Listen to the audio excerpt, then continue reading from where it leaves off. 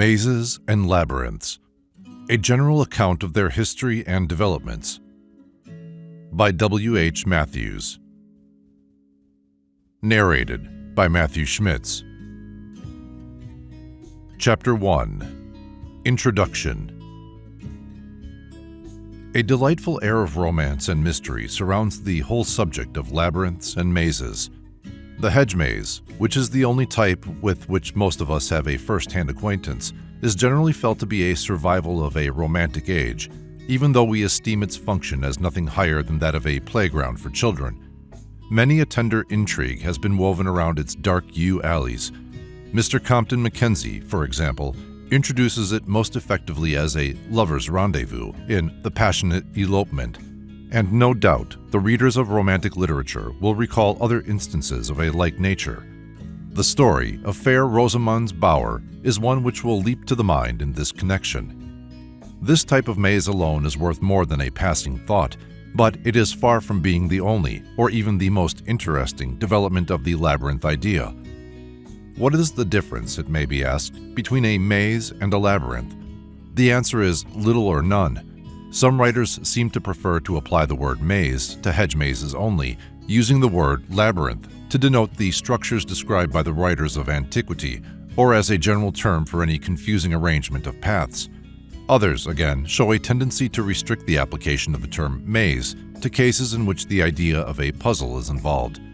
It would certainly seem somewhat inappropriate to talk of the Cretan maze or the Hampton Court labyrinth, but generally speaking, we may use the words interchangeably, regarding maze as merely the northern equivalent of the classic labyrinth.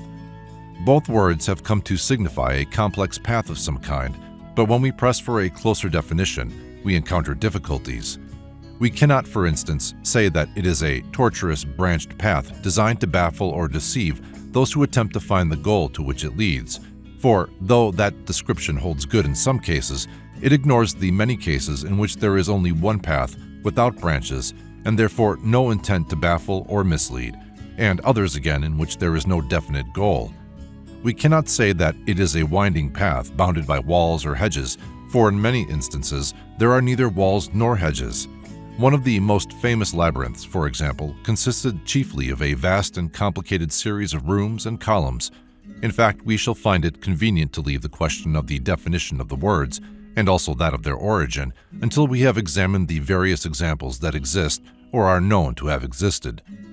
It may be necessary here and there to make reference to various archaeological or antiquarian books and other writings, but the outlook of the general reader, rather than that of the professed student, has been mainly borne in mind. The object of this book is simply to provide a readable survey of a subject which, in view of the lure it has exercised throughout many ages and under a variety of forms, has been almost entirely neglected in our literature. The subject of mazes and labyrinths, treated from a general and not a purely archaeological, horticultural, mathematical, or artistic point of view. Such references as have been made have therefore been accompanied in most cases by some explanatory or descriptive phrase, a provision which might be considered unnecessary or out of place in a book written for the trained student.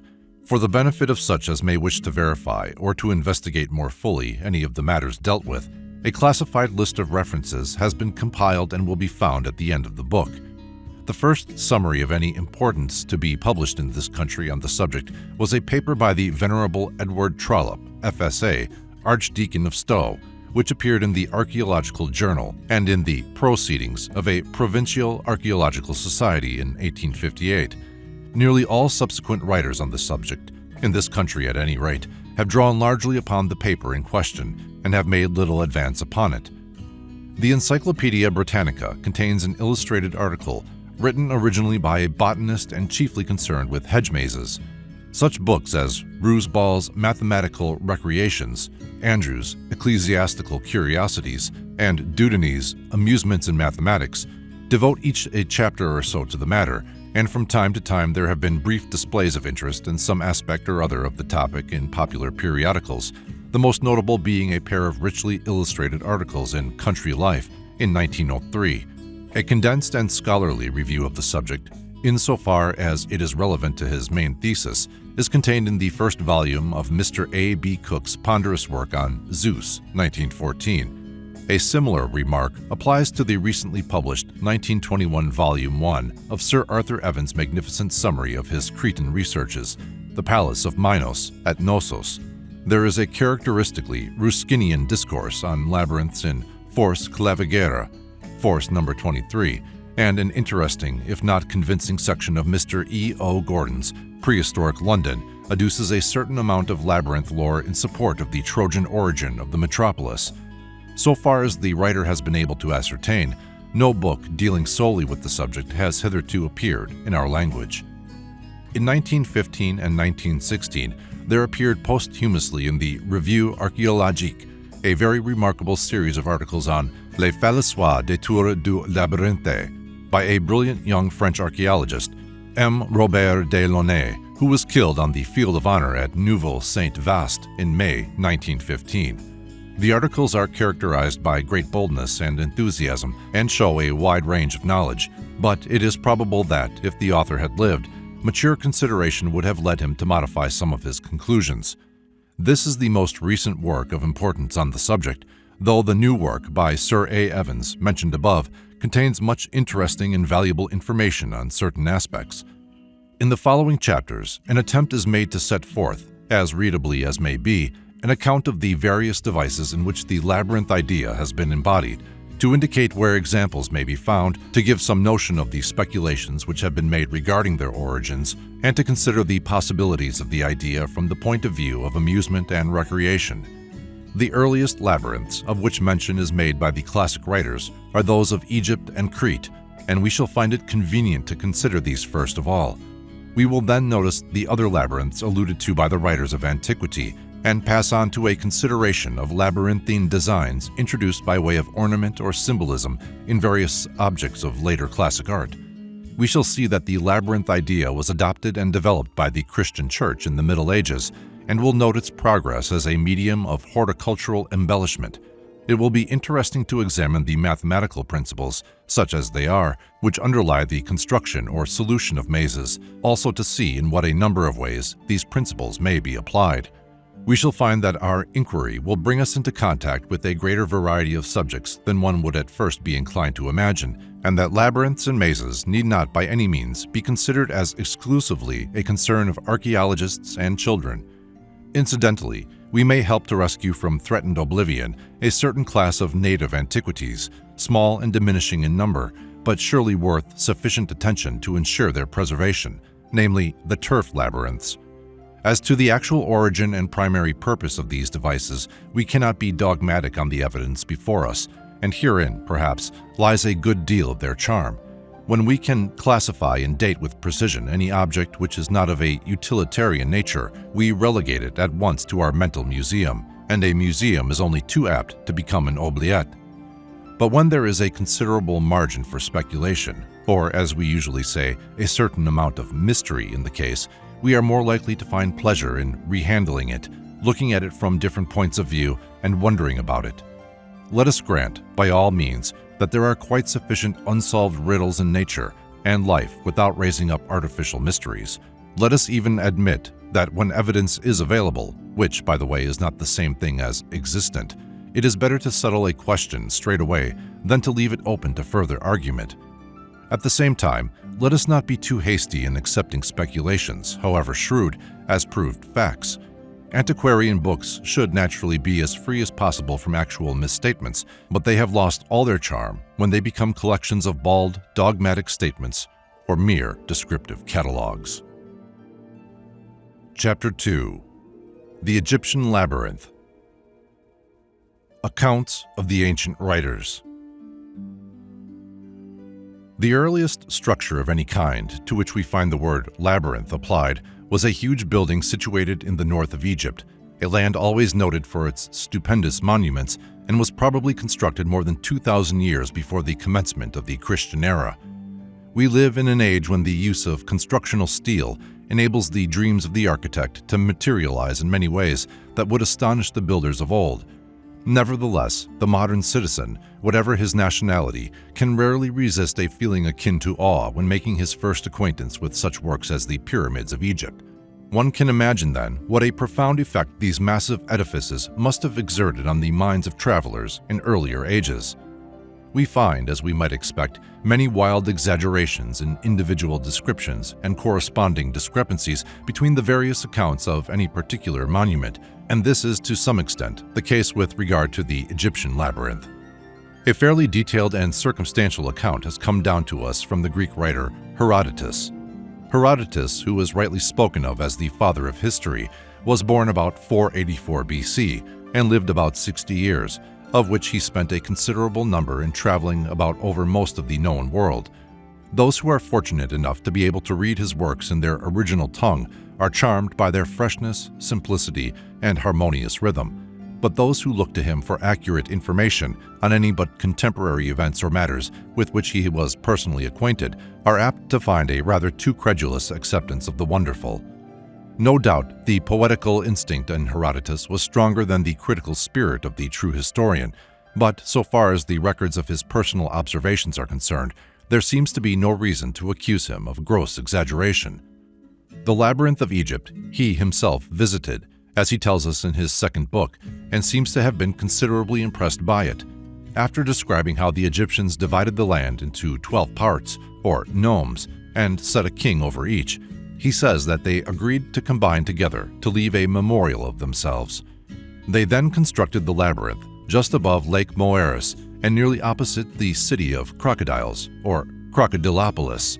I found it, he says, greater than words could tell, for although the temple at Ephesus and that at Samos are celebrated works, yet all of the works and buildings of the Greeks put together would certainly be inferior to this labyrinth as regards labor and expense. Even the pyramids, he tells us, were surpassed by the labyrinth. It has 12 covered courts with opposite doors, 6 courts on the north side and 6 on the south, all communicating with one another and with one wall surrounding them all. There are 2 sorts of rooms, one sort above, the other sort below ground, 1,500 of each sort, or 3,000 in all. He says that he was allowed to pass through the upper rooms only, the lower range being strictly guarded from visitors, as they contain the tombs of the kings who had built the labyrinth, also the tombs of these sacred crocodiles. The upper rooms he describes as being of superhuman size, and the system of passages through the courts, rooms, and colonnades very intricate and bewildering. The roof of the whole affair, he says, is of stone, and the walls are covered with carvings. Each of the courts is surrounded by columns of white stone, perfectly joined. Outside the labyrinth, and at one corner of it, is a pyramid about 240 feet in height, with huge figures carved upon it and approached by an underground passage. Herodotus expresses even greater admiration, however, for the lake beside the labyrinth, which he describes as being of vast size and artificially constructed, having 2 pyramids arising from its bed, each supporting a colossal seated statue. The water for the lake, he says, is brought from the Nile by a canal. The labyrinth and the lake are also described at some length by another great traveler, Strabo, who lived about 4 centuries after Herodotus. He wrote, amongst other works, a Geography of the World in 17 volumes, the last of which treats of Egypt and other parts of Africa. Like Herodotus, he speaks of the labyrinth from personal observation. After referring to the lake and the manner in which it is used as a storage reservoir for the water of the Nile, he proceeds to describe the labyrinth, a work equal to the pyramids. He says it is a large palace composed of as many palaces as there were formerly nomes. There are an equal number of courts, surrounded by columns and adjoining one another, all in a row and constituting one building, like a long wall with the courts in front of it. The entrances to the courts are opposite the wall.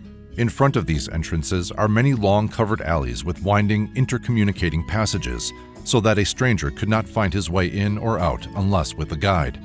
Each of these structures is roofed with a single slab of stone, as are also the covered alleys, no timber or any other material being used. If one ascends to the roof, he says, one looks over a field of stone. The courts were, in a line, supported by a row of 27 monolithic columns, the walls also being constructed of stones of as great a size. At the end of the building is the royal tomb, consisting of a square pyramid and containing the body of Imandis. Strabo says that it was the custom of the 12 nomes of Egypt to assemble, with their priests and priestesses, each nome in its own court, for the purpose of sacrificing to the gods and administering justice in important matters. He mentions that the inhabitants of the particular nome in the vicinity worshipped the crocodile, which was kept in the lake in answer to the name of Sucus or Sebek. This animal was apparently quite tame and used to be presented by visitors with offerings of bread, flesh, wine, honey, and milk. In certain parts of his works, Strabo speaks rather disrespectfully of Herodotus as a writer, classing him as a marvel-monger, but it will be seen that in several important respects, these two accounts of the Egyptian labyrinth are in fair agreement. Another writer of about the same period as Strabo, known as Diodorus the Sicilian, wrote a long rambling compilation which he called a historical library, and in which he describes the Egyptian labyrinth and Lake Moeris. He says the latter was constructed by King Moeris, who left a place in the middle where he built himself a sepulchre and two pyramids, one for himself and one for his queen, surmounted by colossal seated statues. Diodorus says that the king gave the money resulting from the sale of the fish caught in the lake, amounting to a silver talent a day, to his wife to buy her pins. A generation or so later, the Roman writer Pomponius Mela gives a short account of this labyrinth, probably at second hand, and early in the 1st century of the Christian era, Pliny, in his Natural History, has a good deal to say on the subject. He refers to labyrinths generally as the most stupendous works on which mankind has expended its labors. Regarding the Egyptian labyrinth, he says, "There exists still, in the nome of Heracleopolis, a labyrinth first built, it is said, 3,600 years ago by King Pedisuchus, or Tithos." But he goes on to quote Herodotus to the effect that it was built by 12 kings, the last of whom was Psammetichus, and two other writers who give the king's name as Moiris and Moteris, respectively, whilst others again assert that it was a building dedicated to the sun god, an opinion which is generally accepted. He also refers to the fact that the roof was of stone, and notes a surprising point that the parts around the entrance were constructed of Parian marble, whilst the columns of the other parts were of syenite.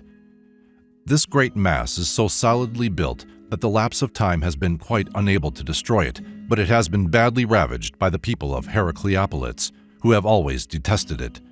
To describe the whole of it in detail would be quite impossible, as it is divided up into regions and prefectures, called nomes, 30 in number, with a great palace to each.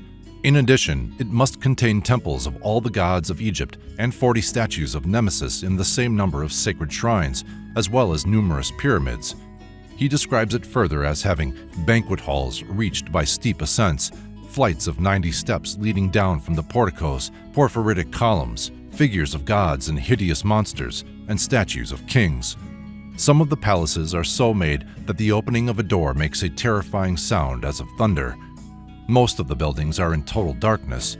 Outside the labyrinth, there is another great heap of buildings called the Theron, under which are passages leading to other subterranean palaces. Chapter 3. The Egyptian Labyrinth Continued. Accounts of later explorers. A structure which evoked so much wonder and admiration in ancient times can hardly fail to have aroused the curiosity of later generations, but no serious attempts to locate it seem to have been made by Europeans until several centuries later. It was then far too late to observe any of its glories, for it was all but destroyed in Roman times, and a village sprang up on its site, largely constructed from its debris. The Italian traveler Gemelli Carreri, who visited Egypt in 1693, refers to a subterranean labyrinth which he saw in the neighborhood of the pyramids. In the English version of his account, we read, "The Arabs conducted us to see a labyrinth, where the ancients buried birds. We went down a narrow passage, into a room out of which we crept on our bellies, through a hole to certain ways where a man may walk well enough upright. On both sides of these there are urns, in which the birds were buried. There is now nothing in them but a little dust. These ways are cut out of a nitrous stone, and run several miles like a city underground, which they call a labyrinth." There is nothing in this description, however, to suggest that these works had any connection with the labyrinth of the ancients. In 1700, Paul Lucas, the antiquary to Louis XIV, went on a voyage to Egypt and, in the book in which he subsequently published the account of his travels, gives us some idea of the state of the remains in his time, but his account is very rambling and unreliable. Figure 1 is a view which he gives of part of the ruins of the alleged labyrinth. Lucas states that an old Arab who accompanied his party professed to have explored the interior of the ruins many years before and to have penetrated into its subterranean passages to a large chamber surrounded by several niches, like little shops, whence endless valleys and other rooms branched off. By the time of Lucas's visit, however, these passages could not be traced, and he concluded that they had become blocked up by debris. The next explorer to visit the spot seems to have been Dr. Richard Pocock, whose description of the East appeared in 1743. "We observed at a great distance," he says, "the temple of the labyrinth, and being about a league from it, I observed several heaps as of ruins, covered with sand, and many stones all around as if there had been some great building there. They call it the town of Karun, Belet Karun. It seemed to have been of a considerable breadth from east to west, and the buildings extended on each side towards the north, to the Lake Moeris and the temple. This, without a doubt, is the spot of the famous labyrinth which Herodotus says was built by the 12 kings of Egypt. He describes what he takes to be the pyramid of the labyrinth as a building about 165 feet long by 80 broad, very much ruined, and says it is called the Castle of Karun. The neighborhood was also explored by the archaeologists who accompanied that remarkable expedition sent out by Napoleon at the end of the 18th century, and one of them, Jomard, believed that he had discovered the ruins of the labyrinth. In 1843, a Prussian expedition under K.R. Lepsius carried out considerable excavations in the locality and claimed to have established the actual site of the labyrinth, attaching great importance to a series of brick chambers which they unearthed. The data furnished by this party, however, were not altogether of a convincing character, and it was felt that further evidence was required before their conclusions could be accepted. G.M. Ebers, a pupil of Lepsius, and one who did much to popularize the study of Egyptology by a series of novels, said that if one climbed the pyramid hard by, one could see that the ruins of the labyrinth had a horseshoe shape, but that was all. The actual site of the Egyptian labyrinth was finally identified by Professor Flinders Petrie in 1888. He found that the brick chambers which Lepsius took to be part of the labyrinth were only remains of the Roman town built by its destroyers, the labyrinth itself being so thoroughly demolished that only a great bed of fragments remained. Even from this dreary waste of stone chips, however, a few items of interest were discovered, including scattered bits of foundations, a great well, 2 door jambs, one to the north and one to the south, 2 granite shrines, and part of another, several fragments of statues, and a large granite-seated figure of the king, who is now generally recognized to have been the builder of the labyrinth, namely Amenemhet or Amenemi III of the 12th dynasty, also known as Lamperus, who reigned about 23 centuries BC. Figure 2, which, like the diagram shown in Figure 4, is reproduced by the kind permission of Professor Petrie from his book The Labyrinth, Gerza and Mazguna, 1912, represents one of the shrines dedicated to the founder. Sufficient of the original foundations remained to enable the size and orientation of the building to be roughly determined. The labyrinth must have covered an area of about 1,000 feet from east to west by 800 feet from north to south, and was situated to the east of Lake Moeris, opposite the ancient town of Arsinoe or Crocodilopolis, and just to the south of the pyramid of Hawara, in the district known nowadays as the Fayum. The mummified remains of the builder of the labyrinth, King Amenemhet III, and of his daughter Sebekneferu, have been discovered in this pyramid, which is symmetrical about the same north-south meridian as the labyrinth.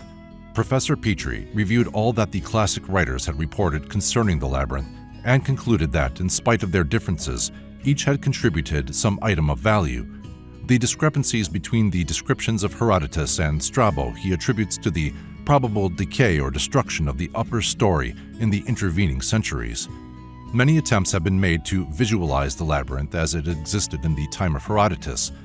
Figure 3 shows in plan one such reconstruction according to the Italian archaeologist Canina.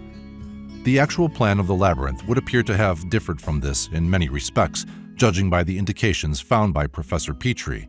The latter drew up a tentative restoration based upon the descriptions of Herodotus and Strabo so far as these tallied with the remains discovered by him. He suggests that the shrines which he found formed part of a series of 9, ranged along the foot of the pyramid, each attached to a columned court, the whole series of courts opening opposite a series of 27 columns, arranged down the length of a great hall running east and west. On the other side of this hall would be another series of columned courts, 6 in number and larger than the others, separated by another long hall from a further series of 6. In spite of the scantiness of the present remains and the discrepancies between the various reports that have reached us from ancient times, we can at least be reasonably certain that this, the earliest structure to which the term labyrinth, the Greek being labyrinthos, is known to have been applied, did actually exist, that it was of the nature of a stupendous architectural monument, that it is of great antiquity, having been built over 4,000 years ago at any rate, and that its site is definitely known. Its original object is still a matter of conjecture. It is quite possible that it was used as a meeting place for the gnomes, which would have been about 22 in number at the time of the 12th dynasty, but it is perhaps more probable that it was intended as a sepulchral monument. In any case, it is plain from the fragments of various gods and goddesses found on the site that it was a center of worship of a great variety of deities. From an almost illegible inscription on a great weather-beaten block of granite, deciphered with great difficulty as a dedication by a King Ptolemy to a Queen Cleopatra, Professor Petrie concluded that as late as the beginning of the 2nd century BC, the building was still in royal care, but not for very long afterwards it was considerably despoiled. Whatever may have been its original object, it afforded several generations the advantages of a most convenient stone quarry. Chapter 4. The Cretan Labyrinth. The story of Theseus and the Minotaur. Charles Kingsley in The Heroes and Nathaniel Hawthorne in Tanglewood Tales have familiarized most English-speaking people with the story of the exploits of Theseus, and doubtless most folks have some acquaintance with the first volume of Plutarch's Lives. But it will not be out of place here to recall the portions of the legend which are associated with our particular theme, the parts, that is to say, which concern the Labyrinth of Crete. In doing so, we will follow the version given by Plutarch. This Greco-Roman historian flourished in the latter half of the 1st century of our era. His information as to the deeds of Theseus, already for many centuries a staple ingredient in popular legendary, was drawn from the accounts of the early Greek writers Bacchylides, 5th century BC, Cleodamus, circa 420 to 350 BC, Philochorus, circa 306 to 260 BC, and others. The Cretan exploit was perhaps the most romantic of the long series of heroic acts attributed to Theseus. Let us briefly recall it. Aegeus, the father of Theseus, was king of Athens. At that time there reigned at Knossos, in Crete, a monarch called Minos, who held sway over what was then the most powerful maritime state in the Mediterranean. Minos had a son named Androgeos, who, during his travels in Attica, was treacherously set upon and slain, or so his father was informed. In consequence of this, Minos imposed a penalty on the Athenians in the form of a tribute to be paid once every 9 years. Such tribute to consist of 7 youths and 7 maidens who were to be shipped to Knossos at the appointed periods. There was at the court of Minos an exceedingly clever and renowned artificer or engineer, Daedalus by name, to whom all sorts of miraculous inventions are ascribed. This Daedalus had devised an ingenious structure, the labyrinth, so contrived that if anyone were placed therein he would find it practically impossible to discover the exit without a guide. The labyrinth was designed as a dwelling for, or at any rate was inhabited by, a hideous and cruel being called the Minotaur, a monstrous offspring of Queen Pasiphae, wife of Minos. The Minotaur is described as being half man and half bull, or a man with a bull's head, a ferocious creature that destroyed any unfortunate human beings who might come within its power. According to report, the youths and maidens of the Athenian tribute were periodically, one by one, thrust into the labyrinth, where, after futile wanderings in the endeavor to find an exit, they were finally caught and slain by the Minotaur. When Theseus arrived at the court of Aegeus, having been brought up hitherto by his mother in a distant seclusion, he was distressed to find that his father's joy in the reunion was overcast by a deepening sadness. On inquiring the reason for this, he learned of the vindictive tribute laid upon the kingdom, and that the time for the third payment was approaching. "Let me make one of the 14, said the valiant youth. "I will find a way to slay this Minotaur, and then there will be no further need for the tribute." After various attempts to dissuade him, Aegeus at length consented, but stipulated that if Theseus were successful in his design, the tribute ship should, on its return voyage, host a white sail in place of the black one which it customarily bore. In due course, Theseus came to Knossos, where shortly after his arrival he attracted the attention of Ariadne, the fair-haired daughter of Minos. Youth and love conspired against age and rancor, and the fair damsel arranged to provide the hero with a clue of thread and a sword before he was cast into the labyrinth. One end of this thread was to be fastened at the entrance, and the rest unrolled as he advanced. Theseus followed his instructions, met the Minotaur in its lair, and, after a terrific combat, overcame and slew it, after which he retraced his steps by means of the thread and made his escape from the labyrinth. By some means or other he contrived to liberate the other prisoners and to obtain possession of the tribute ship. Then, with the fair Ariadne on board, they set sail for Athens. They do not appear to have been too eager to reach their destination, however, for the party found time to celebrate their escape with dance and song on the islands en route. It is said that on the island of Delos, they performed a peculiar dance called the Geronos, or crane dance, in which they went through the motions of threading the labyrinth, and that this dance was perpetuated by the natives of that island until fairly recent times. Theseus seems to have marred his homecoming by too little displays of thoughtlessness that might be considered reprehensible in anybody but a Greek hero. In the first place, he left fair Ariadne behind on the island of Naxos. Secondly, he entirely overlooked his father's request concerning the change of sail, with the result that poor old Aegeus, on the lookout for the returning ship, saw the black sail in the distance, concluded that his son had failed in his encounter with the Minotaur, threw himself into the sea, and was drowned. Hence that sea was called the Aegean, and is so called to this day. In Figure 5, we reproduce an early Italian drawing in which the various incidents in the story are seen simultaneously. This picture is one of a remarkable series attributed to Baccio Baldini and known as the Florentine Picture Chronicle. The collection was for many years the property of John Ruskin, but is now jealously treasured by the British Museum. A contemporary engraving of the school of Finiguera seems to be based on this picture, Figure 6. There are many versions of the legend, some of them greatly at variance with others. For instance, Philochorus, an eminent writer on the antiquities of Athens, gives in his Atthis a very rationalistic account of the affair, stating that the labyrinth was nothing but a dungeon where Minos imprisoned the Athenian youths until such time as they were given as prizes to the victors in the sports that were held in honor of his murdered son. He held also that the monster was simply a military officer whose brutal disposition, in conjunction with his name, Tauros, may have given rise to the Minotaur myth. The Cretan poet Epimenides, who lived in the 6th century BC, says that Theseus was aided in his escape from the dark labyrinth by means of the light radiated by a crown of blazing gems and gold which Bacchus gave to Ariadne. Aristotle, according to Plutarch, stated in a work which has not come down to us his belief that the Athenian youths were not put to death by Minos, but were retained as slaves. Plutarch, moreover, deplores the abuse which Greek tradition had heaped upon the name of Minos, pointing out that Homer and Hesiod had referred to him in very honorable terms, and that he was reputed to have laid down the principles of justice.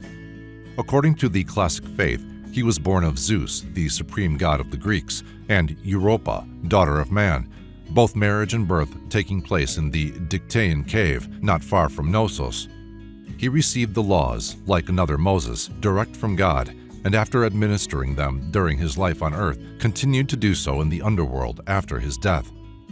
The probability is, as Professor Murray has suggested, that Minos was a general name like Pharaoh in Egypt or Caesar in Rome, bestowed upon each of a number of Cretan kings of a certain type. A mark, either of the respect in which the name was held or of the colonizing power of the monarch or monarchs in question, is seen in the application of the name Minoa to several towns and villages scattered along the northern shores of the eastern Mediterranean. The name Daedalus has likewise been thought by some to have been applied indiscriminately to various artificers and inventors of unusual ingenuity. The principal feats associated with this name are, in addition to the planning of the labyrinth, the construction of a choros, or dancing place, for Ariadne, the modeling of a great hollow cow for Pasiphae, wife of Minos, in order that she might interview the great white bull for which she had conceived an unnatural affection, the outcome being, in the words of Euripides, a form commingled and a monstrous birth, half man, half bull, in twofold shape combined, and the invention of wings, wherewith Daedalus escaped from the labyrinth when imprisoned there by Minos for his share in the Pasiphae episode. Daedalus was also credited with the invention of the auger, a plumb line, and other tools, and of masts and sails for ships. The Theseus-Minotaur incident has been often celebrated in ancient and medieval art, instances of which we shall later have occasion to mention. Modern artists also have not disdained the theme. A particularly fine example is the colossal marble group by Canova, 1819, now at the Museum of Art History at Vienna, formerly in the Theseus Temple in the Volksgarten. The question naturally arises, was there actually such a thing as the labyrinth? And if so, where was it, and what was its nature? Chapter 5. The Cretan Labyrinth, continued. The Caverns of Gortyna. According to the Romano-Greek writer Apollodorus, whose Bibliothèque consisted of a history of the world from the fall of Troy onwards, Daedalus built the labyrinth at Knossos for King Minos on the lines of the Egyptian labyrinth, but of only 1/100th part of the magnitude of the latter. This statement, which was repeated by various other ancient writers, such as Pliny and Diodorus, caused many subsequent inquirers to look for evidence in Crete of a building similar to, though smaller than, that described by Herodotus and Strabo. Nothing corresponding to such a description appeared to exist, but at Gortyna, on the south side of Crete, there was a remarkable series of winding passages opening on the side of Mount Ida. Some authors of antiquity, such as the Roman poets Catullus and Claudian, held the opinion that this cavern, or one of the many other caves or quarries in Crete, was the real labyrinth, and this view has been largely entertained in recent times, right up to the beginning of the present century. The first modern traveler of note to explore the cavern was the French botanist G.P. de Tournefort, who spent 3 years, from 1700 to 1702, traveling about Asia Minor and the Levant. Tournefort's book, as well as being a mine of information on various subjects, makes delightful reading, whether in the original French or in John Ozell's English translation of 1718, from which we quote. "This famous place," he says, referring to the labyrinth which he visited on July 1st, 1700, "is a subterranean passage in manner of a street, which by 1,000 intricacies and windings, as it were by mere chance and without the least regularity, pervades the whole cavity or inside of a little hill at the foot of Mount Ida, southwards, 3 miles from Gortyna. The entrance into this labyrinth is by a natural opening, 7 or 8 paces broad, but so low that even a middle-sized man can't pass through without stooping. The flooring of this entrance is very rugged and unequal, the ceiling flat and even, terminated by diverse beds of stone, laid horizontally one upon another. The first thing you come at is a kind of cavern, exceeding rustic and gently sloping. In this there is nothing extraordinary, but as you move forward, the place is perfectly surprising. Nothing but turnings and crooked byways. The principal alley, which is less perplexing than the rest, in length about 1,200 paces, leads to the further end of the labyrinth, and concludes in 2 large beautiful apartments where strangers rest themselves with pleasure. Though this alley divides itself, at its extremity, in 2 or 3 branches, yet the dangerous part of the labyrinth is not there, but rather at its entrance, about some 30 paces from the cavern on the left hand. If a man strikes into any other path, after he has gone a good way, he is so bewildered among 1,000 twistings, twinings, sinuosities, crinkle-crankles, and turn-again lanes, that he could scarce ever get out again without the utmost danger of being lost. He refers to various inscriptions in charcoal, mostly names of former visitors, and notes various dates ranging from 1444 to 1699. "We too," he says, "wrote the year of the Lord 1700 in 3 different places with a black stone. After a thorough examination of the structure of this labyrinth, we all concurred in opinion that it could never have been what Billonius and some of the other moderns have fancied, namely an ancient quarry, out of which were dug the stones that built the towns of Gortyna and Knossos. Is it likely that they would go for stone above 1,000 paces deep into a place so full of odd turnings? Again, how could they draw these stones through a place so pinched in that we were forced to crawl our way out for above 100 paces together? Besides, the mountain is so craggy and full of precipices that we had all the difficulty in the world to ride up it. It is likewise observable that the stone of this labyrinth has neither a good hue nor a competent hardness. It is downright dingy and resembling that of the mountains near which Gortyna stands. It is therefore much more probable that the labyrinth is a natural cavity, which in times past somebody out of curiosity took a fancy to try what they could make of by widening most of these passages that were too much straightened. Doubtless, some shepherds, having discovered these subterraneous conduits, gave occasion to more considerable people to turn it into this marvelous maze to serve for an asylum in the civil wars or to screen themselves from the fury of a tyrannical government. At present, it is only a retreat for bats and the like. Tournefort stayed for a while with an ignorant priest, who would have persuaded us in his balderdash Italian that there was an ancient prophecy wrote on the walls of the labyrinth, importing that the Tsar of Muscovy was very soon to be master of the Ottoman Empire and deliver the Greeks from the slavery of the Turks. He adds, whatever scrawlings are made upon the walls of the labyrinth by travelers, these simpletons swallow down for prophecies. He mentions also a labyrinth at Candia, but says it must not be confused with the labyrinth of tradition, which from antique metals appears to have been in the town of Knossos. Dr. Richard Pocock, whose description of the Egyptian labyrinth we referred to in Chapter 3, paid a visit to Gortyna about 40 years after Tournefort. He says that the labyrinth was shown to him, but that it was evidently nothing more than the quarry out of which the town was built. He points out that the real labyrinth was at Knossos, and that nothing was left of it in Pliny's time. Another French traveler, C.E. Savary, visited the spot about 1788. He came to the conclusion that this was the labyrinth of the Minotaur, but regarded it as something distinct from that built by Daedalus at Knossos. A very interesting account of the Gortyna cavern is that contained in the journal of C.R. Cockerell, R.A., who traveled in southern Europe and the Levant during the years 1810 to 1817. He and his party entered the labyrinth by an inconspicuous hole in the rock in a steep part of the hill, Mount Ida, and found themselves in an intricately winding passage. They had taken the precaution to bring with them a great length of string wound upon 2 sticks, and it was fortunate that they did so, for the windings, says Cockerell, bewildered us at once, and my compass being broken, I was quite ignorant as to where I was. The clearly intentional intricacy and apparently endless number of galleries impressed me with a sense of horror and fascination I cannot describe. At every 10 steps, one was arrested and had to turn to right or left, sometimes to choose one of 3 or 4 roads. What if one should lose the clue? He relates how a poor lunatic had insisted on accompanying them all the way from Candia and following them into the cavern. This man, together with a boy who had a lantern, wandered off and caused the rest of the party, except some Turks who philosophically remarked that God takes care of madmen, to feel much alarm on their account. They were, however, discovered again an hour later, the boy half dead with fright.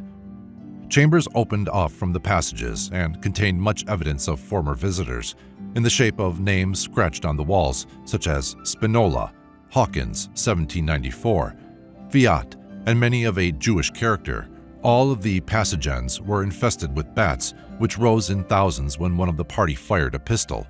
Lichens grew here and there, and in one place arose a spring. There were signs of metallic substances in the rock, but not sufficient, thought Cockerell, to warrant the supposition that the place was a mine. The stone was sandy, stratified, and easily cut, and the air was dry. The surface of the rock appeared to have been prepared with a chisel. The passage was 8 or 10 feet wide, and from 4 to 10 feet high. In many places it had fallen in. Cockerell concluded that the excavation was probably made in the days of Minos as a storehouse for corn and valuables. He mentions that he was informed by natives that the cavern extended right through the mountain and was 3 miles in length. Also that a sow once wandered in and emerged some years later with a litter of pigs. About 50 years after Cockerell's visit, the cavern was explored by Captain T.A.B. Spratt, R.N., who, in his travels and researches in Crete, 1865, tells us that the Cretans have long since walled and stopped up its inner and unknown extremes so as not to be lost in its inner intricacies.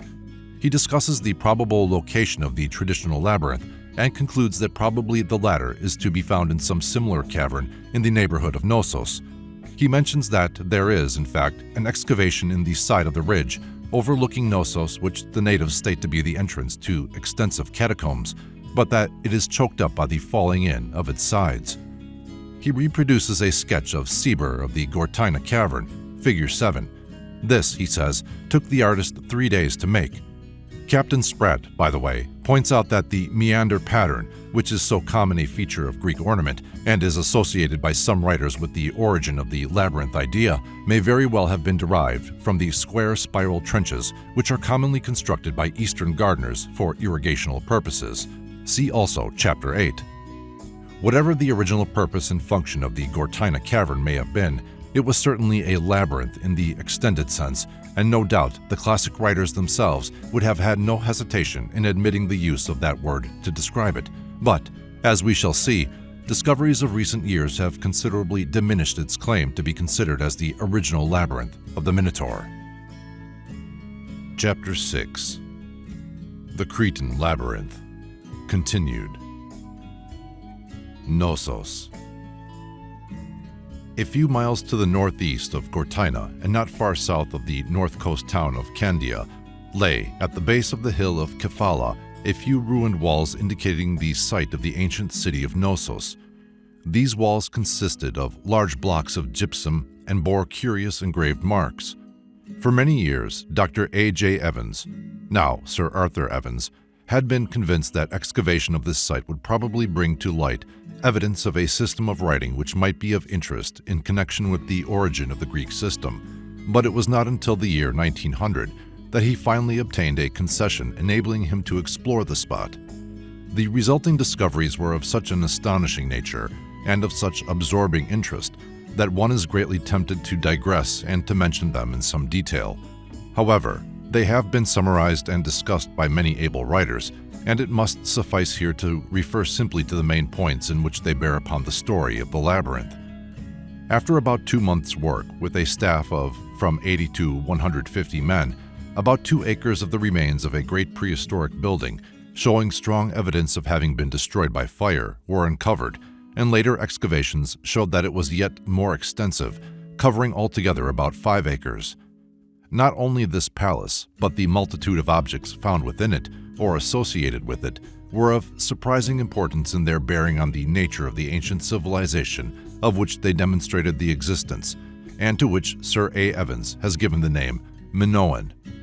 Vast quantities of pottery of widely different designs and workmanship, written tablets, wall paintings, often of great beauty, reliefs and sculpted figures, shrines, seals, jewelry, a royal gaming board, and even a throne were discovered as the work went on, and eventually the whole area was excavated down to the virgin rock, remains of an earlier and smaller palace being found beneath the other, and below this again, a great thickness of deposits containing many remains of Neolithic man. By means of occasional discoveries of imported Egyptian objects, by comparison of Minoan pottery and paintings with some found in Egyptian tombs, and by various other indications, it was possible to date the upper remains, say from 1580 BC onwards, fairly nearly.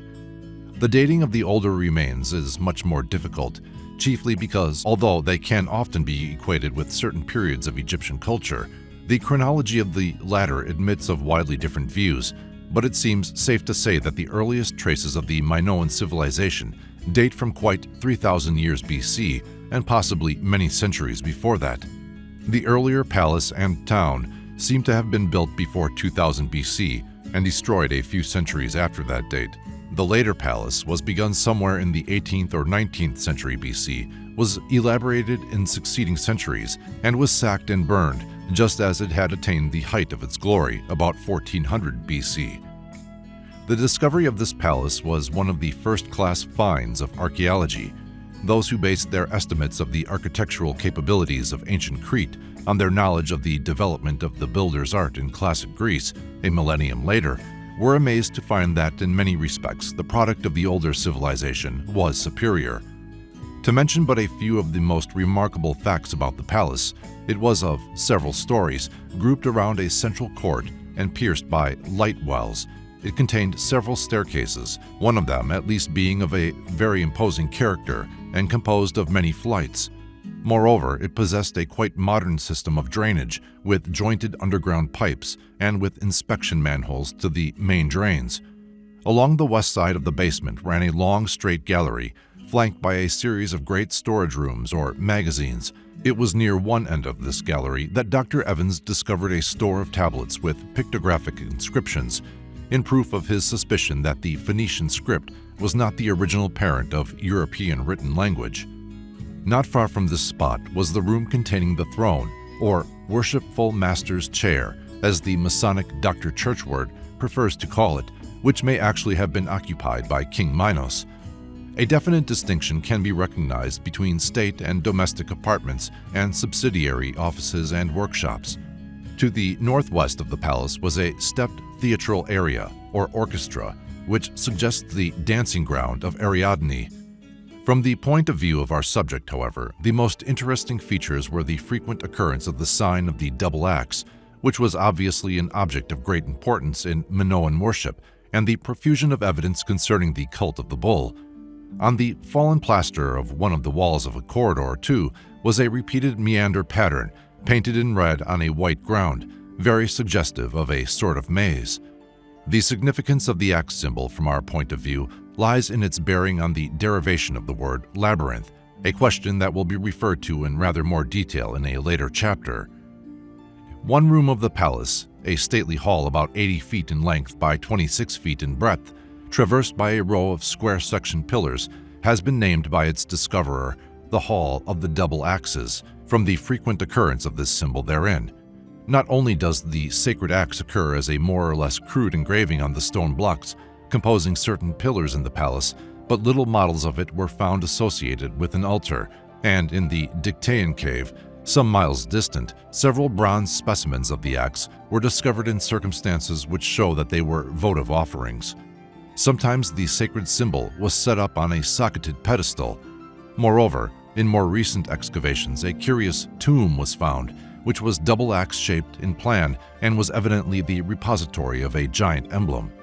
Long before Dr. Evans' excavations in Crete, the great German archaeologist Schliemann, during his researches at Mycenae on the mainland, unearthed from one of the graves an ox head of gold plate with a double axe between the upright horns. The double axe was also the sign of Zeus, worshipped at Labronda in Caria, a country to the northeast of Crete on the mainland of Asia Minor, where the implement was known as the labris. The cult of the bull was also much in evidence in the palace remains. Schliemann, in excavating the site of Tiryns in 1884, came across an extraordinary wall painting depicting a man holding one horn of a great bull whilst he leaps over its back, the animal meanwhile charging at full speed. Several examples of such scenes have since been discovered, painted upon walls, engraved on gems, or stamped on seal impressions. Amongst the debris of one of the rooms in the palace at Knossos was found a painting of a scene in which two girls are engaged in dodging the charge of a bull, whilst the boy, who has evidently just left hold of its horns, turns a somersault over its back. Near the main north entrance to the palace was brought to light a large plaster relief of a bull's head, no doubt originally forming part of the complete beast. This relief was a masterpiece of Minoan art. It was of life-size and beautifully colored, and particular attention had been given to the modeling and color of the eye, the fierce stare of which, in conjunction with the open mouth, conveys a fine effect of frenzied excitement. These are only a few examples, amongst many, which go to demonstrate that the sport of bull leaping, or torokatapsia, as it was called by the Greeks, was beloved of the Minoans and was probably practiced in the precincts of the palace.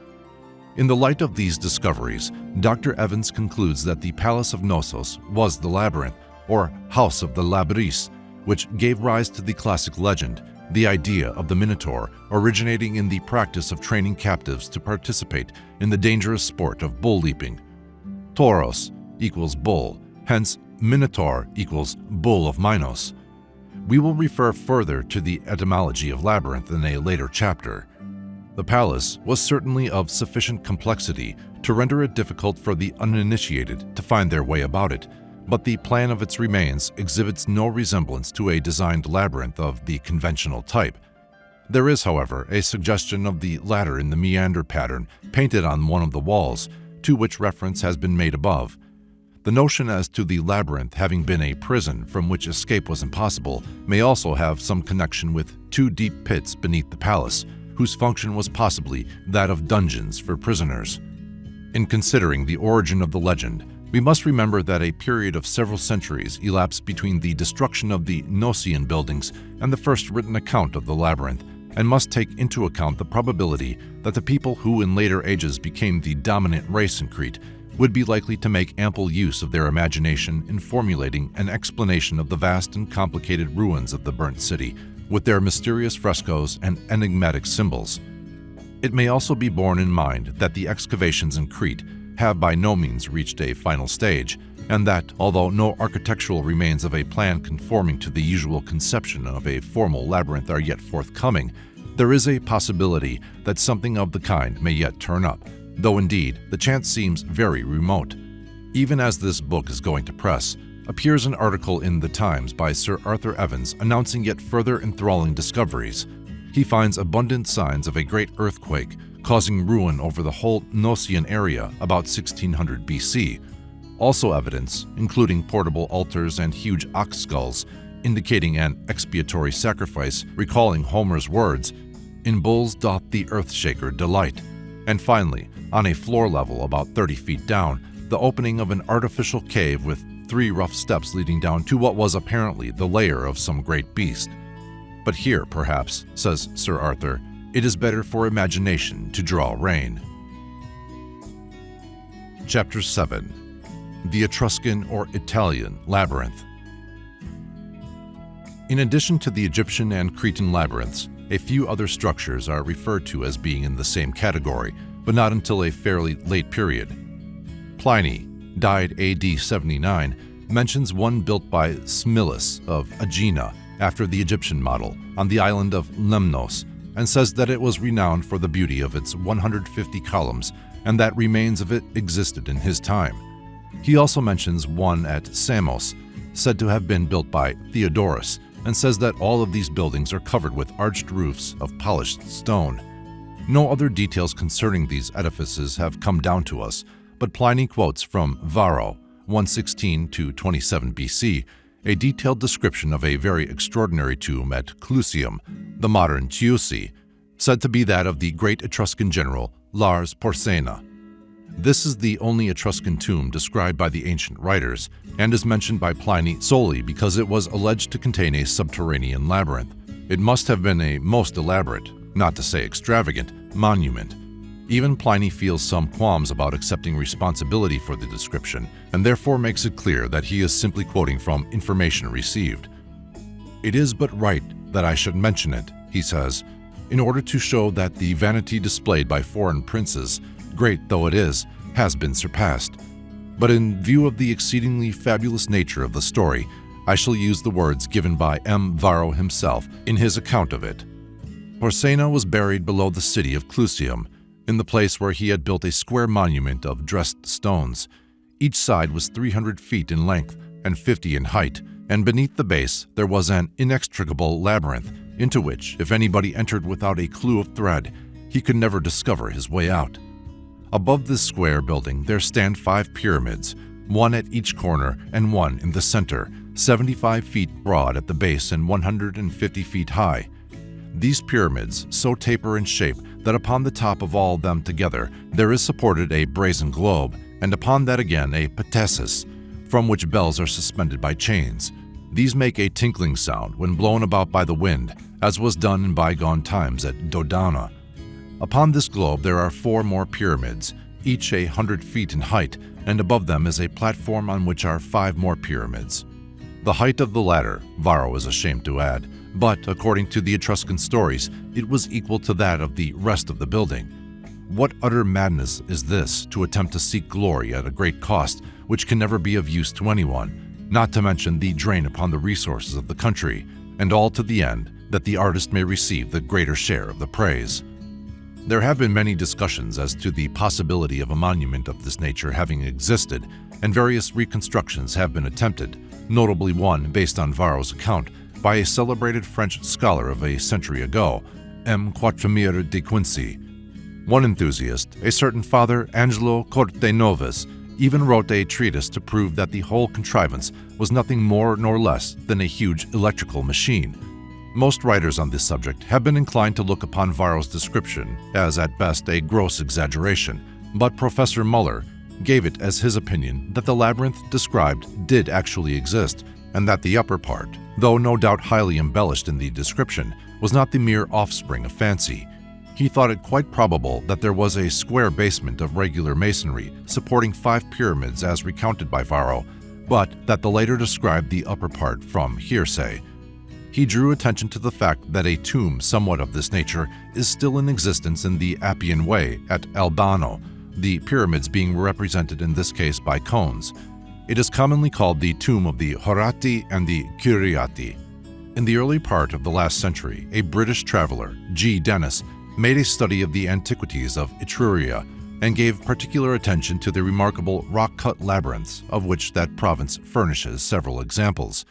He pointed out that the possession of a labyrinth was the distinguishing feature of Porsena's tomb, which alone caused Pliny to mention it. The expression sub collusio, used by Pliny, he says, led subsequent writers to infer that the subterranean passages beneath Chiusi were intended, but such an arrangement would be at variance with the general sepulchral practice of the Etruscans, and the tomb of Porsena must be looked for outside the city walls. Dennis then goes on to describe the great cemetery that had recently been discovered in the hill called Poggio Gahela, about 3 miles to the northeast of Chiusi. His sketch of the principal story of this labyrinthine excavation is shown in Figure 14. Here again we may note that the design of the passages, although perhaps puzzling to a stranger, especially with imperfect illumination, in no respect approaches the traditional labyrinth pattern. That the conventional form was not unknown to the Etruscans, however, is shown by the occurrence of a design of this type on a vase found at Tragliatella, which we shall mention later. It is, of course, possible that the tomb of Porsena was erected on the hill above this labyrinth, but we have not much evidence on the point. If the tomb possessed a labyrinth, no doubt the latter would have been something of this type. Dennis also mentions various other labyrinths of this nature in Etruria. For example, one near Volterra, a long passage cut in the rock, 6 feet wide but only 3 high, so that you must travel on all 4s. From time to time the passage widens into chambers, yet not high enough to permit you to stand upright, or it meets the passages of similar character opening in various directions and extending into the heart of the hill. How far, no one can say. In short, this is a perfect labyrinth in which, without a clue, one might very soon be lost. He also mentions one at San Pietro Toscanella, in the cliffs below the Madonna del Olivo, about half a mile from the town. Here a long sewer-like passage leads into a spacious chamber of irregular form, with 2 massive columns supporting its ceiling and a rude pilaster on the wall behind. But the peculiarity of the tomb lies in a cuniculus or passage cut in the rock, just large enough for a man to creep through on all 4s, which, entering the wall on one side after a long gyration and sundry branchings, now blocked with earth, opens in the opposite wall of the tomb.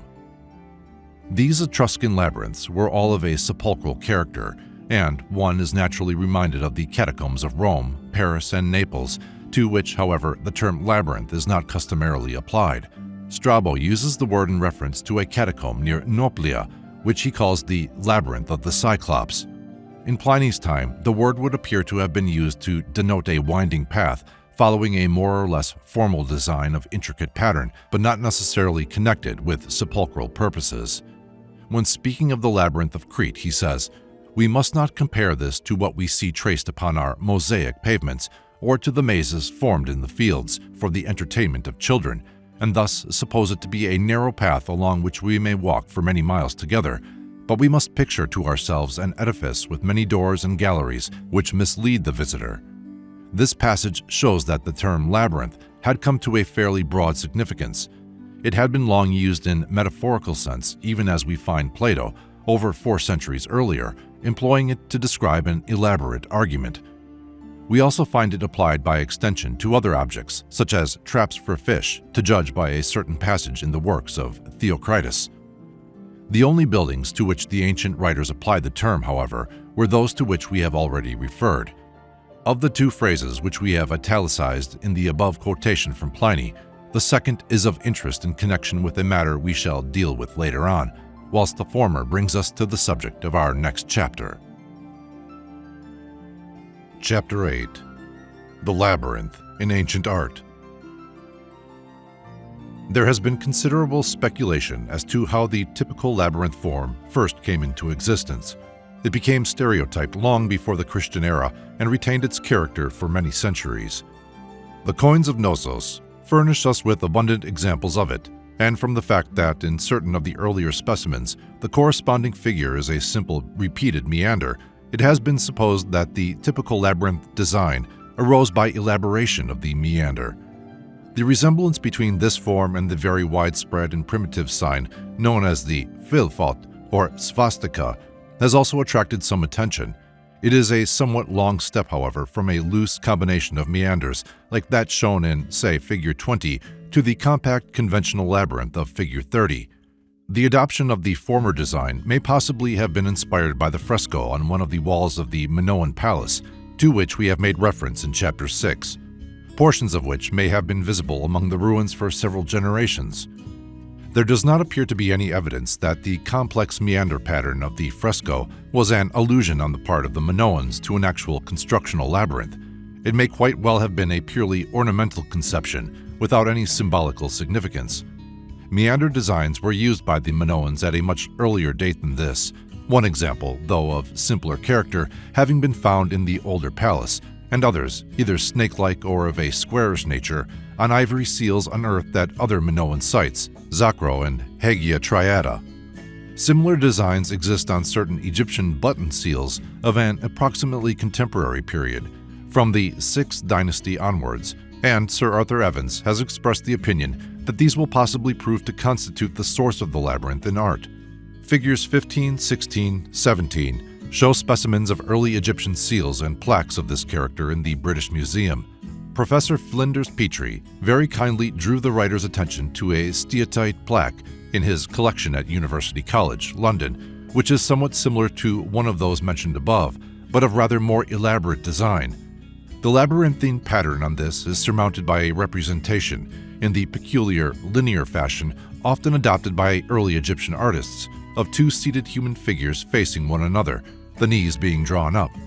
Professor Petrie acquired the plaque at Memphis. He considers that it dates from a period round about 3000 BC and points out that if the broken lines be completed, there would appear to be 5 false turns to be avoided before reaching the center. In discussing the designs on these seals and plaques, Sir A. Evans alludes to a possible connection with 2 of the hieroglyphs of the period, which are of the nature of simple square meanders of a kind extensively employed in ancient ornament. One of them, Mer, is the sign used for indicating irrigated land. The other, Aha, is a simplified form of a more elaborate sign representing the plan of a palace court, a figure to which one of the Minoan signs bears a close resemblance. The Gnossian coins, shown in figures 20 to 31, are from the British Museum collection and are reproduced by the courtesy of the keeper of the coins and medals department, who supplied the writer with plaster casts for the purpose. They date, of course, from times greatly posterior to those of the Minoan civilization, from times when the culture of Greece had long replaced that of the Mycenaeans, or whatever similar race it was that succeeded the Minoans. Figures 20, 21, and 22 show silver coins dating from about 500 to 430 BC. They portray on one side the Minotaur, and on the other a symmetrical meander pattern which, it needs very little imagination to see, has reference to the labyrinth in which the monster was alleged to dwell. Figure 23 shows a silver coin of a rather later date, representing on its obverse a female head which is thought to be that of Demeter or Persephone, and on the reverse a meander labyrinth containing a star at its center. Figure 24 shows a similar obverse, but on the reverse we see a bull's head surrounded by a simple meander frame. Figure 25, the obverse of which is likewise adorned with a female head, gives on the reverse the design of a square labyrinth of the conventional type that thereafter predominates. Figure 26 shows a bronze coin having on one side the head of Apollo and on the other a labyrinth with a star. The 4 coins last described date from a period between 430 and 350 BC. The next is rather later in date and shows on its obverse the head of Hera and on the reverse a square labyrinth together with an arrowhead and thunderbolts and the Greek characters Gnosion. The bronze coin of about 220 BC, shown in figure 28, bears on its obverse the figure of Europa seated on a bull with 2 dolphins below, and on the reverse a square labyrinth, the Gnosion superscription being again evident. The remaining 3 figures represent silver coins of the 2 succeeding centuries, but not later than 67 BC. Figure 29 exhibits one side the head of Pallas, and on the reverse a little square labyrinth placed beside an owl, standing upon a prostrate amphora. In figure 30, the obverse is occupied by the head of Apollo, the reverse by a labyrinth of circular shape, but conforming to the conventional plan. The head on the coin shown in figure 31 may be intended for that of Minos, or Zeus. On the reverse is a square labyrinth. Labyrinthine designs are also found on certain Lydian, Phrygian, and Ionian coins. It will be noticed that when once the labyrinth pattern has been definitely conventionalized, it remains very constant in principle, whether its general conformation be rectangular or circular. Starting from the exterior, the path runs inwards a short distance, turns so as to run parallel with the outer wall until nearly a full circuit has been completed, then doubles back on itself and runs round in the opposite direction, doubles upon itself again, and so on until it finally comes to a stop in a blind end, having traversed all of the space within the outer walls without covering any part twice and without forming any branches or loops. Obviously, there is no puzzle about this kind of labyrinth. One has simply to follow the one path, either to penetrate the inner goal or to escape thence to the exterior. A labyrinth of precisely this type was discovered traced on the surface of a crimson-painted pillar in the peristyle of the building known as the House of Lucretius in the excavated portion of Pompeii. It was evidently scratched with a nail or stylus by some idler of 2,000 years ago. Pompeii was overwhelmed by Vesuvius in AD 79 and is accompanied by the words Labyrinthus hic habitat Minotaurus, possibly in waggish reference to the owner or occupier of the premises. Another house has, in consequence of its mosaic and pictorial references to the Cretan labyrinth, received the name of the Casa del Labirinto, or House of the Labyrinth. One mosaic discovered therein depicts Theseus and the Minotaur struggling on the ground, watched by a group of affrighted maidens. The Romans excelled in the art of designing and executing mosaic pavements, abundant remains of which have been preserved.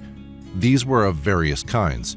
There was the pavimentum sectile, composed of pieces of marble of various sizes, shapes, and colors, arranged in uniform sets, so as to form, when put together, an ornamental pattern. The pavimentum tessellatum, in which the pieces of marble, though variously colored, were all of the same size and shape, generally small squares. The pavimentum vermiculatum, composed of very small pieces of colored marble of irregular shape, so arranged as to portray objects in their natural shapes and colors, and finally the pavimentum sculpturatum, in which the design was engraved or inlaid. Opus Alexandrinum is a variant of sectile. Several Roman pavements embodying labyrinthine devices, and in some cases commemorating the victory of Theseus over the Minotaur or other exploits of the hero, have come to light from time to time, not only on the continent of Europe, but also in England. They are usually executed in Opus Alexandrinum. Figure 33 shows in outline a beautiful specimen, 18 feet long and 15 feet broad, discovered at Salzburg in Austria. It bears the device of a labyrinth, with, at the center, a representation of Theseus about to give the fatal blow to the Minotaur. On the left side, we see Theseus and Ariadne joining hands over the altar. In the upper panel, Theseus appears to be putting Ariadne ashore, and to the right we see the disconsolate maiden deserted by her lover, presumably on the Isle of Naxos. A labyrinth of the type shown also occurs on a Roman mosaic, which was unearthed in the churchyard at Caerleon un Usk. It was in a poor state of preservation, but sufficient remains to show that the labyrinth, of a design similar to that of the Salzburg specimen, is surrounded by scrolls proceeding from 2 vases. A very fine specimen of this type of labyrinth was discovered in 1904 beneath a plowed field at Harfham in the East Riding of Yorkshire. Another, of which details are not to hand, is said to have been found in Northamptonshire. In 1790, a pavement, about 18 feet by 12, was unearthed at Aix, near Marseille. It portrayed the combat between Theseus and the Minotaur within a framed square, the remainder of the mosaic consisting of a complicated, interlaced meander representing the labyrinth. In Figure 35 is reproduced from A des Commons, Abécédaire d'Archéologie, a rough sketch of the Roman baths at Verdet, or Loret-Cher, showing a pavement with a labyrinth mosaic. A pavement found in 1830 at Cormerade in the canton of Freiburg, Switzerland, is shown in Figure 36. A few years afterwards, another was brought to light in the neighboring canton of Vaud from beneath the ruins of the ancient town of Orbe. A splendid mosaic labyrinth of Roman times was found some 40 or 50 years ago on a family tomb in the ancient necropolis of Susa, Tunis, or Hadrumatum. It was afterwards destroyed by looters, but a careful drawing of it was fortunately made on its first discovery.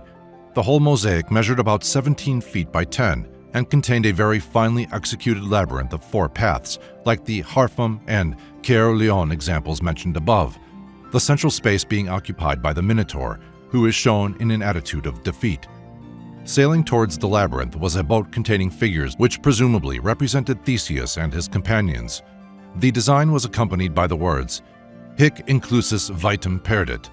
Another well-preserved mosaic of this character was discovered in 1884 at Brindisi and placed in the Municipal Museum of that town. It measures 17 feet by 10 feet 6 inches and shows within a square labyrinth Theseus in the act of clubbing the Minotaur, who has fallen on his knees.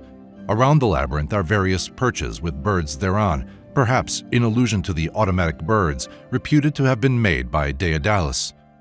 We shall examine other mosaic and pavement labyrinths when we come to consider the question of the use of this symbol by the Church. Apart from the designs on Gnostian coins, Greek art does not appear to have left us any definite representations of the labyrinths, although with the Romans, who acquired the idea at a later date, it was a favorite motif. We cannot, however, ignore the suggestion that has been made that certain structures discovered in the ruins of Tiryns and Epidaurus, 2 cities in that part of ancient Greece known as the Argolid, are architectural labyrinths used for ritual purposes. The foundations of the Tholos, or Rotunda, of the sanctuary of the Aesculapius at Epidaurus, which was excavated by P. Cabadius, director of the Greek Archaeological Society, in the 80s, do certainly suggest something of the kind. They consist of concentric circular walls, the 3 innermost being connected by a radial wall separated by narrow spaces which intercommunicate by an opening or doorway in each wall, forming in plan a figure somewhat in the style of the pigs in clover toy mentioned in a later chapter. When the peculiar nature of the upper part of the building is considered, however, it seems very reasonable to suppose that these walls, with their passages, were designed only with a view to the requirements of the superstructure which they had to support. As for the slightly similar concentric foundations unearthed by German excavators at Tiryns in 1912, the analogy is too imperfect to afford reliable grounds for the statement in question.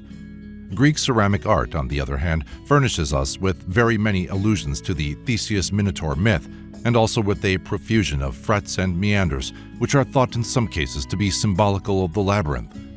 Consider, for instance, the kylix, or bowl in the British Museum, which is shown in Figure 38. A similar bowl is preserved in Harrow School Museum. On it are represented most of the exploits of the hero up to his Gnostian adventure.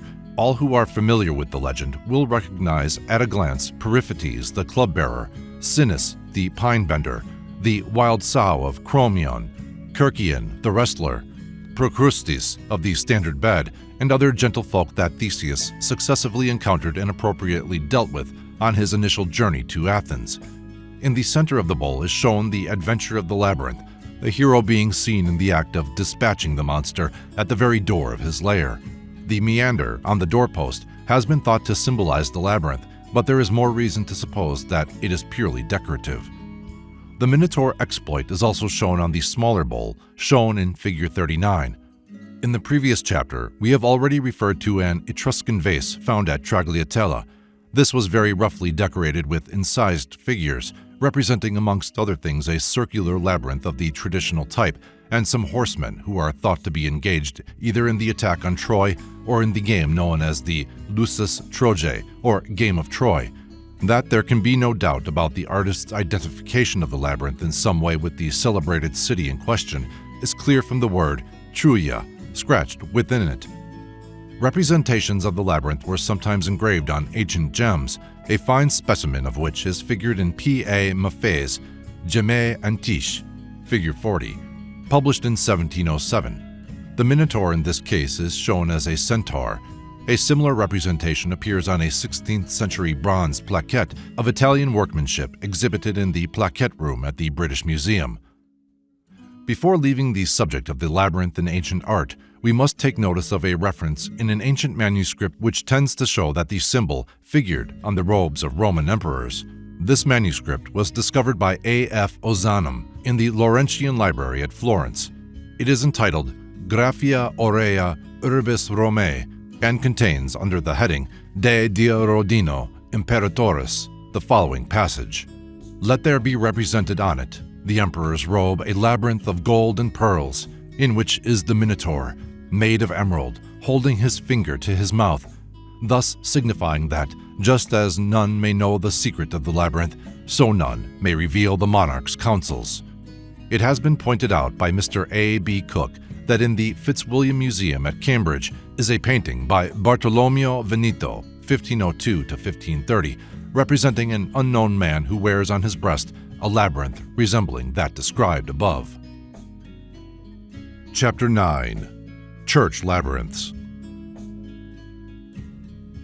The consideration of labyrinths worked in Roman mosaic pavements leads us on to a very interesting development of the subject which deserves a chapter to itself, namely the labyrinth in the church. Probably the oldest known example of this nature is that in the ancient basilica of Reparatus at Orleansville, Algeria, an edifice which is believed to date from the 4th century A.D. In the pavement near the northwest entrance of the church is the design shown in outline in figure 42. It measures about 8 feet in diameter and shows great resemblance to the Roman pavement found at Harfum and the tomb mosaic at Susa. At the center is a jeu de lettres on the words Sancta Ecclesia, which may be read in any direction except diagonally, commencing at the center. But for the employment of these words, the labyrinth in question might well have been conceived to be a Roman relic utilized by the builders of the church to ornament their pavement. Such pavement labyrinths, however, with or without central figures or other embellishments, and of various dimensions and composition, are found in many of the old churches of France and Italy. They seem to have been constructed chiefly during the 12th century, and although several of them have been destroyed, many fine examples still remain. Some are formed on the walls instead of the pavements, and in such cases are of smaller dimensions. On the whole, too, those in the Italian churches are much smaller than the French specimens. On the wall of Lucca Cathedral is one of a diameter of only 1 foot 7.5 inches. It formerly enclosed at the center a representation of Theseus and the Minotaur, but owing to the friction of many generations of tracing fingers, this has become effaced. Opposite the entrance is the inscription Hic quem Creticus edit, Daedalus est labyrinthus, de quo nullus vadir, quivit qui fuit intus, ni Theseus gratus Adrian, stamin jutus. A similar small labyrinth with a central Theseus Minotaur design is to be found on the wall of the church of San Michele Maggiore at Pavia. It is thought to be of 10th century construction. This is one of the few cases where the Minotaur is represented with a human head and a beast's body, as a sort of centaur in fact. It is accompanied by the words, Theseus intravit monstrumque biform nacavit. Of about the same period was the example in the church of San Savino at Piacenza. It is described by P. M. Campi in his Ecclesiastical History of Piacenza, 1651, under the year A.D. 903. The signs of the zodiac were placed in juxtaposition to it. The accompanying legend in this case consisted of 4 hexameters, to the effect that the labyrinth represented the world we live in, broad at the entrance but narrow at the exit, so that he who is ensnared by the joys of this world and weighed down by his vices can regain the doctrine of life only with difficulty. In the Cathedral of Cremona, which, like Pavia and Piacenza, is on the banks of the River Po, is a mutilated mosaic of early date, possibly 8th or 9th century, showing part of an interlaced pattern which was evidently intended to refer to the Cretan labyrinth, as it was placed close to 2 figures in fighting attitudes and armed with swords and shields, the right-hand figure having the head of a beast and the label Centaurus. There was apparently little distinction between a minotaur and a centaur in the minds of some medieval artists. A rather larger specimen, 5 feet in diameter, may be seen in the church of St. Maria in Aquiro, Rome. It is composed of bands of porphyry and yellow and green marble surrounding a central plate of porphyry and is similar in design to that at Lucca. Another church in the same city, St. Maria di Trastevere, has a labyrinth composed of variously colored marbles worked in the floor. It is 11 feet across and was probably constructed about 1190 AD. It is now somewhat mutilated, but was originally a most beautiful example. The fact that the inner paths consist of a series of concentric rings rather suggests that it has at some time been repaired without regard to the original design, unless we accept the hypothesis of M. Durand that they bore a symbolic reference to the various degrees of beatitude by which the soul approaches heaven, as figured by Dante. Figure 26 shows another old Italian specimen. It is nearly 11.5 feet in diameter and is to be found in the church of San Vitale, Ravenna. Designs of this nature were widely employed by the medieval church builders in France, and although many of them were destroyed at the Revolution and at other times, several fine examples still exist. They seem to have been mostly built at a rather later date than those already described. The largest now remaining is that in Chartres Cathedral. It is formed of blue and white stones and is about 40 feet in diameter. The French poet Boutresse, in his Histoire de Chartres, 1624, describes it in a set of Latin verses. A fine sketch of it appears in the album of the 13th century architect Villard de Honacourt. In a 9th century French manuscript formerly belonging to the Abbey of Saint-Germain-des-Prés, there is a sort of frontispiece consisting of a labyrinth of similar type, with a funny little horned minotaur at the center, seated, hands on knees, on a kind of throne. The Chartres labyrinth formerly went by the name of La Léu, an expression which would ordinarily be rendered as the League. The French League, however, was about 2,282 yards, a much greater length than the total extent of the path in any of the existing pavement labyrinths, that at Chartres, for example, having a length of only about 150 yards. Possibly the term had some etymological connection with the old Gaulish measure leuca, leuga, or leuva, which was 1,500 paces. In other cases, the labyrinth was known as a Chemin de Jerusalem, Daedalus, or Meandre, terms which need no explanation. The center was called Ciel, or Jerusalem. The labyrinth formerly in the nave of Amiens Cathedral was larger than that at Chartres, being 42 feet in diameter. It was constructed in 1288 and was destroyed in 1825. In plan, it was similar to that at the entrance to the parish church of St. Quintin. The latter, however, is only 34.5 feet in diameter. Reims Cathedral formerly possessed a fine design of this class. It was laid down in 1240 and was composed of blue stones or marbles. It was destroyed in 1779 by order of a certain Canon Jacques Guimard, who objected to the noise made by children and others in tracing its course during the progress of divine service. The labyrinths of Reims, Chartres, and Amiens possessed in common a feature which has given rise to much discussion, namely a figure or figures at the center representing, it is believed, the architects of the edifices. That of Amiens is preserved at Amiens Museum and consists of an octagonal gray marble slab with a central cross, between the limbs of which are arranged figures representing Bishop Everard and the 3 architects, Robert de Luzarche, Thomas de Cormont, and his son, Reginald, together with 4 angels. A long inscription accompanied it relating to the foundation of the cathedral. There is a very fine labyrinth in the chapter house of Bayeux Cathedral. It measures 12 feet across and is composed of circles of tiles ornamented with shields, griffins, and fleurs-de-lis, separated by bands of small, plain black tiles. Sens Cathedral formerly possessed a circular labyrinth 30 feet in diameter and formed of incised lines filled in with lead, but it was destroyed in 1769. A similar specimen in Auxerre Cathedral was demolished about 1690. In The Builder for May 12, 1916, appeared a diagram accompanied by a note from a firm of publishers who stated that they had received the sketch from one of their travelers who was then serving on the Arras front. He informs us, they state, that it is not a puzzle but a plan of the labyrinth under the cathedral. He found the prints in a ruin in the vicinity, a house which appears to have been occupied by a librarian from what he saw among the debris. The sketch in question is of an octagonal pattern resembling that of the St. Quentin Labyrinth and represents the pavement labyrinth that formerly existed in the now ruined cathedral, not, of course, a system of subterranean passages, as the correspondent evidently inferred. It was about 34.5 feet in diameter and was composed of small blue and yellow squares. The destruction of this labyrinth cannot be debited to the account of the aggressors in the Great War, as it was carried out during the French Revolution. A labyrinth of rather striking design was formerly in the pavement of the old Abbey of St. Bertin, an edifice which has long been a picturesque ruin in the lower part of the town of St. Omer. A description of it was first published nearly a century ago by Emmanuel Wallet, or Valet. Our figure, which accords with his notes, differs slightly from that which has usually accompanied the references of subsequent writers, many of whom, by the way, erroneously speak of it as being in the cathedral, which is in the upper part of the town and at some distance from St. Bertin. Most illustrations of the labyrinth in question show the path as crossing itself at one point, an arrangement which is most unlikely to have been adopted. Valet based his description on a manuscript which, judging by the watermark in the paper, he attributed to a former English student at the college in the vicinity.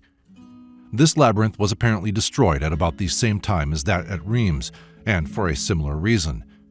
In the cathedral, there is no pavement labyrinth, although it may possibly have possessed one in former times. But beneath the organ, at the west end of the nave, is a curiously engraved slab, which is worth mentioning in this connection, for it represents a sort of Camine de Jerusalem, though not indeed of the usual type. It shows around a large circle mountains, rivers, towns, roads, and animals, together with the word Jerusalem, whilst the interior of the circle is divided into 3 horizontal compartments, in each of which are placed various objects, indistinguishable through wear. The slab was very much worn when described by Valet and has possibly been replaced by now. A queer type of labyrinth was formerly represented in the Cathedral of Poitiers. It perished long ago, but for some time subsequently there remained on the wall of the north aisle a sketch of it, which, however, gave no clue to the dimensions of the original. It will be seen that the construction is such that he who traces the path eventually emerges, like the poet of the Rubaiyat, by that same door at which he entered. He will have encountered no stops, but he may have looped the loop an indefinite number of times. In the old abbey of Toussaint, Chalon-sur-Marne, which was destroyed in 1544, there was a series of tiles each bearing a small labyrinth of the conventional Cretan type. Pavement tiles with labyrinths were also found in the Abbey des Ponts-l'Abbé, Finistère. A pavement labyrinth has been described as existing in the floor of the guard chamber of the Abbey of Saint Stephen at Dawson Turner in his Tour in Normandy, thus refers to it. The floor is laid with tiles, each near 5 inches square, baked almost to vitrification.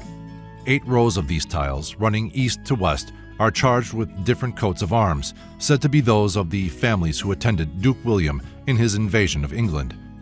The intervals between these rows are filled up with a kind of tessellated pavement, the middle whereof represents a maze or labyrinth, about 10 feet in diameter, and so artfully contrived that, were we to suppose a man following all the intricate meanders of the volute, he could not travel less than a mile before he got from one end to the other.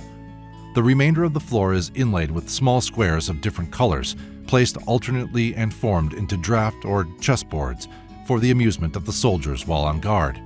The pavement was destroyed in 1802. It has frequently been stated that a pavement labyrinth existed in a church at Aix, near Marseille, but probably this is due to confusion with the Roman pavement already referred to. The only examples recorded as having existed in Germany were situated in two churches at Cologne, but these have long since disappeared.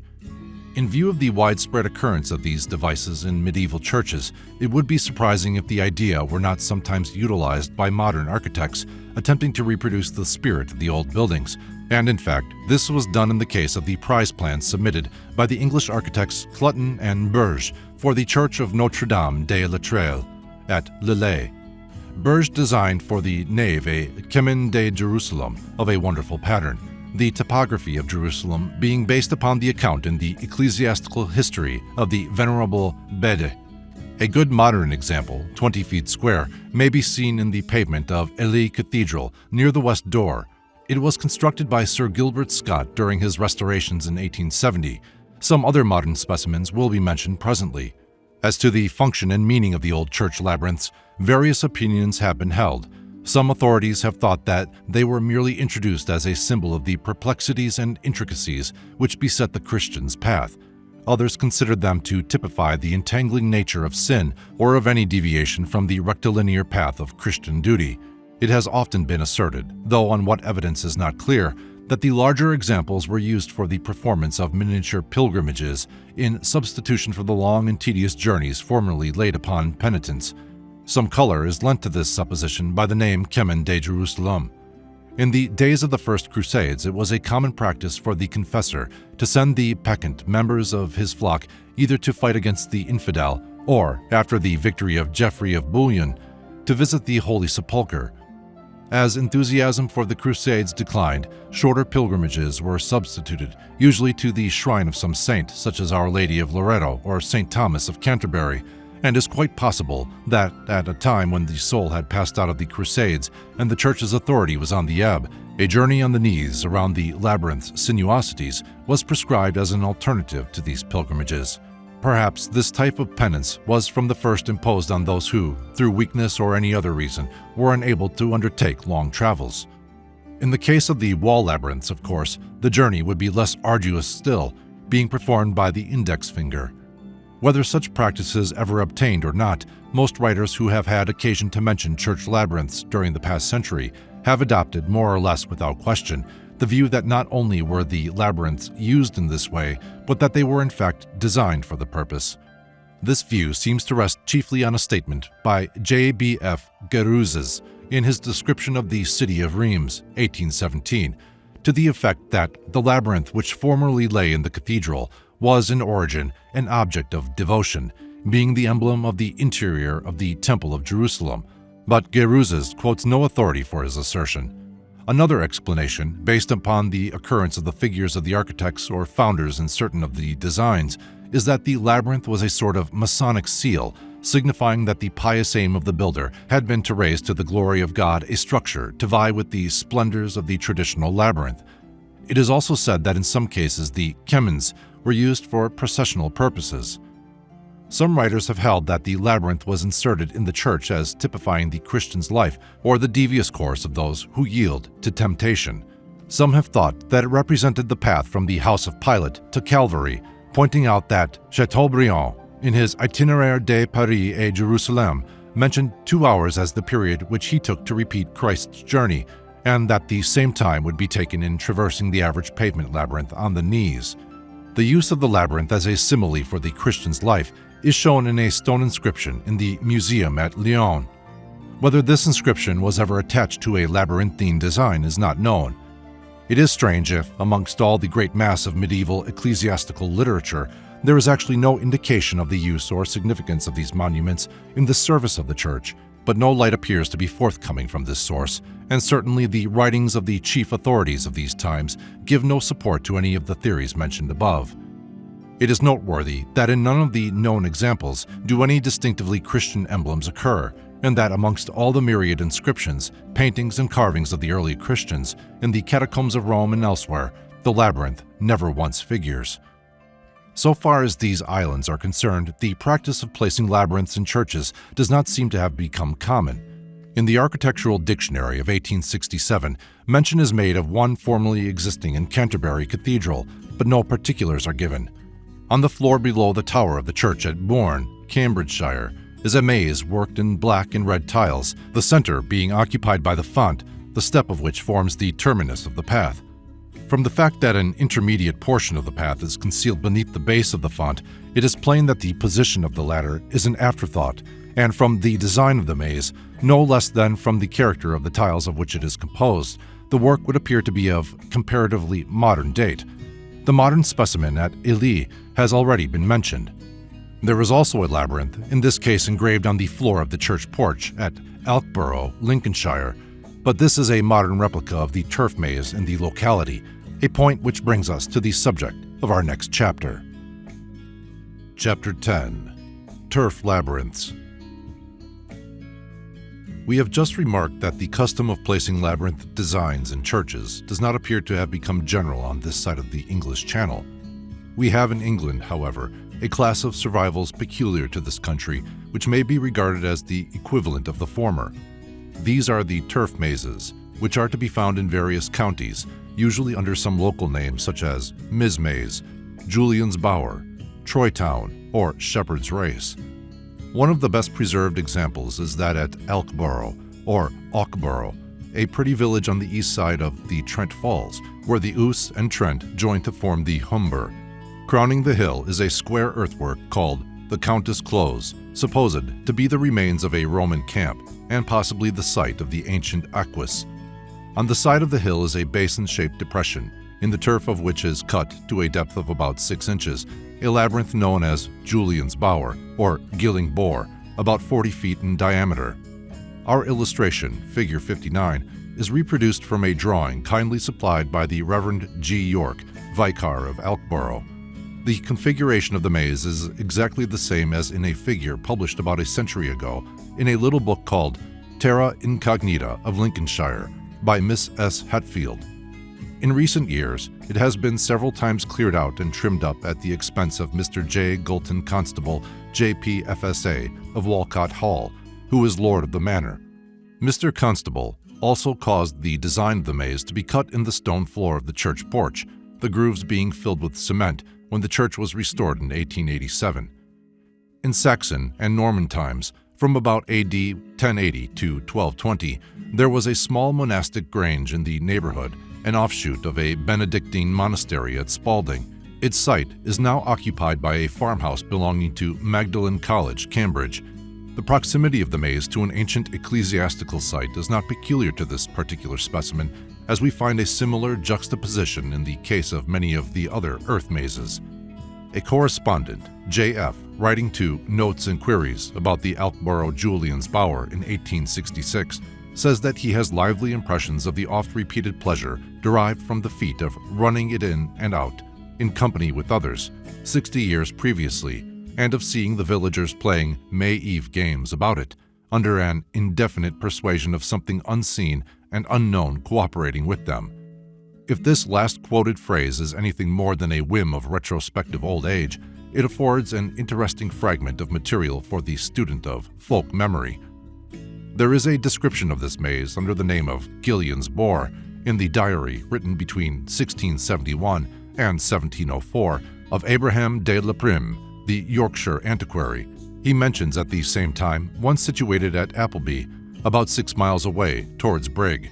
This, he says, is called Troy's Walls. He describes them both as Roman games and says they are nothing but great labyrinths cut upon the ground with a hill cast up around them for the spectators to sit round about on to behold the sport. The Appleby maze was placed close to the Roman road that runs through there and has long since perished. No trace of it remained when Allen's History of Lincolnshire was published in 1834. There is a turf labyrinth of a design similar to that at Alkborough, in a secluded romantic spot on land forming part of the estate of the Hulse family, to the rear of their beautiful country seat, Braymore House, Hants. It is known as the Miz Maze and consists of a grassy path 3 feet in width, the overall diameter being 87 feet. The goal in the center is 18 feet in diameter and forms a low mound.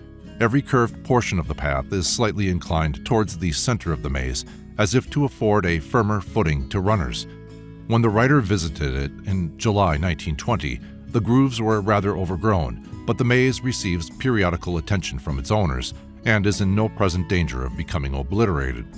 It lies in that sparsely populated corner of Hampshire which protrudes into Wiltshire, between Salisbury and Cranbourne Chase, and is somewhat difficult to discover without directions, as it is on a hilltop and surrounded by a thick copse with many other wooded hilltops in the neighborhood.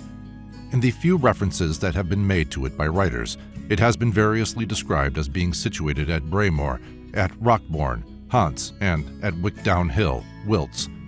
It is remote from the villages, but is best approached from Braemore, pronounced Bremer or Brimmer, which is on the main road from Fordingbridge to Salisbury.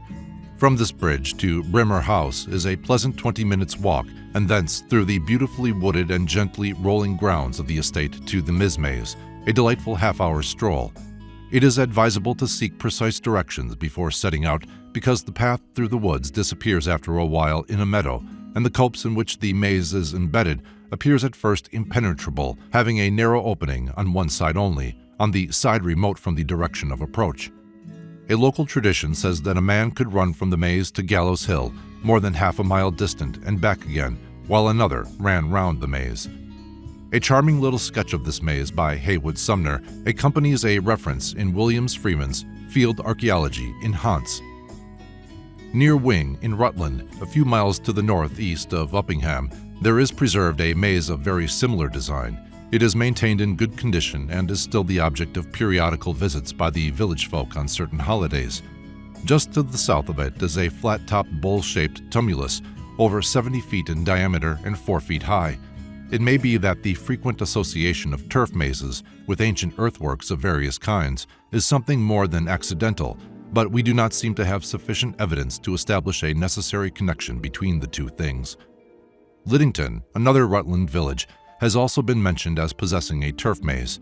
A writer in the Rutland magazine in 1907, for instance, says, in speaking of Priestley Hill, which overlooks the village on the east, "At one time there was a turf maze on its slope, where, as our old people tell us, their grandparents, when children, used to play."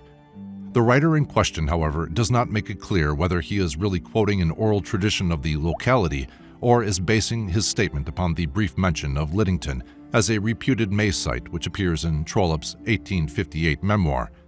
It is at any rate very difficult to trace any reliable evidence of such a maze, and it seems not unlikely that Trollope's reference, which is quite devoid of detail, may have had its origin in a misinterpretation of the elaborate series of ancient trenches situated in a field to the northeast of the church. These trenches have been identified as the Fish Stews, belonging to the old manor house of the Bishops of Lincoln. The similarity between the designs of the turf mazes mentioned above and those of some of the French pavement labyrinths that in Chartres Cathedral, for example, cannot fail to be noticed. At Boughton Green in Northamptonshire, about a half-mile from the village of Boughton and near the ruined church of St. John the Baptist, was, until recently, a turf maze of like design, but having the innermost convolutions of purely spiral form. It was 37 feet in diameter and was called the Shepherd Ring, or Shepherd's Race. The treading of it was formerly a great feature of the 3 Days' Fair in June, an event dating from a charter by Edward III in 1353. In a guidebook to Northampton by G.N. Wetton, published in 1849, the maze is spoken of as being in a neglected condition. In a later book, however, a novel named The Washingtons, written by the Reverend J.N. Simpkinson in 1860, occurs the following passage. He had just been treading the Shepherd's Labyrinth, a complicated spiral maze traced there upon the turf, and was boasting of his skill, how dexterously and truly he could pursue its windings without a single false step, and how with a little more practice he would wager to go through it blindfolded.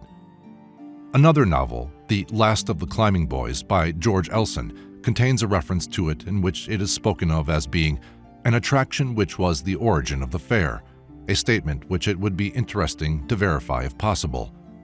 Unfortunately, this famous relic was destroyed by some of our soldiers in training during the Great War. Trenches were driven right across it, and practically all traces of it are now obliterated. There was formerly a specimen of somewhat similar design on Ripon Common, Yorkshire, but this was ploughed up in 1827.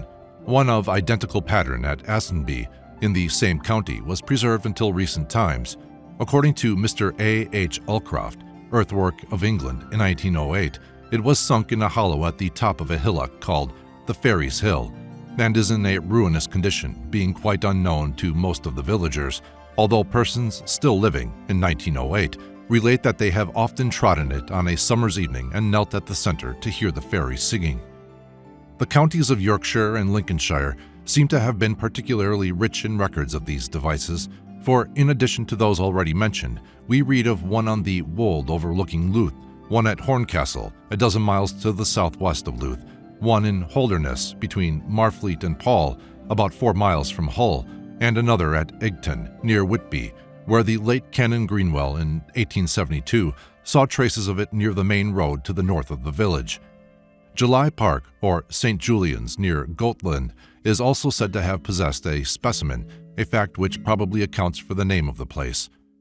The Horncastle Maze is referred to by Dr. Stukely, a noted 18th century antiquary, as a Julian's Bower, which is much talked of. He also mentions the Elkborough specimen and others, coming to the conclusion that they were ancient British relics, having been constructed as places of exercise or cursus for the soldiery of those times. He observes, somewhat contemptuously, that lovers of antiquity, especially of the inferior classes, always speak of them with great pleasure, as if there was something extraordinary in the thing, though they cannot tell what. The Louth Gellian Bower is mentioned in a record of 1544, to Nich Mason for making at Gellian Bower a new cross. In an old hostelry in Mercer Row, Louth, stood for some centuries a boulder of dolerite called the Blue Stone, which is stated to have formerly occupied the center of the maze. Trees planted at the maze served as a landmark to ships out at sea. The Horncastle example occupied a site to the southwest of the town still known as the Julian Bower Close. It has long been effaced by the agriculturalist, and numerous coins, fibulae, and other Roman remains which have been turned up on the spot have lent color to the theory, still maintained in the current county directory, that the maze was a Roman work. The question whether this or any other turf maze in this country is a relic of Roman times we will discuss presently. The maze near Hull was dodecagonal in outline, 40 feet across, and formed of grass paths 14 inches wide. Its plan was much like that of the Elkborough maze, but the paths were straight instead of curved. It was called the Walls of Troy. A colored illustration of it was given in Ackerman's Repository of Arts in 1815. Although, as we have seen, Lincolnshire furnishes us with records of more of these labyrinths than any other county, there is no conclusive evidence that they were in fact more numerous there than elsewhere. The reason for our comparative wealth of information concerning their existence in that part of the country may be due to the fact that Dr. Edward Trollope, who first made a serious study of these antiquities and whose paper in the Archaeological Journal for 1858 has been a fount of inspiration to subsequent writers on the subject, was Archdeacon of Stowe, afterwards Bishop of Nottingham. Turf labyrinths were formerly of wide general occurrence throughout the country, for in addition to those we have already described, we find remains of them in counties so widely separated as Kent and Cumberland. They are also recorded as having existed in Wales and Scotland. Chapter 11. Turf Labyrinths Continued. A mile or two outside Winchester and rising up above the village of Chilcombe is the rounded shoulder of St. Catherine's Hill, on the summit of which lies a curious, squarish maze, the execution of which is often ascribed by guidebooks to a Winchester boy who, detained at school during the vacation, beguiled his time by the fashioning of this earthwork and by the composition of the Wintonian Dulce Domum. The interest of this maze lies not so much in the fanciful ascription of its origin as in the fact that it has apparently been cut or recut by somebody who did not understand the meaning of the plan given him to work upon. For as will be seen from our illustration, figure 62, the actual labyrinth is made, not by the turfed path, but by the narrow channel by which it is delimited. In the few drawings of this maze which the writer has been able to find, the lines are all straight, instead of being slightly curved as in our figure, which was sketched on the spot, and it seemed possible that they might represent an earlier condition of it, but in each instance, the labyrinth is formed by the groove, which is hardly likely to have been the case in the original design. The maze was recut by the Warden of Winchester, who was guided by a plan in the possession of a lady residing in the neighborhood about the middle of last century, when it had become almost effaced. Possibly the misinterpretation of the plan occurred on this occasion. The maze is backed by a clump of pines planted by Lord Bodetor in 1770. There used to be, until a generation ago, a turf maze at Leigh in the northwest of Dorset. A writer in Notes and Queries in 1868 describes it as being slightly hollow, circular, 33 paces in diameter, enclosed by a bank 3 feet high. He adds, "I am sorry to say the turf has grown over the little trenches, and that it is now impossible to trace the pattern of the maze." Sir Frederick Treves, in his Highways and Byways in Dorset, 1906, speaks of this maze as having consisted of low banks and trenches arranged in an intricate figure, which the youths of the village, accompanied no doubt by the maidens, were wont to thread at certain seasons of the year. He states that it is on high ground in an open field, and that of the winding passages no trace now survives. Only the low bank and ditch surrounding the maze remain visible. At Pimperne, not far from Blandford, there was formerly a maze of unique design. John Aubrey, writing in 1686, says it was much used by the young people on holy days and by ye schoolboys. The path was bounded by ridges about a foot in height. The maze was destroyed by the plough in 1730. The memory of another turf maze in the same country is preserved in the name of Troytown, applied to a locality about 3 miles northeast of Dorchester. One is also said to have existed near Bear Regis. Aubrey goes on to refer to another at West Ashton near Trowbridge, Wiltshire, and one on the Cotswold Down where Mr. Dover's games were celebrated. He mentions them also in his Natural History and Antiquities of Surrey, and concludes his reference by quoting what he calls a poetical description of them by Thomas Randolph, a poet and dramatist of the 17th century, the so-called description being nothing more than an indictment of the lazy shepherd swain who prefers to spend his leisure in sleeping under a bush, when according to the poet he ought to tune his reed and chant his lays, or nimbly run the windings of the maze. This is from Thomas Randolph's, or Randall's, Eglogue on the Palilia and Noble Assemblies Revived on Cotswold Hills by Mr. Robert Dover, one of a collection of eulogies, the Annalia Dubrentia, by various poets of the day of the then famous annual sports organized by Captain Dover on the hills near Chipping Campden. Mazes, or labyrinths, are referred to in the contributions of several of the other poets concerned, of whom we may mention Francis Izod, Nicholas Wallington, William Bellis, and William Denny. A figure in the crude frontispiece conveys a similar allusion. In Essex, we have an example of rather large dimensions than the majority, namely that on the east side of the common at Saffron Walden. A tall bank hides it from the Thaxted Road, which runs within a few yards of it. The 4 bastions, or bellows, and the center are slightly raised. The overall dimensions are approximately 91 feet, excluding the bastions, and 138 feet from corner to corner. This maze is referred to in the corporation account books for the year 1699, when it was apparently recut. On several subsequent occasions, it became neglected and almost obliterated, but fortunately there has always been some person sufficiently interested to cause its renovation. According to a local record, recuttings have taken place in 1828, 1841, 1859, 1887, and 1911. On the last occasion, it was underlaid with bricks to facilitate future renovations. As in the case of the Winchester example, the path consists of the narrow and shallow groove instead of the raised turf, and this gives some weight to the tradition that it is only a copy of a much larger maze which formerly existed further to the east. In a manuscript book of the latter part of the 18th century, the maze is spoken of as a favorite resort for the young bloods of the town, a complicated system of rules and wagers, in gallons of beer, being laid down in connection with walking the maze. It is stated that a large ash tree at one time occupied the center, but that it perished by fire in the Guy Fawkes celebrations of November 5, 1823. A few years ago, some boys, playing on the central mound, discovered a Roman coin. This does not, of course, prove that the work is of Roman origin. In the 1789 edition of Camden's Britannia, a drawing of the maze exhibits merely a series of concentric circles with extensions on the outermost pair forming the bastions. This illustration could hardly have been prepared on the spot. About 20 miles to the northwest of Saffron Walden and a few miles to the west of Cambridge lies the little village of Comberton, or Cambs, The playground of the village school occupies one corner at the crossroads, and in the southwest angle of this, enclosed by iron railings, lies a turf maze of a pattern similar to that at Elkborough. Owing to the use which the school children make of it, the paths are nearly denuded of grass, but the ridges are well defined, as shown by the photograph, figure 65, which was taken in March 1921. The present maze is a faithful copy of that which was formerly situated a few yards away, and which, when the school was built, occupied an inconvenient position just outside the scholars' entrance. The old maze was known as the Mazels. It used to be the custom in the village to have a feast once every 3 years, and at such times the maze was recut. Comberton, by the way, is almost the next village to Bourne, where, as we have seen, a peculiar pavement maze occupies the floor of the church tower.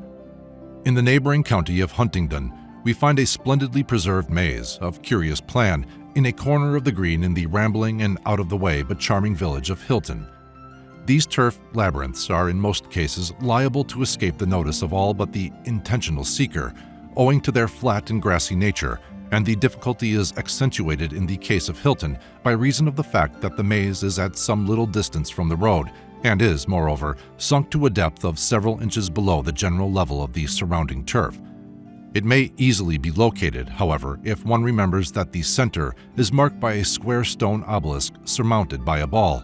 This obelisk has indications of a sundial on the north face, with the words A. B. Huck. On its south face, it bears a coat of arms, engraved within a circle, and the inscription, Sic transit gloria mundi, Juliellum spero, gen. Netos anno, 1641. Aetatis sui 88, quando obit, has gyros, formavit anno 1660. On the east face is engraved, William Sparrow departed this life, the 25th August, anno domini 1729, aged 88 years. The west face bears only the words, Dep Hoc. Our photograph, figure 67, shows the obelisk and as much of the maze as could conveniently be included with the camera used. It will be noticed that the trenches between the paths are fairly wide and deeply cut. The good state of preservation is no doubt greatly due to the fact, remarked by a writer of half a century ago, that the paths are made up with pebbles. No sign of the latter is now evident amongst the thick turf. The plan of the maze shows some interesting variations on the older and more conventional designs of Elkborough, Comberton, etc., the most remarkable point being that the path from the exterior to the center is almost direct, the labyrinth proper being composed of paths which commence and terminate at the central plot. The Hilton maze appears to be unique in this respect. Whatever may have been the original purpose of turf labyrinths in this country as a whole, it is fairly clear that the Hilton example, at any rate, was not made for ecclesiastical purposes, if, as stated on the obelisk, it was constructed in 1660. On the other hand, the reflection that, at that date, Puritan influences were on the decline and restoration of the monarchy was imminent, leads one to conclude that this somewhat exuberant design of a youth of 19 was intended for purposes of rustic enjoyment. Figure 68 shows a labyrinth formerly incised in the turf of the marshes of Rockcliffe in Cumberland, near the shores of the Solway Firth. It covered a space of 26 feet by 24 feet and had a 9-inch path bounded by an 8-inch groove. It went by the name of the Walls of Troy. The two villages of Berg and Rockcliffe are distant from one another about 2.5 miles, and the River Eden bisects the intervening marshes and occasionally floods them. A certain point on the marsh is known as Willie of the Boats, from the fact that prior to 1816, when the main road from Carlisle to Glasgow passed this way, a man of that name lived here and acted as guide through the marshes and over the river fords. A maze existed close to this spot and is said to have been cut in 1815 by a man named Christopher Graham. Whether Graham designed the maze himself or whether he copied an already existing specimen cannot now be determined, but it is stated that a smaller and probably older maze existed side by side with his. Both have now entirely disappeared. The maze figured, however, was about 1 mile from this spot and was still in existence in 1883, though much overgrown. The local tradition declared it to have been cut by Robert Edgar, a sailor who was subsequently drowned at sea. All three of the mazes mentioned were apparently of similar design. A friend of the writer was unable to find any traces of a maze in the locality in 1920. On the summit of a hill by St. Anne's Well, Snighton, Nottingham, there formerly existed a maze called Robin Hood's Race, or Shepherd's Race. It was of a design somewhat similar to that at Saffron Walden, but having each of the 4 bastions ornamented with an incised figure of the type known in heraldry as a cross, crosslet, or fichy. The path was stated to be 535 yards in total length. When the Lordship of Snighton was enclosed in February 1797, the maze was plowed up. An enterprising printer of Nottingham, J. Wigsby by name, preserved for us the plan by publishing in the following month an illustrated pamphlet in commemoration of the maze, 6d. plain, 8d. colored. Another turf maze used to exist in the same neighborhood, namely at Clifton, about 4 miles or so from Snighton, on the opposite side of Nottingham. This was of a square design, similar to that of the garden maze shown in Figure 75. At Somerton, near Banbury, Oxfordshire, there has been well preserved a very good Troy Town, of a plan which recalls that on the tiles of Toussaint's Abbey. It is situated in the garden of a farmhouse, named after it, Troy, and is surrounded by beautiful trees and shrubs. Our drawing is made from a sketch kindly supplied by the brother of the present occupier, Mr. J. F. Godwin. Its dimensions are 57 feet by 50 feet, and the turf path, 1 foot in width, has a total length of 400 yards. Near Piddington, on the border of the same county, rises to a height of nearly 400 feet above the village the eminence known as Muswell Hill. Close to the summit of the hill is an earthwork having the form of a square turfed level surrounded by a low bank and bearing the traditional name of the Wilderness. It is often spoke of locally as a Roman camp, but there is nothing in its structure to suggest such an origin. No satisfactory explanation of its origin or purpose has, in fact, been hitherto forthcoming. Now the word wilderness, as we shall see in a subsequent chapter, was employed during a certain period to denote a maze of the horticultural type, and it is not improbable that it was used in connection with mazes in general. We may not, therefore, allow it to be within the realms of legitimate surmise that this mysterious work constitutes the remains of a square turf maze, perhaps of a design similar to that of the Clifton maze mentioned above. The situation, the enclosing bank, and the regular outline of the latter accord well with this supposition, though the dimensions, 250 feet square, are rather excessive unless we allow for a considerable margin between the bank and the maze itself. Another Oxfordshire locality, Tadmartin Heath, is mentioned as a turf maze site in a manuscript by the Reverend T. Lehman, quoted in a county history published in 1861, but if such a work ever existed there, all traces of it have now disappeared. The same is true with regard to another reputed maze site to which reference is made in the manuscript, namely the Herefordshire Beacon in the Malvern Hills. In both cases, the situations are such as might well have been selected for the purpose, judging by analogy with other known turf maze sites. 60 years is none too long a period to allow the complete obliteration of the turf figures, if such existed, in the absence of care and attention, so that it is not surprising if we now find ourselves unable to trace them, especially if they possessed no circumscribing bank or ditch. In Surrey, a Troy town was formerly well known in the neighborhood of Guildford. It was cut in the turf on Hilberry between Guildford and Farnham. It may be that the earth rings of which traces yet are visible on St. Martha's Hill, on the other side of Guildford, constitute the remains of a similar work. It is said that the youths and maidens of the town used to congregate here on Good Friday and indulge in boisterous celebrations, the origin of which is not known. Another Surrey spot, formerly alluded to as having a turf maze, is Putney Heath. Unfortunately, however, we cannot at present point to any authentic traces of a single specimen in the whole of the county. At Chilham, near Godmersham, in Kent, is an earthwork on the downs known as Juliber's Barrow or Juliberry's Grave.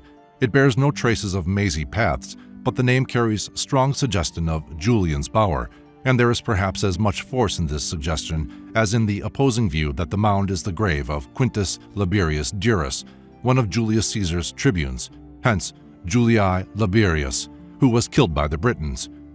The latter theory was, however, maintained by a writer to The Times as recently as April 5, 1920. The fact that as late as 1893, according to a letter to Notes and Queries of that year, traces of a bower or Troy town were still observable in the neighborhood of Walmer shows that the Chilham work, if a turf maze, would not have been unique in the county. It is also said that one formerly existed near Westerham. The name Troytown, moreover, survives in other parts of the county. Additional support for the theory of a turf maze site at Chilham is found in the occurrence of the name Bowerland, applied to a district to the north of the village. We find, too, a hamlet of Bower, only a few miles to the southwest. In Bedfordshire, not far from Dunstable, there is a circular earthwork on the downs called Maiden Bower.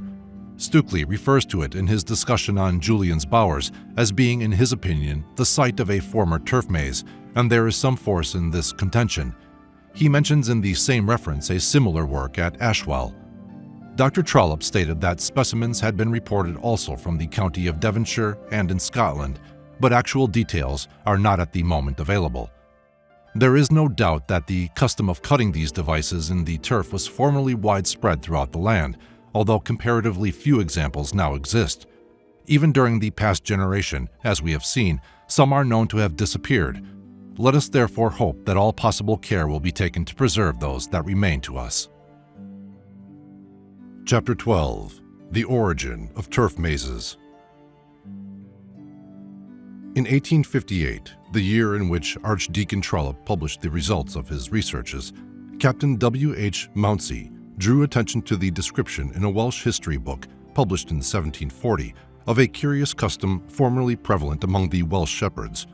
This custom consisted of cutting in the turf a figure in the form of a labyrinth, which they called Cerdroia, or the walls or citadel of Troy. He also remarked that the herdsmen of Berg and Rockcliffe at the present day are in the habit of cutting this labyrinthine figure, which they also call the walls of Troy. He drew the tentative conclusion that this name would seem to be an afterthought of pure Cymric origin, suggested by the similarity between Cerdroia, the city of Troy, and Cer y Troia, the city of windings or turnings. A similar suggestion had already been made in the Transactions of the Cymrodorian Society in 1822, the writer Idrison holding that the turf figures, and also those on the Gnossian coins, had reference to the courses of the sun as conceived by ancient worshippers of that orb. Captain Mounsey was promptly answered by Dr. Trollope, who referred to the wide distribution of these devices throughout England and commented on their total absence from Brittany, where, if they were of ancient Cymric origin, one would have expected to find at least some trace of them. He also stated that they first received the name of Troy towns in Tudor days, when subtleties of all kinds were in vogue, the term being used simply to indicate, by analogy with the Troy of legend, the difficulties to be overcome before the center could be reached. Dr. Trollope gave it as his considered opinion that they were originally cut for penitential purposes by ecclesiastics, and this opinion has, since his time, remained practically unchallenged. In his memoir on the subject, he reproduces a sketch showing the St. Anne's Hill Maze with 2 gowned and kneeling persons in the act of performing a penitential circuit. Both the sketch and Dr. Trollope's conclusion are based on inference, however. There does not appear to be any direct evidence in the matter.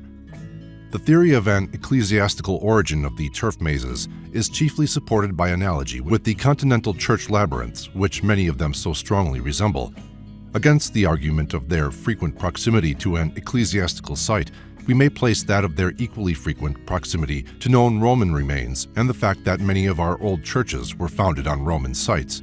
The Welsh custom above referred to was also described by P. Roberts in his Cambrian Popular Antiquities, published in 1815. He gives a plan of the figure as usually cut, a design resembling the circular labyrinths on Gnossian coins, but flattened on the side where the entrance is situated, and expresses dissatisfaction with it because there are no means of losing the way into the citadel, the supposed way continuing regularly through all its windings unbroken, which could scarcely have been the design of the inventor.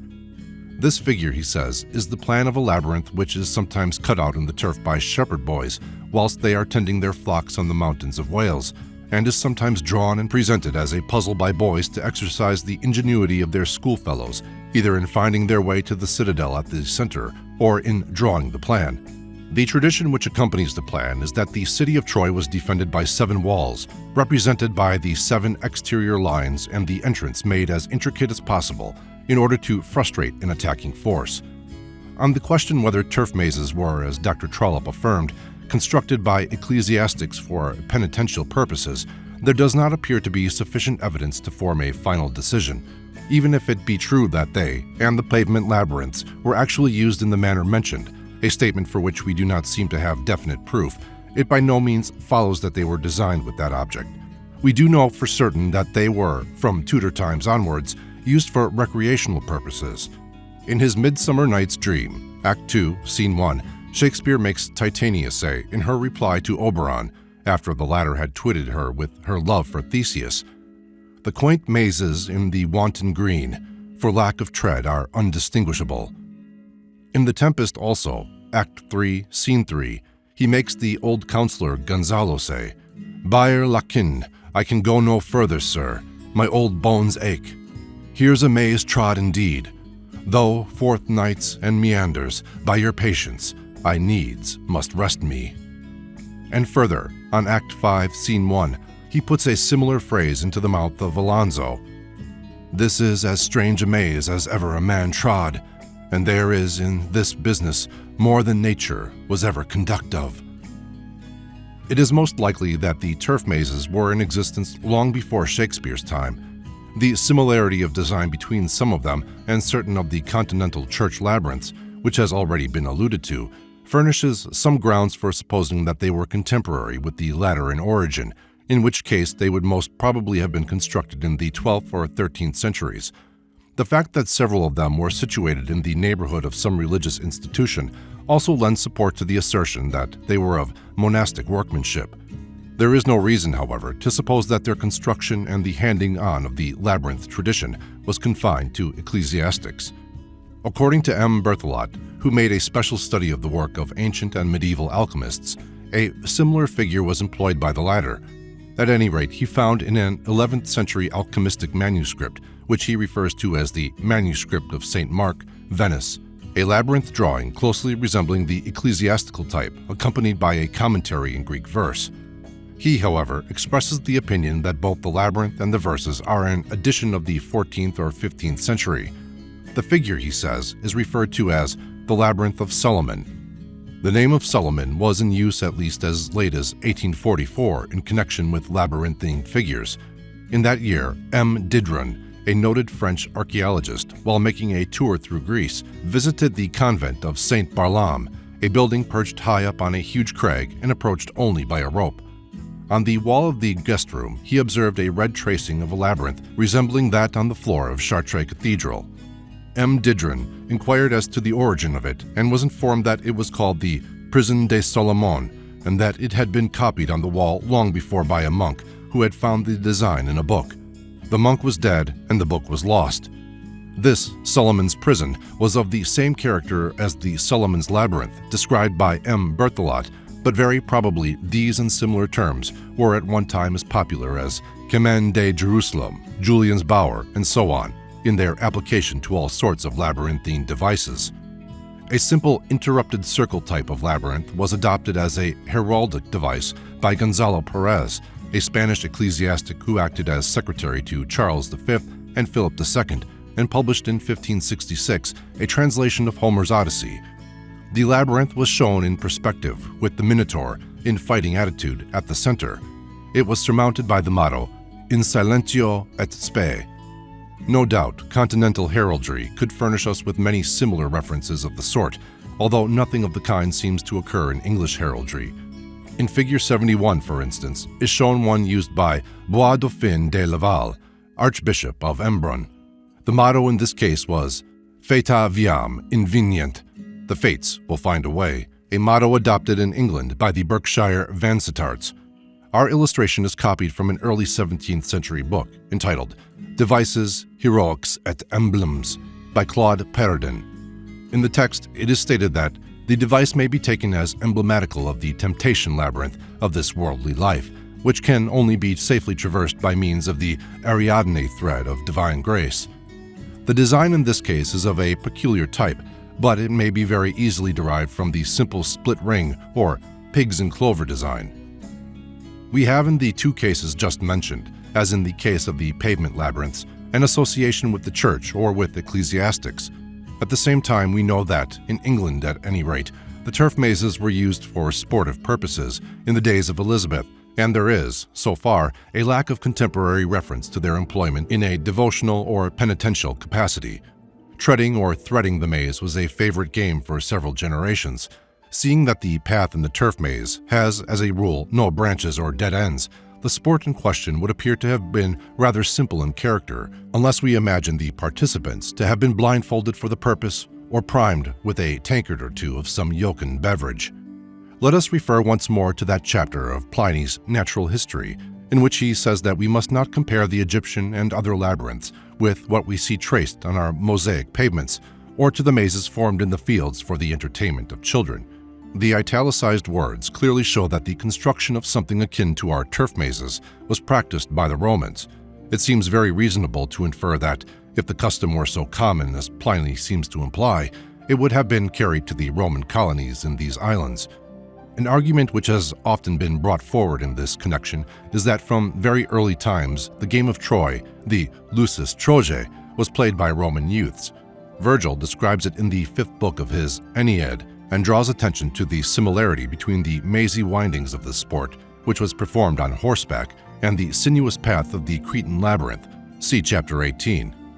The inference drawn from this is that our Troy towns and the sports connected with them are in direct line of descent from this classic game and are therefore a legacy of the Roman occupation of Britain. Dr. Stukely, whom we had occasion to mention with reference to the Horncastle maze, suggested that the term Julian's Bower was derived from the name of Lullus, the son of Aeneas, who is described as having taken part in the game. We see, then, that there is a good deal to be said for the claim of a Roman origin.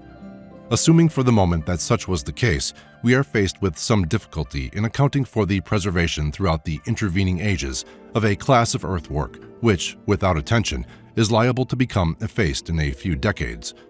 Is it likely that the Britons, after the Roman recall, would trouble to preserve the playgrounds of their late rulers' children? Is it at all probable that the successive waves of immigrants, Anglo-Saxons, Danes, and Norsemen would concern themselves with the maintenance of such alien frivolities? Is there not a chance that perhaps some of these invaders brought the custom with them? If we had to rely solely on our own historical records, we should find it extremely difficult to arrive at any conclusion in the matter. Researches of recent decades have, however, rendered it possible to approach the matter from a much wider angle, and before we attempt any further to inquire into the origin of our own turf mazes, we shall find it necessary to go back very far indeed in the history of European civilization, and to look at the question of labyrinth origins from another point of view. Before doing so, however, we will review a development which, in the eyes of the archaeologist, an insignificant sideline, is perhaps to many readers a matter of greater interest than anything we have yet dealt with, embracing as it does that type of labyrinth which is familiar to all in the famous Hampton Court specimen. Chapter 13. The Floral Labyrinth and the Dwarf Shrub Maze. The mention of the word maze most frequently calls to mind a block of tall shrubs penetrated by a puzzling branching path which terminates in an arbor or goal of some sort. But just as we have seen that the horticultural maze is far from being the sole form of expression of the idea, so we must now recognize that even in horticulture, the well-known hedge maze is not the only type of verdant labyrinth. The dwarf box, although a favorite material for delimiting flower beds and edging paths, is merely a subordinate or accompanying instrument, so to speak, in the gardener's orchestra. Yet we do occasionally see it employed as a soloist, executing its modest little arabesques between the strepitant choruses of the chromatic pateres on the terrace of some stately country home. In such cases we see a relic of the knots, which formed an important feature in the gardens of our forefathers. These devices were composed of various herbs or low shrubs, and great ingenuity was displayed in their fashioning, amongst other forms, being several varieties of labyrinths. The praises of the dwarf box in this connection were sung by John Parkinson, herbalist to Queen Elizabeth and King James I. In his Paradisus, he mentions it thus: "Box, which lastly I chiefly and above all other herbs commend unto you, and being a small, low, or dwarf kind, is called French or Dutch box. This plant," he says, "serveth very well to set out any knot or border out any beds, for besides that, it is evergreen, It being reasonable thick set, will easily be cut and formed into any fashion one will, according to the nature thereof, which is to grow very slowly, and will not in a long time rise to be of any height, but shooting forth many small branches from the root, will grow very thick, and yet not require so great tending, nor so much perish as any of the former, and so on, in typical labyrinth prose. The use of dwarf box in this way was not, of course, a novelty in Parkinson's time. In fact, it was used by the Romans to border their paths and the flower beds of that little garden in front of the porticos, which went by the name of the xystus. In the 16th century, however, the planting of dwarf shrubs and herbs in long narrow beds, twisted into various complicated figures, seems to have become very fashionable. Where maze patterns were introduced, a simple unicursal form was sometimes followed, but in many instances very elaborate mazes were executed. In a few of our libraries are to be found copies of a curious book of garden designs by Jan Vredeman de Vrie, entitled Hortorum Veriderierumque Formae, published at Antwerp in 1583. In it are represented many extraordinary and even fantastic plans for the layout of gardens, including no less than 9 in the form of labyrinths. Some of the latter are designated by titles of a descriptive or of a quasi-classic character, Larue, Ionica, Corinthia, and so forth. We reproduce a few of these designs in figures 72, 73, and 74. Several other horticultural or architectural books of about the same period also mention labyrinths or figure them in their illustrations, but it is not clear in many cases whether these are intended to represent garden mazes or the flower bed labyrinths that we have just mentioned. In some instances, where the beds were occupied by shrubs, we have a sort of link between the garden labyrinth and the hedge maze proper. An illustration in a book of 1573 on the gardens of the Villa d'Este at Tivoli, dedicated to Catherine de' Medici by the author Stefano Duperac, shows 4 rectangular labyrinths, all of the same pattern. It is unlikely that in such circumstances they would all have been formed of tall hedges, and we may therefore judge them to have been of the flower bed type, or perhaps of dwarf box. We find a reference to the herbal labyrinth in La Maison Rustique by Charles Estienne, under the heading of Kitchen Garden Planning. One of the best known and most often quoted of the Tudor gardening books is that of Thomas Hill, or Hill, whose work, a most brief and pleasant treatise teaching how to dress, sow, and set a garden, was published in 1563. It has a captivating charm, especially in the earlier black-letter editions. In later editions, the name of the author appears as Didymus Mountain. Didymus equals Thomas, Mountain equals Hill, and the book becomes The Gardener's Labyrinth. He published 2 figures of mazes, which we reproduce as figures 75 and 76. In the 1579 edition, The Profitable Art of Gardening, they are respectively placed at the heads of different chapters, the openings which are worth quoting. Here, by the way, gentle reader, I do place 2 proper mazes, the one before this chapter and the other after, as proper adornments upon pleasure to a garden, that whoso listeth, having such roomth in their garden, may place the one of them, which liketh them best, in that void place of the garden that may best be spared for the only purpose, to sport in them at times, which mazes, being workmanly handled by the gardener, shall much beautify them in devising 4 sundry fruits to be placed in each of the corners of the maze, and in the middle of it a proper arbor decked with roses, or else some fair tree of rosemary, or other fruits, at the discretion of the gardener. And here I also placed the other maze, which may be like ordered and used, as I spake before, and it may either be set with hyssop and thyme, or with wintry savory and thyme. For these do well endure all ye winter through green, and there be some which set their mazes with lavender, cotton spike, measurum, and such like. But let them be ordered in this point, as liketh best the gardener, and so an end.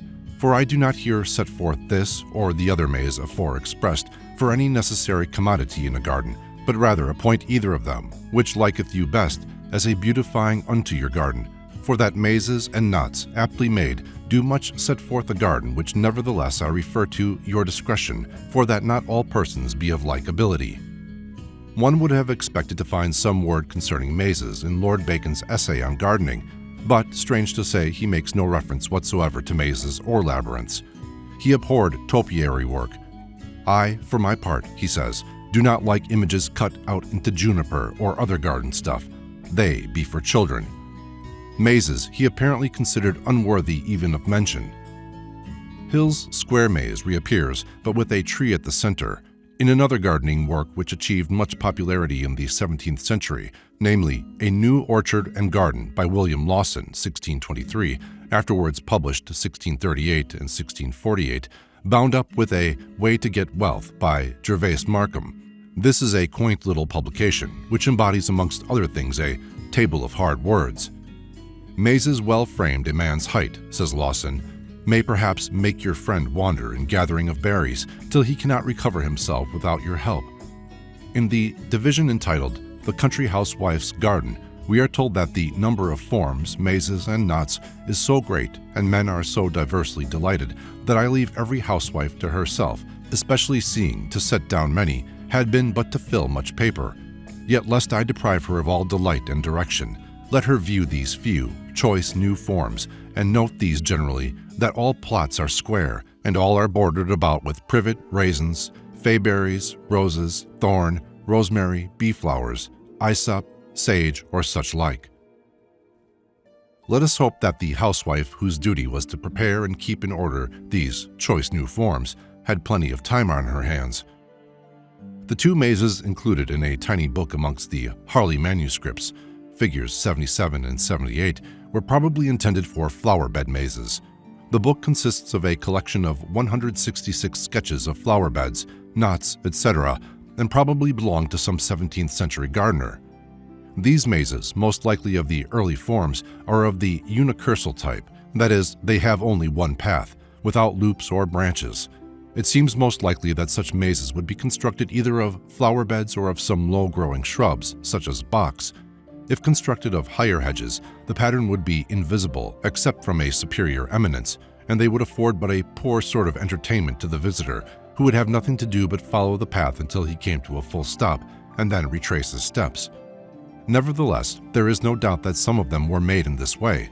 On the other hand, the flower bed labyrinth was not necessarily unicursal, as we may see from the plans of De Vries.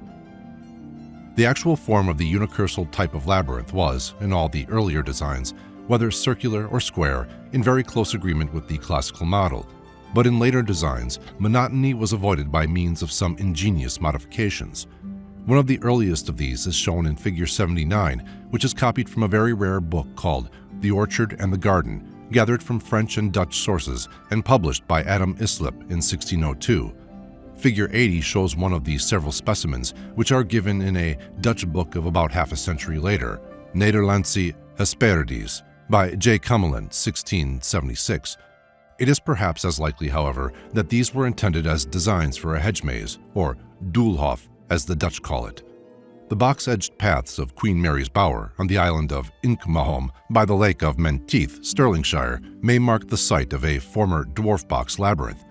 Tradition maintains that the maze was made for Mary, Queen of Scots, when she was staying there as a child.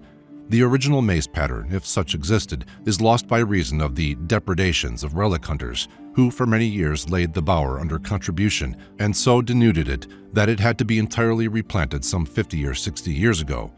The box shrubs with which it was repaired, however, are said to have been taken from the gardens of Cardross, where they have been reared from cuttings derived from the original bower.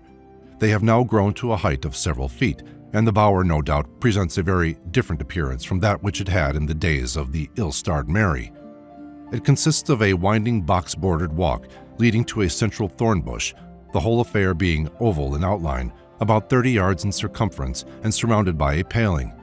Close at hand and enclosed within a square stone wall is Queen Mary's Garden, containing at the center an old box tree which is affirmed to have been planted by the little princess herself. Another Scottish relic which is said to mark the site of an old terrace maze is that near Stirling Castle, known since the 14th century as the Round to Bill or the King's Knot. There is a Queen Mary's Bower, by the way, in the gardens at Hampton Court, but this is only a straight walk shaded by an avenue of pollard elms, which forms a sort of verdant tunnel. It is situated at the summit of a bank rising above one side of the King's Privy Garden. An old tower planted with shrubs at Chatsworth bears the same name. We shall have occasion to refer to bowers again later on in another connection. The present mention of them forms a convenient transition from the subject of garden labyrinths to that of hedge mazes. Chapter 14. The Topiary Labyrinth, or Hedge Maze. The art of trimming hedges of evergreens is of great antiquity. Probably it is almost as old as horticulture itself. The Romans made much use of the services of the toparius, or hedge trimmer. He is referred to by Cicero and other writers, and it is quite possible that they had shrubs or bushes trained to enclose winding paths in the manner of a hedge maze. In Pliny's Natural History, Book 16, Chapter 33, the cypress is spoken of as being clipped and trimmed to form hedges or lengthened out in various designs for ornamental purposes. In Book 15, he tells us that a shrub called taxa is also used in ornamental gardening, from which we might conclude that the yew, or taxus, was intended. From the description in the context, however, it is more likely that Pliny was speaking of a plant something like our butcher's broom, Ruscus aculatus. He also mentions the box and a species of laurel as being suitable for this kind of work. The hint of something like a hedge maze is given in one of the epistles of the younger Pliny, where he describes the gardens of his villa in Tuscany. He speaks of having a hippodromus, a kind of circus consisting of many paths separated by box hedges and ornamented with topiary work. We do not, however, find any actual description of an indisputable hedge maze in the works of the classic writers. Amongst monastic manuscripts of the Middle Ages occur a few passages which have been thought to refer to something of the kind. For instance, Henry, abbot of Clairvaux, in speaking metaphorically of labyrinthine entanglements, says, "Non habent certos editus, semitus ambulant circularis, et in quodam fraudium labyrintho monstra sevissima reconduntur." They have no definite approaches, but wander about in circular sidetracks, and most savage monsters are concealed in their labyrinth of deceptions. But he may very well have been alluding simply to the traditional Cretan labyrinth and not to actual constructions of his own period. A perhaps more striking passage is that in a History of the Counts of Guinness, AD 800 to 1200, by Lambert of Ardres, Lambertus Ardensis, who lived in the 12th and 13th centuries. Speaking of the building of a large residence at Ardres for Count Arnold in the 12th century, he says, "A certain workman named Louis of Berbourg, with a skill in woodwork very little different from that of Daedalus, was employed in building the house, and made there a nearly inextricable labyrinth, containing recess within recess, room within room, turning within turning." Here again, the description hardly answers to that of a hedge maze, but rather indicates an elaborate architectural structure and probably refers to nothing more than a large wooden house. The common belief that our own King Henry II concealed his paramour, the Fair Rosamond, within a maze at Woodstock may possibly, as skeptical historians aver, have no firmer foundations than that afforded by the imaginative efforts of medieval romancers, but from what we have just quoted, it is evident that contrivances of the kind described in the legend may have been in existence not only in Henry's time, but even in the previous century.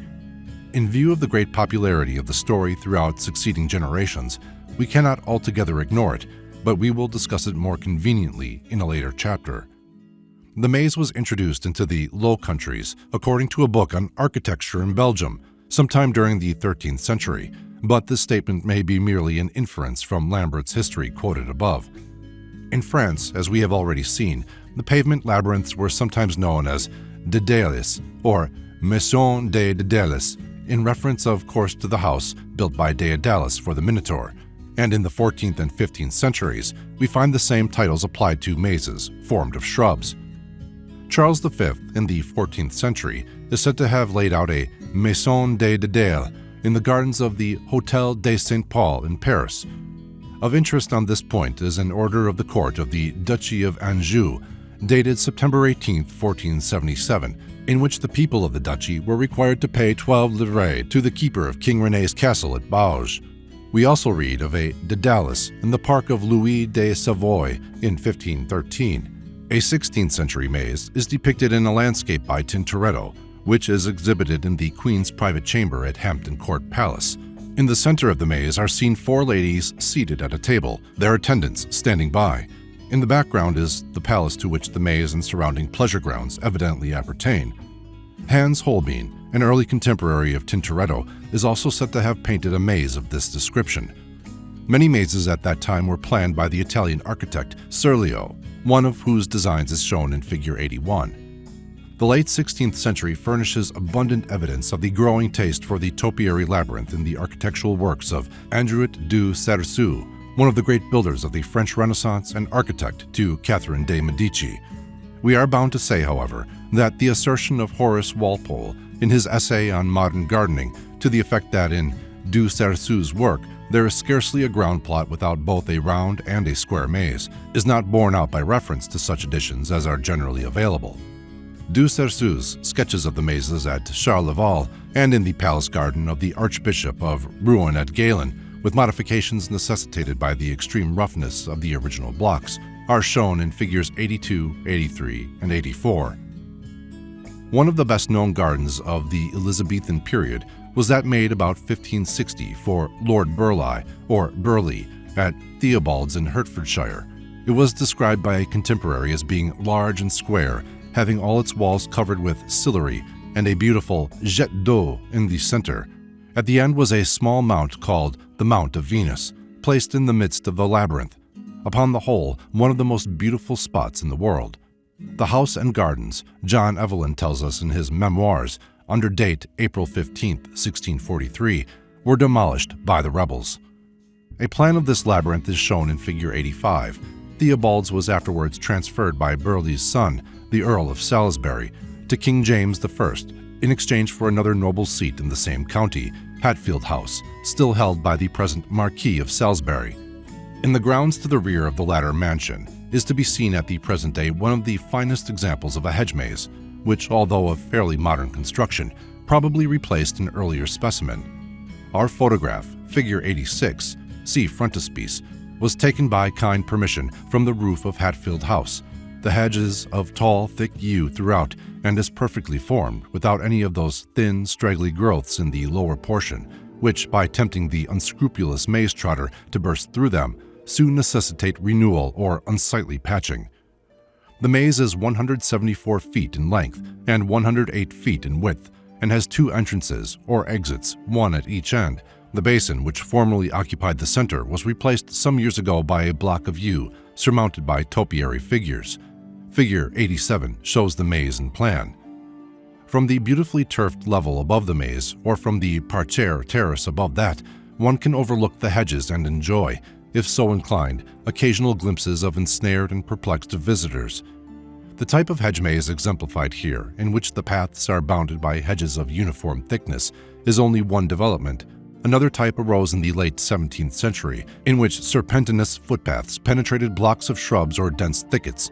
In some cases, limes or hornbeams were plashed, or their branches were so trained and intertwined as to form a continuous wall of verdure. In other cases, the intervals between the paths were filled with loose aggregations of flowering shrubs and evergreens. Such an arrangement as this was usually termed a wilderness.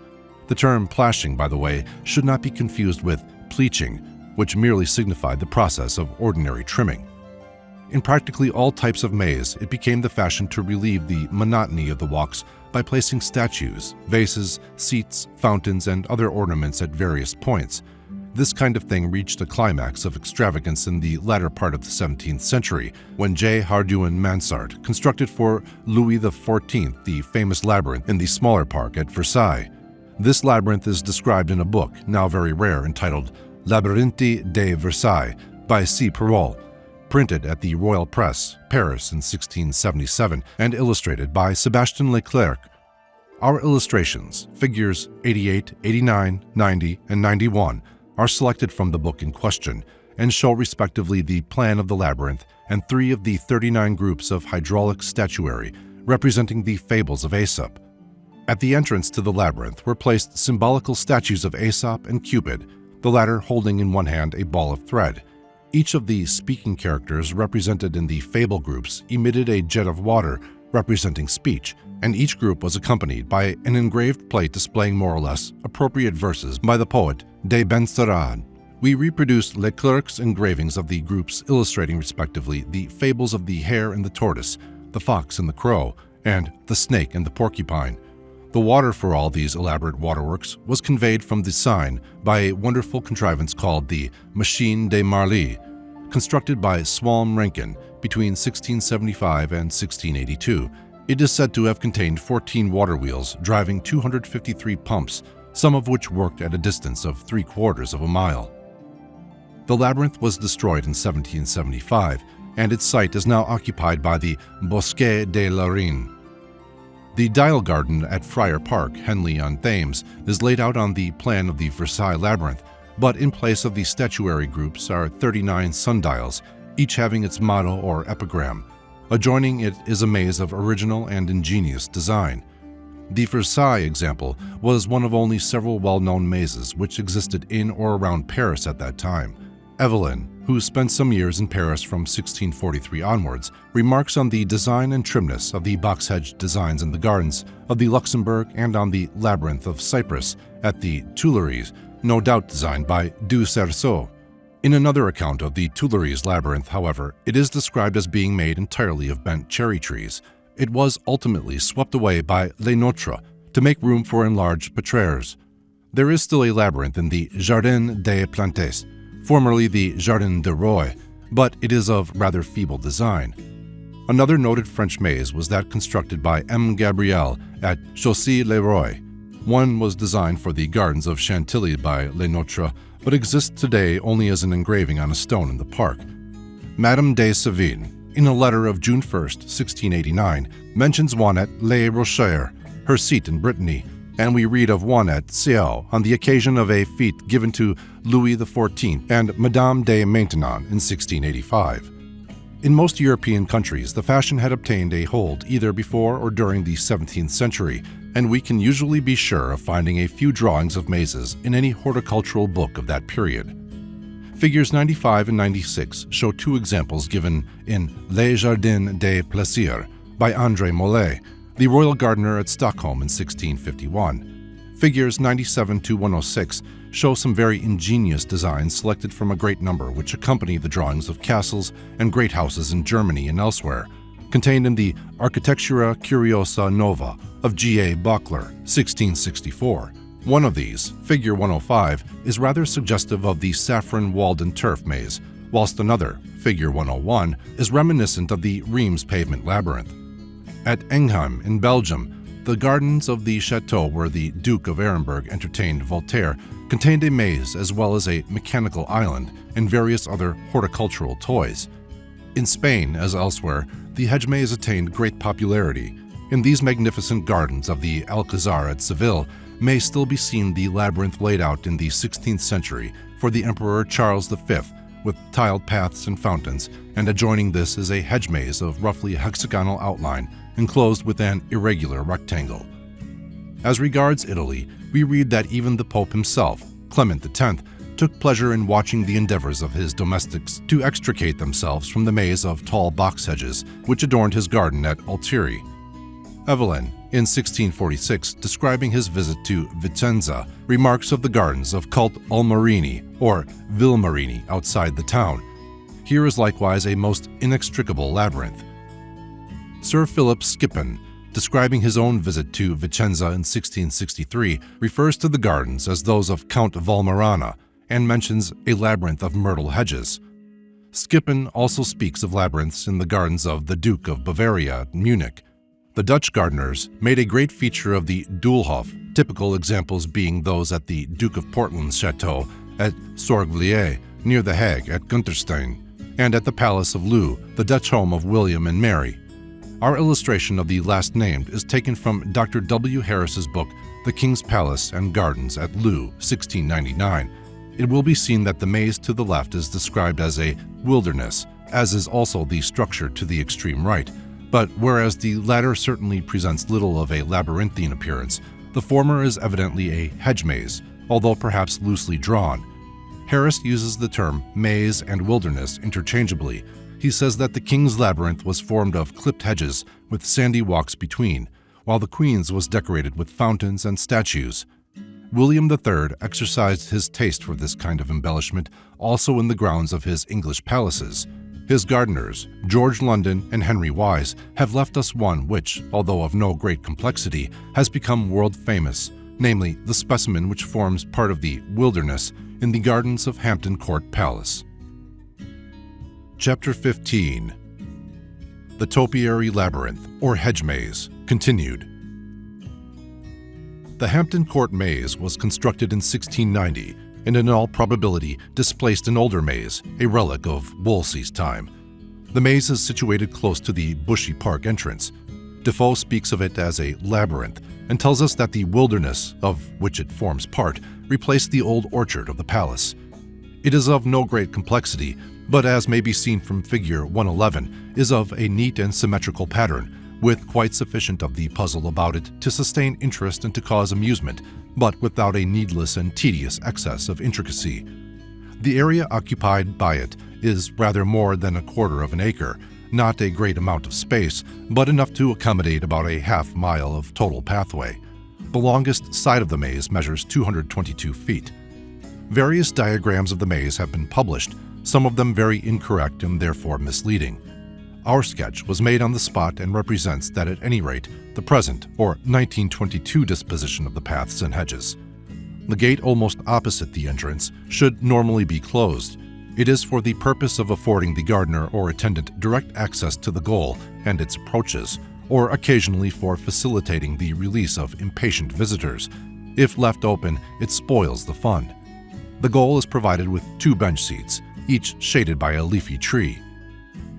The hedge was at first composed entirely of hornbeam, but like most of its kind, it has required renewal at various points from time to time, and this has not always been carried out with the appropriate material. The result, as may be seen in our photograph, is a patchwork of privet, hornbeam, yew, holly, hawthorn, and sycamore. It is nevertheless questionable whether the lack of uniformity in this respect causes any grief to the bulk of its visitors.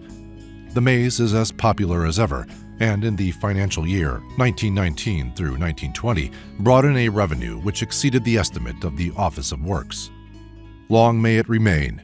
It may be a sad sight to the highbrows of horticulture, but to the unsophisticated many, it is a never-failing source of innocent merriment.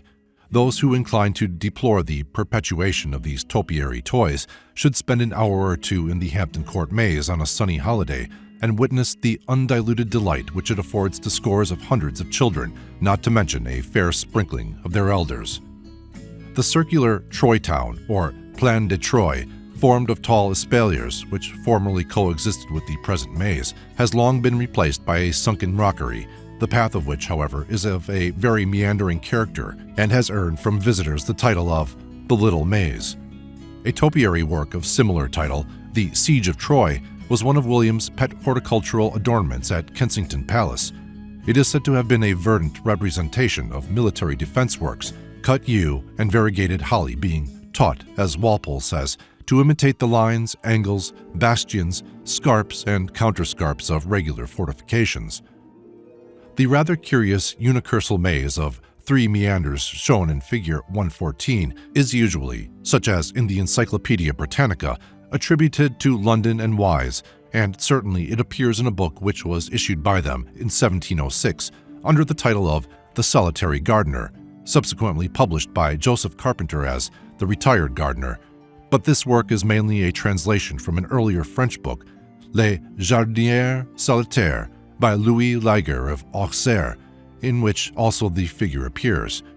Various other horticultural writers of the period make use of the same design. A labyrinth, says the text, is a place cut into several windings, set off with hornbeam to divide them from one another. The most valuable labyrinths are always those that wind most, and that of Versailles, the contrivance of which has been wonderfully liked by all that have seen it. The palisades of which labyrinths ought to be composed should be 10, 12, or 15 foot high. Some there are that are no higher than one can lean on, but those are not the finest. The walls of a labyrinth ought to be kept rolled, and the hornbeams in them sheared in the shape of half-moons. As for the allurements of the much-winding labyrinths of the Versailles type, the reader will no doubt form his own opinion.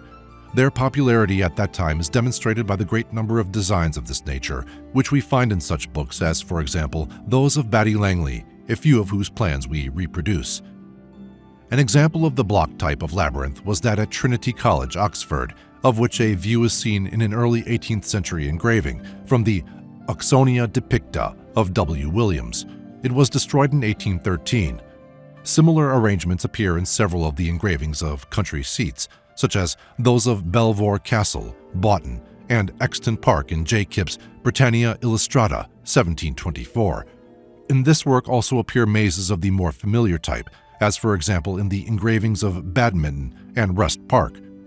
The idea of Batty Langley and of the Versailles artist seems to have been not so much that of puzzling the visitor as of providing an entertaining and diversified promenade, but with many maze architects, the object was to provide as much bewilderment as the space available permitted.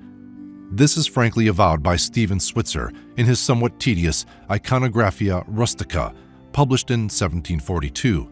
He gives the design shown in Figure 119 and describes it as a labyrinth of single hedges or banks after the ancient manner. He speaks of the object of a labyrinth as being to provide an intricate and difficult labor to find out the center, and to be, as the vulgar commonly like it for, so intricate as to lose oneself therein, and to meet with as great a number of stops therein and disappointments as possible.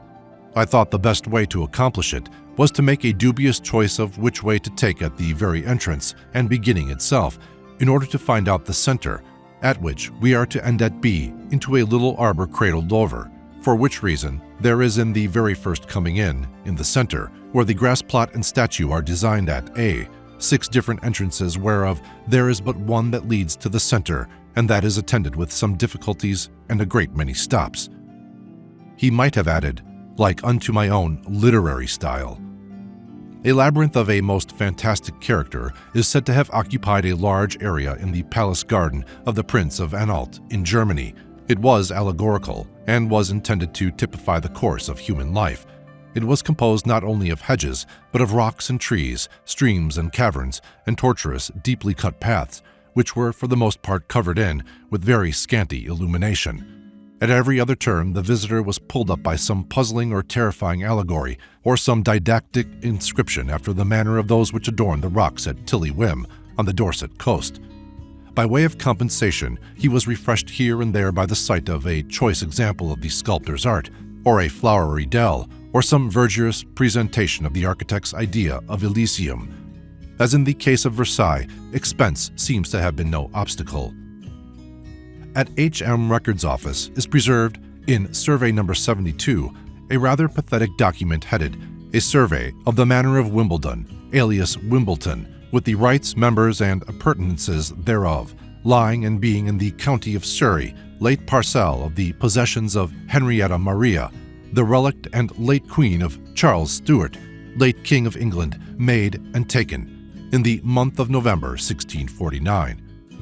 A transcript of the document was communicated to Archaeologia in 1792 by John Cayley, FAS, the following portion being worth noting in connection with our present subject. On the south side of the said turfed terrace there are planted one great maze and one wilderness, which, being severed with one gravelled alley, in or near to the middle of the said turfed terrace, sets forth the maze to lie towards the east, and the wilderness towards the west.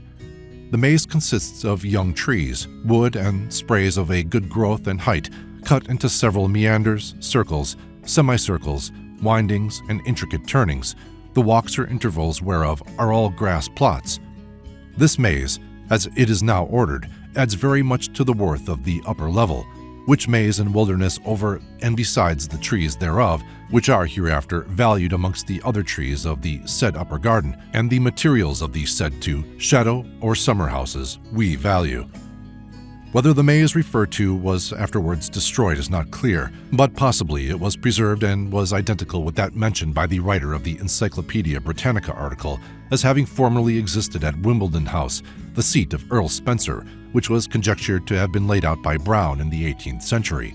Capability Browne, we may note, was no lover of mazes, though his official residence at Hampton Court adjoined the maze. There are records of various other old mazes in the immediate vicinity of London, apart from the tea garden mazes of the last century. Pepys, in 1666, speaks of several labyrinths in the gardens of Lord Brooke at Hackney, and Evelyn in 1700 mentions mazes at Mardon, Surrey. Sutton Court also contained a fine example. There was one in Tothill or Tuttle Fields Westminster, in the 17th century, and perhaps earlier, for it is mentioned with familiarity in a play written by John Cook in 1614, Green's Tu Quoque, or The City Gallant, a play of much humor, where one of the characters challenges another to a duel. Staines. I accept it. The meeting place? Spendle. Beyond the maze and Tuttle. The maze was renovated or remade in 1672, as shown by an entry in the churchwarden's accounts of St. Margaret, Westminster. Item: to Mr. William Brewer for making a maze in Tuttlefields. It was well known to John Aubrey, the antiquary and naturalist whose reference to turf mazes we have already quoted. In his Remains, 1686 through 1687, he says, "There is a maze at this day in Tuthill Fields, Westminster, and much frequented in summertime in fair afternoons." According to Mr. J. E. Smith's Parochial Memorials of St. John the Baptist, Westminster, Tuthill Fields were at one time known as Tuttle in the Maze. In the large view of London and Westminster, engraved by Wenceslas Haller, 1607 to 1677, there is shown in the middle of Tuthill Fields a clump of trees surrounding a sort of shelter, like a bandstand, but no sort of labyrinthine design is visible. Another London maze mentioned by Aubrey, and one which has left its remembrance in the present-day nomenclature of the locality, Maze Pond, is that of Southwark. At Southwark, says Aubrey, was a maze which is converted into buildings bearing that name. In another place, he says, on the south side of Tooley Street, a little westward from Burnaby Street, is a street called the Maze, or Maze, eastward from Burrow, another name for labyrinth. I believe we received these mazes from our Danish ancestors. This latter observation is one which seems to have been entirely overlooked by subsequent archaeologists and antiquaries, but its significance will be seen when we come to consider the subject of stone labyrinths. It is clear from the last phrase that in this case Aubrey had in mind turf mazes rather than hedge mazes, and we are in doubt as to whether the Southwark maze was of the former or the latter species. The abbot of Battle had a residence there after the dissolution of the monasteries, and it has been stated that he had a maze in his garden, or alternatively, that his garden paths were laid out in such an intricate manner as to suggest the name. But there are records of the name being applied to the locality before the dissolution of the monasteries, and it is quite possible that there was once a turf maze in the neighborhood, perhaps before the abbot's time. According to a footnote in Strickland's Lives of the Queens of England, the maze in Southwark once formed part of the garden of the Princess Mary Tudor, but the authority for this statement is not quoted. Maze Hill, Greenwich, is said to derive its name from the former existence of a maze, traces of which are claimed to have been found near the entrance to Morton College, Blackheath. The name was formerly spelt Maze Hill, and at one time Meese or Mees Hill. We shall have a word to say about place names towards the end of this book, but we may remark in passing that inferences as to the past existence of an object based solely upon a current homonymous place name are obviously unsound. Chapter 16. The Topiary Labyrinth or Hedge Maze continued. Latter-day developments. Towards the end of the 18th century, the taste for mazes in private gardens had to some extent declined, but as an adjunct to places of public amusement, the topiary labyrinth was still in great demand. Pleasure gardens of the Ranelagh or Vauxhall type were then greatly in vogue, not only in the metropolis but in most of the fashionable health resorts, and although it is only in comparatively few cases that we have definite records of their having possessed a maze, there is no doubt that very many were in existence, though probably most have since disappeared. A favorite resort with dwellers in the north of London, up to about a century ago, was White Conduit House in Islington, and here a maze formed one of the principal attractions. In Harrow Road, number 6, Chichester Place, marks the site of a minor public garden called The Maze, which flourished up to about the middle of last century. Another northern pleasure garden which is recorded as possessing a maze was New Georgia, in Turner's Wood, near the Spaniards' Hampstead. South of the Thames, the celebrated Beulah Spa had a maze, which, together with that at Hampton Court, is referred to by Dickens in his Sketches by Boz. Other well-known tea garden mazes are those at the Crystal Palace and at the Rosherville Gardens, Gravesend. A maze was erected at the request of the Prince Consort in or about the year 1862 in the gardens of the Royal Horticultural Society at South Kensington. It was designed by Lieutenant W. H. Nesfield, R.N., who relinquished a naval career to become a very successful gardener. Figure 120 shows the plan of this maze as given in the RHS Official Guide to the Gardens in 1864. A statue of Galatea adorned the goal. This plan differs in some respects from Nesfield's original design, which was slightly simpler and provided for a central fountain and basin. The figure which illustrates the Britannica article, and which has been copied into a popular book on puzzles, accompanied by the remark that it is a feeble thing, unfortunately departs from the official plan in certain small but important details. It allows of an almost direct passage from a third external opening to the circular goal. The maze ultimately went to ruin, and its site has long been built upon. The maze and the beautiful little gardens at Saffron Walden, which were presented to the public nearly a century ago by Mr. L. Fry, M.P., and are known as Bridge End Gardens, is still in excellent condition, although suffering in places from the illicit shortcuts made by impatient visitors. It is locally believed to be a replica of that at Hampton Court, but is of very different plan and is, in fact, much more elaborate. Our photographs, figures 121 and 122, were taken from the pulpit-like erection at one end of the central enclosure, looking roughly towards the south and the north respectively. It will be noticed that a person standing on the erection is precluded from mapping out the maze therefrom by reason of the tall topiary upgrowths at various points, designed, no doubt, with this object. This maze is situated within a few hundred yards of the turf maze, which we noticed in a previous chapter. Another modern hedge maze in the same county is that in the grounds of Mistley Place, Manningtree, the residence of E. M. Jackson, Esquire, who has kindly furnished the writer with some details concerning it. The maze was planted about 50 years ago, but unfortunately the choice of material was not of the most judicious, for while the major portion is of beech, young oaks were planted in the outer circle, and these have now grown up into large trees, overshadowing and ruining the neighboring portions of the hedge, so that it is now difficult to trace the plan. Only the inner circles remain complete. In the adjacent county of Suffolk, there is another maze of about the same age but a very different pattern at Somerleyton Hall, the seat of Lord Somerleyton.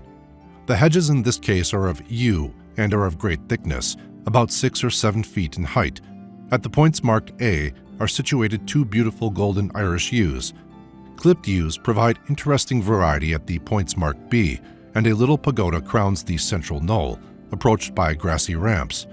There is a hexagonal maze of some complexity in the splendid gardens of the Honourable J. Egerton Warburton at Arley Hall, Cheshire. It is formed of lime trees, planted about a half-century ago.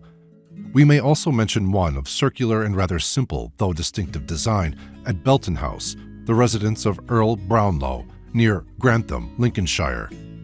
In Gloucestershire, there is one in the grounds of Sudeley Castle, the home of H. D. Brocklehurst, Esquire, where, according to Kelly's County Directory, the old Pleasance, with its paths and fountain, was discovered in 1850 and now forms part of the garden. In Nottinghamshire, there is one, planted by Colonel Thomas Coke in the 50s at Debdale Hall, Mansfield Woodhouse. Mr. W. W. Roose Ball, in his Mathematical Recreations and Essays, gives a drawing of an elaborate maze which he has erected in his own garden, presumably at Cambridge. Possibly there are many others in the seclusion of large country gardens, but as the owners of such contrivances are inclined to consider them as relics of a bygone and discredited fashion, it is only by chance or by individual enquiries that information concerning them can be obtained, and it is of course impracticable to take an unofficial census on such a matter. It may be taken as probable, however, that all the most notable examples have been enumerated above. In continental countries, the occurrence of mazes is as sporadic as at home. There are said to be some excellent specimens in the neighborhood of Barcelona, fragrant, aromatic, and flowering shrubs being a characteristic feature of their composition. As regards Italy, Mr. Ingo Triggs, in his description of the Castellezzo de' Arcanati near Milan, the art of garden design in Italy, mentions 2 labyrinths, one of which is an extensive work of closely cut hornbeam, partly laid out as a circular maze, whilst the other has a number of small enclosures and alcoves with fountains. In France, well-known mazes are those at the Priory of Saint Michael, Toul, called La Tour du Diable, and at the Abbaye aux Dames, as well as the rather poor specimen at the Jardin des Plantes in Paris, to which we have already alluded. A description of the popular Tivoli Gardens in Vienna towards the close of the last century refers to a labyrinth situated below a terrace from which spectators could observe the alarms and excursions of the enmeshed maze trotters. In the United States, where very few of the embellishments of bygone Europe have failed to achieve reproduction, there is a replica with some slight modifications of the Hampton Court Maze. This is situated at Waltham, Massachusetts, on the property of Miss Cornelia Warren. It was planted in 1896 and is formed of thick hedges of arbor vitae, about 1,000 shrubs being employed. The plan follows that of its original model, but the sharp rear angles of the Hampton Court design are replaced by rounded curves, and the hedges adjacent to the central space, which is also rounded, are correspondingly modified. There is a pond at the center, and a rustic rostrum stands before the entrance. The shortest route to the center is said to be about 1/5 of a mile in length, and the total length of the path is about 1/3 of a mile. A large hedge maze is also to be found at a place called Cedar Hill, and no doubt there are many others. The decline in favor of the maze amongst gardeners of repute during the latter part of the 18th century is possibly to be accounted for, in great part as the natural revulsion from the surfeit of elaborate designs produced in the preceding periods. In designing a garden, wrote Lord Kames, or Henry Home, everything trivial or whimsical ought to be avoided. Is a labyrinth, therefore, to be justified? It is a mere conceit, like that of composing verses in the shape of an axe or an egg.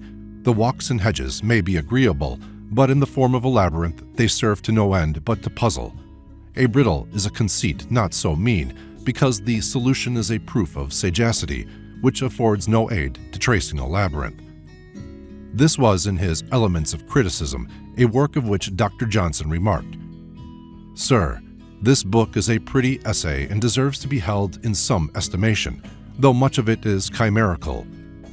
The idea that sagacity affords no aid in tracing a labyrinth is certainly chimerical, as we shall see, but persons who incline to austerity in art will have little hesitation in agreeing with the other remarks of Lord Kames, even where, further on, he says, "The Garden of Versailles, executed with boundless expense by the best artists of the age, are a lasting monument of a taste the most depraved."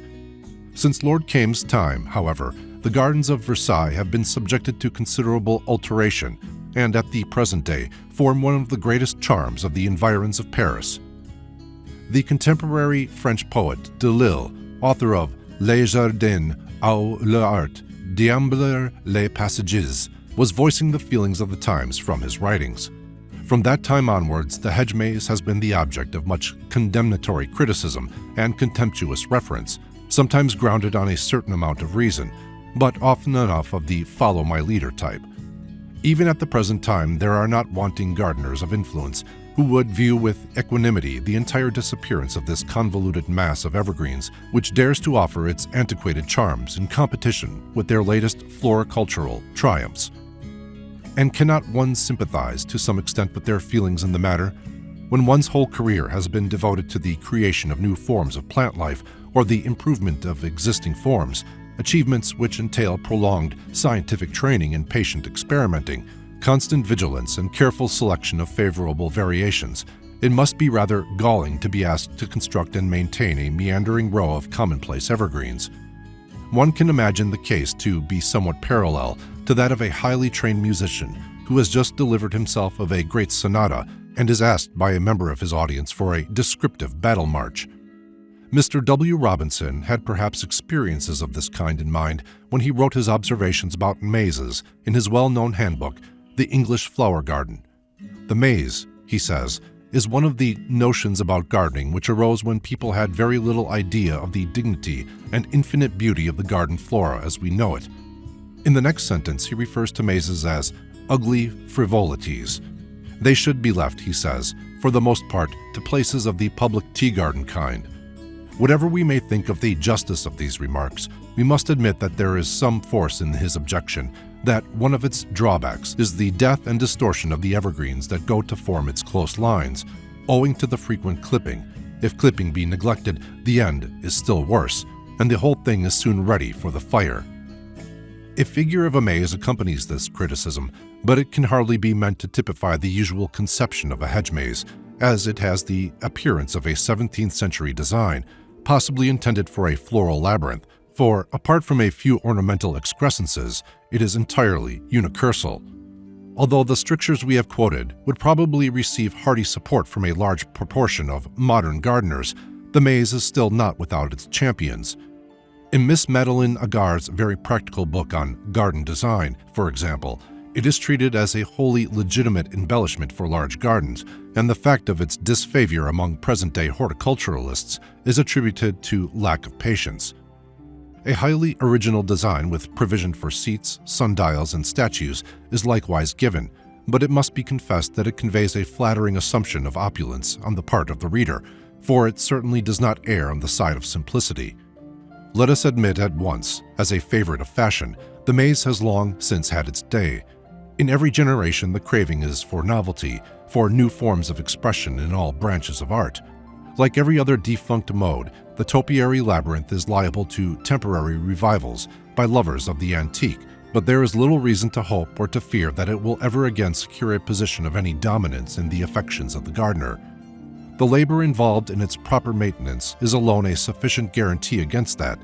The hedges require very frequent trimming and sometimes partial renewal, the latter especially in those cases where unscrupulous visitors are not prevented, by barbed wire or other means, from short-circuiting the convolutions.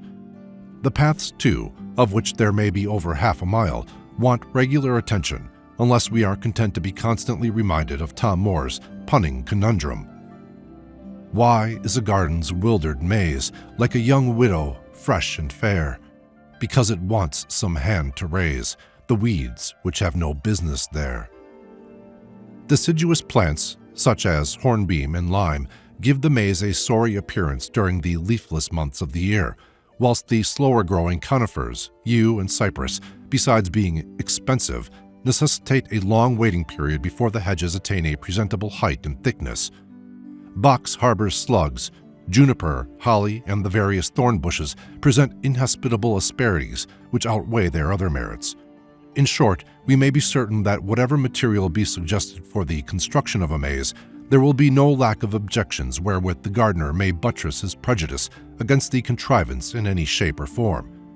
On the other hand, the maze has its own almost indefinable charms, and we need hardly tremble for its total extinction until we cease to bear children, even if we dismiss as decadent sentimentality that romantic instinct of which some of us cannot quite rid ourselves in maturer years. Chapter 17. Stone Labyrinths and Rock Engravings.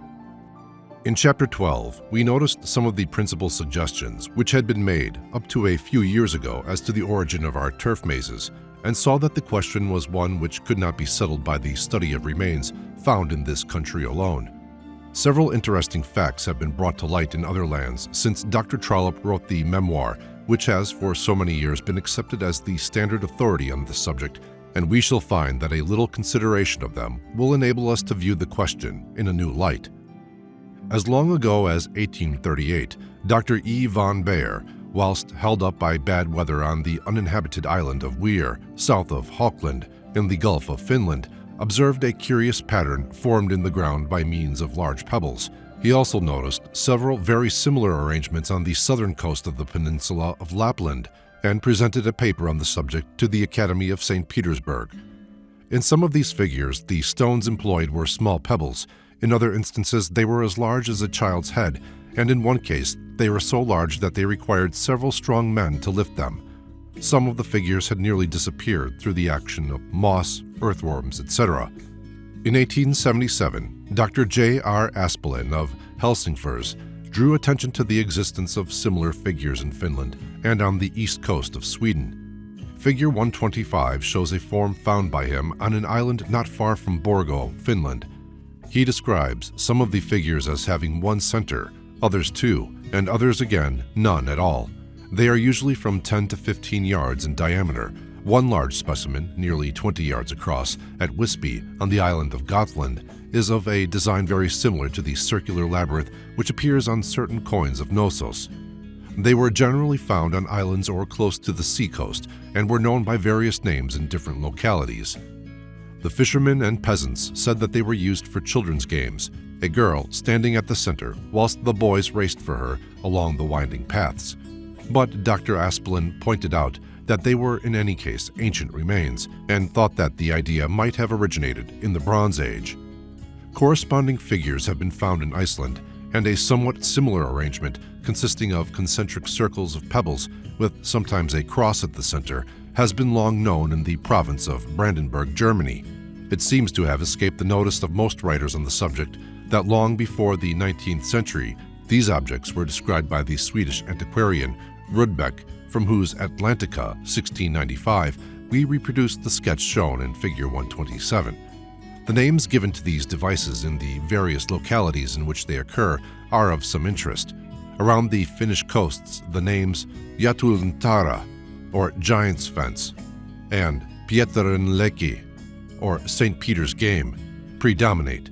Around Helsingfors, the figures are more frequently spoken of as ruins of Jerusalem, city of Nineveh, or walls of Jericho.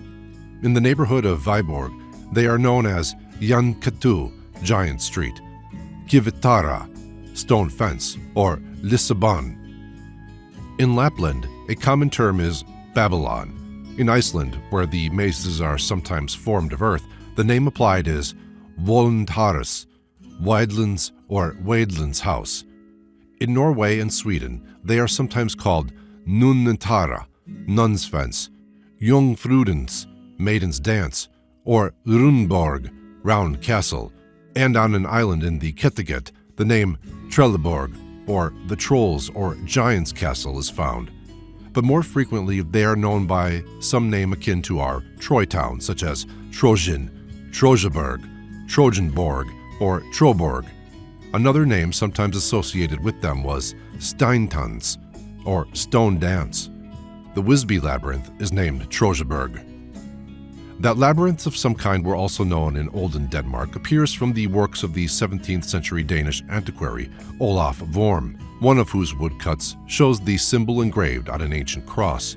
We see then that John Aubrey, see page 136, was not altogether speaking at random when he stated his belief that we received these mazes from our Danish ancestors. In fact, he based his observations on the works of the Danish and Swedish writers just referred to. If, as the above considerations lead us to guess, the use of labyrinthine figures was a common feature of the northern peoples before the Norse invasion of Britain, we may wonder whether there is any evidence of the use of the symbol by earlier inhabitants of the same parts. Are there any indications of this nature to be found among the relics of prehistoric man in the northern countries? Well, there are certain remains which have been held to afford an affirmative reply to this question. The remarkable prehistoric rock engravings in Northumberland and the Borders, first noticed about 100 years ago and described in detail by Mr. G. Tate in 1864, are very suggestive in this connection. They include many figures of a character closely approaching that of a circular labyrinth, but no actual design of the conventional Cretan type has been discovered. In figures 129 and 130 are seen examples found on rocks at Routing Lynn and Old Bewick, respectively. The engravings are as much as 3 or 4 feet in diameter, and in many cases are interconnected by grooves which terminate at their cup-like centers. They often coalesce and interconnect to form mazy patterns of great complexity. The greater number consist merely of a series of concentric circles around a central cup, these circles in some cases being interrupted along a radial line, which is generally occupied by a straight groove. Their origin and purpose are very obscure. Very similar rock engravings have been found, though not in such profusion, in other parts of Great Britain, as far north as the Orkneys, and as far south as Devonshire, and also in the south of Ireland. In other parts of Ireland, the engravings have chiefly the shape of a simple spiral. There is strong suggestion of the labyrinth idea in the elaborate series of engravings which adorn the stones of a cromlech on the island of Gaver-Inis off the coast of Brittany. Here the surface of the stones is entirely covered with engraved concentric grooves, which never cross one another but form systems of whorls, very much like those on the skin of human fingertips. There is, however, nothing that can be fairly compared with the designs of the turf mazes, the stone labyrinths, or the coins of Knossos. Amongst the remarkable assemblage of prehistoric engravings on the rocky surfaces of the Italian Maritime Alps is one which exhibits a spiral of 5 turns, with interruptions and blind branches, but the resemblance between this isolated figure and the conventional labyrinth form is rather too slender to support any useful deduction as to the ancestry of the latter. The reader may perhaps wonder whether any traces of the labyrinths have been found in other continents, and if so, whether any connection can be established between them and the labyrinth cult in Europe. An interesting discovery in this reference was made some years ago in the shape of a figure of the Cretan labyrinth of circular type, roughly engraved amid other pictographs on the wall of the ruined Casa Grande, an old Indian erection in Pinal County, Arizona, USA. An exactly similar figure with the addition of some unknown symbol opposite its entrance, figure 131, was also found in a manuscript entitled Rudo Ensayo, or Rough Essay, written by a Spaniard who visited the country, the home of the Pima Indians, in 1761 or 1762. According to this manuscript, the diagram was scratched in the sand by an Indian and represented the plan of a building. Dr. J.W. Fuchs, the chief of the Bureau of American Ethnology, who investigated the matter about 15 years ago, states that an old Indian living in the neighborhood was asked whether he knew of any building or remains of one built on such a plan. He replied in the negative, but said the figure was commonly employed in a children's game called Chuhiki, or the House of Chuhu. Chuhu is a mythical hero probably identified with Gopher, who is supposed to have made the spiral hole through which the Pima Indians came up from the underworld. A writer on this tribe of Indians has described another game played by them which seems to have much in common with that mentioned above. It is called Chulaquikut and is played with rings and darts, count being kept by means of little stones which are moved along a series of small holes arranged in the sand in the form of a whorl, starting from a center called Chuniki, the council house. If it could be shown that these games were associated with the labyrinth figure in those regions before the date of the Spanish invasion of Mexico, we should be forced to conclude either that, by an extraordinary coincidence, the figure became evolved independently in the Old World and the New, or that in both it had a common origin of astounding antiquity. However, there is a probability that it was introduced to the Indians by the early Spaniards, with whom it would have been a familiar symbol. The only other ancient Indian pictograph of labyrinthine type so far discovered appears to be that on a pebble found by Dr. Fuchs in 1919 in a ruin known as Square Tower House in Mesa Verde National Park. This, it will be seen, bears no likeness to the conventional design, but is merely an asymmetrical meandering groove, somewhat similar in appearance to the braided designs often seen on modish feminine apparel at the present day. Its significance is unknown. According to a short review in Folklore in 1913, a book entitled Some Zulu Customs and Folklore by L.H. Samuelson, Namleti, 1912, contained a description of mazes made on the ground by Zulus. Unfortunately, this book is out of print, and no copy, strange to say, is to be found in the library of either the British Museum or the Folklore Society. It would be extremely interesting to know whether the mazes in question bear any similarity to the traditional Cretan figure. So far, then, evidence of a definite labyrinth cult is confined to certain parts of Europe and the Mediterranean borders. It has, in fact, been shown that it corresponds roughly with the areas formerly occupied by the people that built the cromlechs. With regard to its origin and significance, many interesting speculations have been made, some of which we will now briefly review. Chapter 18. The Dance or Game of Troy. Readers of our previous chapters will have noticed the frequency with which the name of Troy is associated with the idea of labyrinth. We find this association, for instance, in the case of the Troy towns of Somerton and Hilberry, the walls of Troy of the Cumberland Marshes and Appleby, and the Cerdroia of the Welsh Shepherds. In Northern Europe, we find it as Troja, or in such combinations as Trosberg or Troberg. That this association is not of recent origin, we have an interesting token in a reference which occurs in a 15th century French manuscript preserved in the British Museum. This manuscript is the record of a journey made by the Seigneur de Caumont to Jerusalem in 1418. Calling at the island of Crete en route, the Seigneur, like most other travelers on similar occasions, takes occasion to make a few remarks about the famous legend associated with it. He speaks of the marvelous and horrible beast called the Minotaur, who he says was confined within that mason entry made by Daedalus, wonderful Maquinit, which the mason was named Labyrinthe, and today by Moltz is commonly called the Citadel of Troy. It would seem from the latter observation that the expression Troy Town or City of Troy was in general use 500 years ago as a title for the Cretan labyrinth, and seeing that the Renaissance of classical learning was as yet in embryo, the inference is that the name was a popular tradition of some antiquity. We find the name of Troy definitely associated with the labyrinth long before this, however, in the crude engravings on the Etruscan wine jar, which we noticed in Chapter 8, the onoiko from Trigliatella.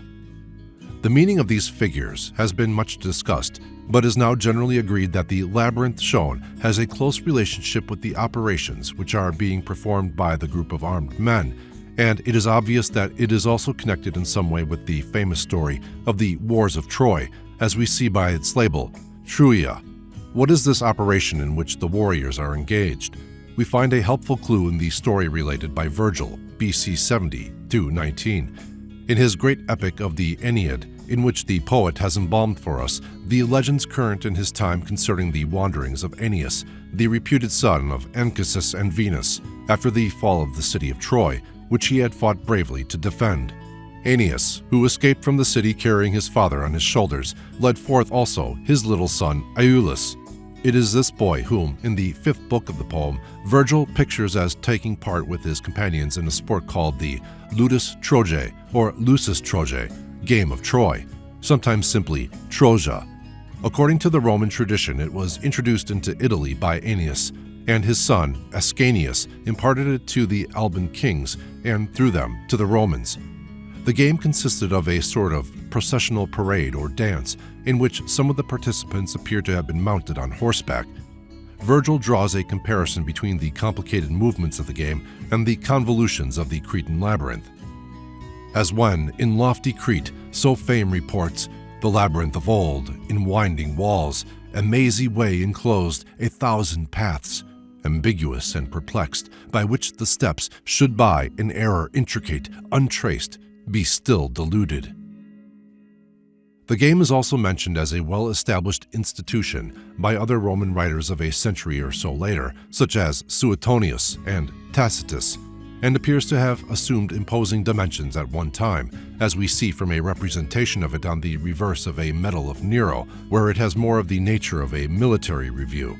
It was generally performed by youths, and only those of good social standing took part.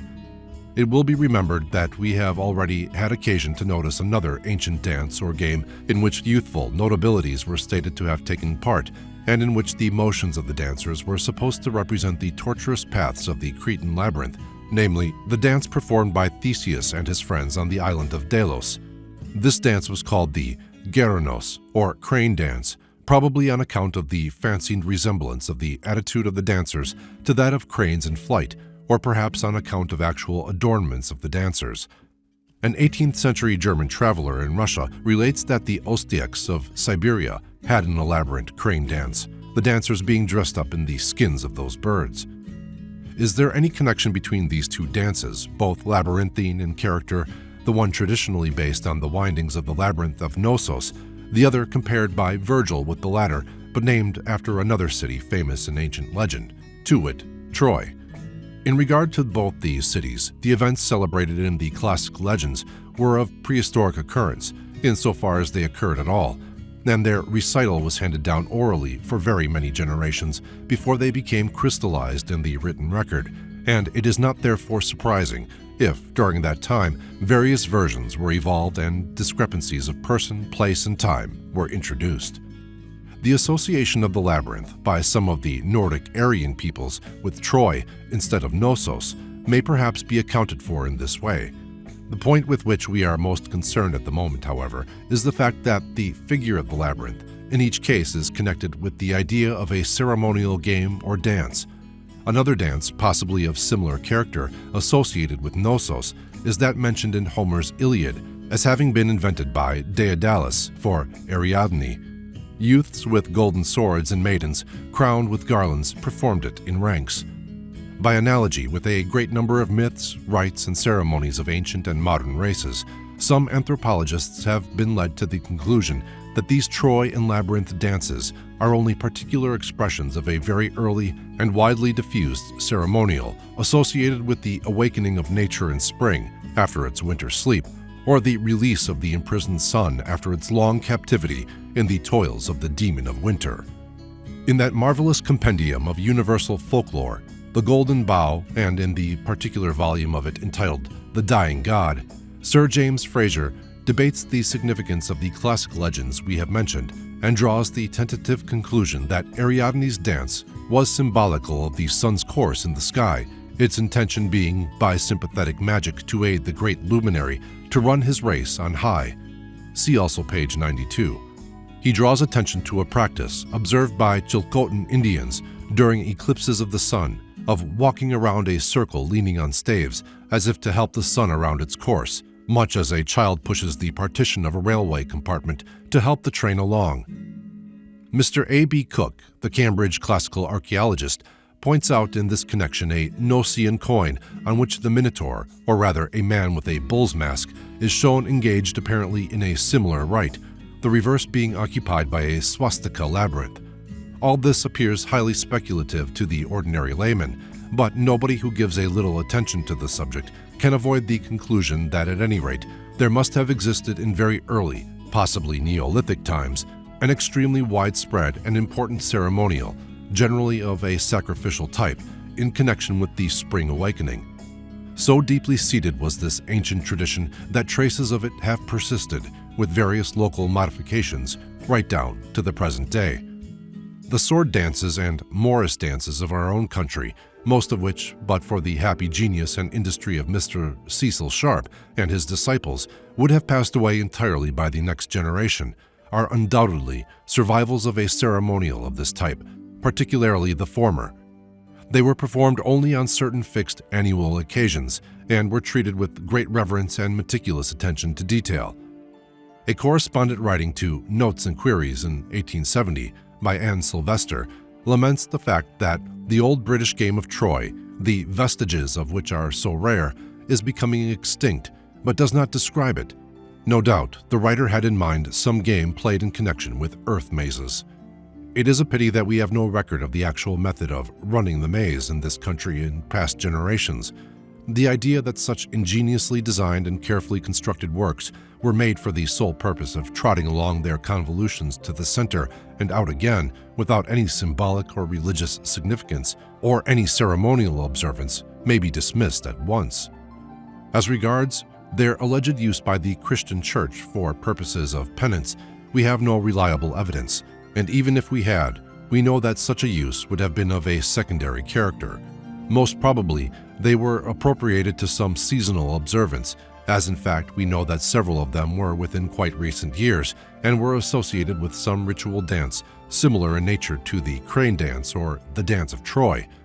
With regard to the word Troy itself, there is a possibility that its connection with the dance and the labyrinth figure may have originated not with the name of a town, but with some ancient root signifying to wind or turn.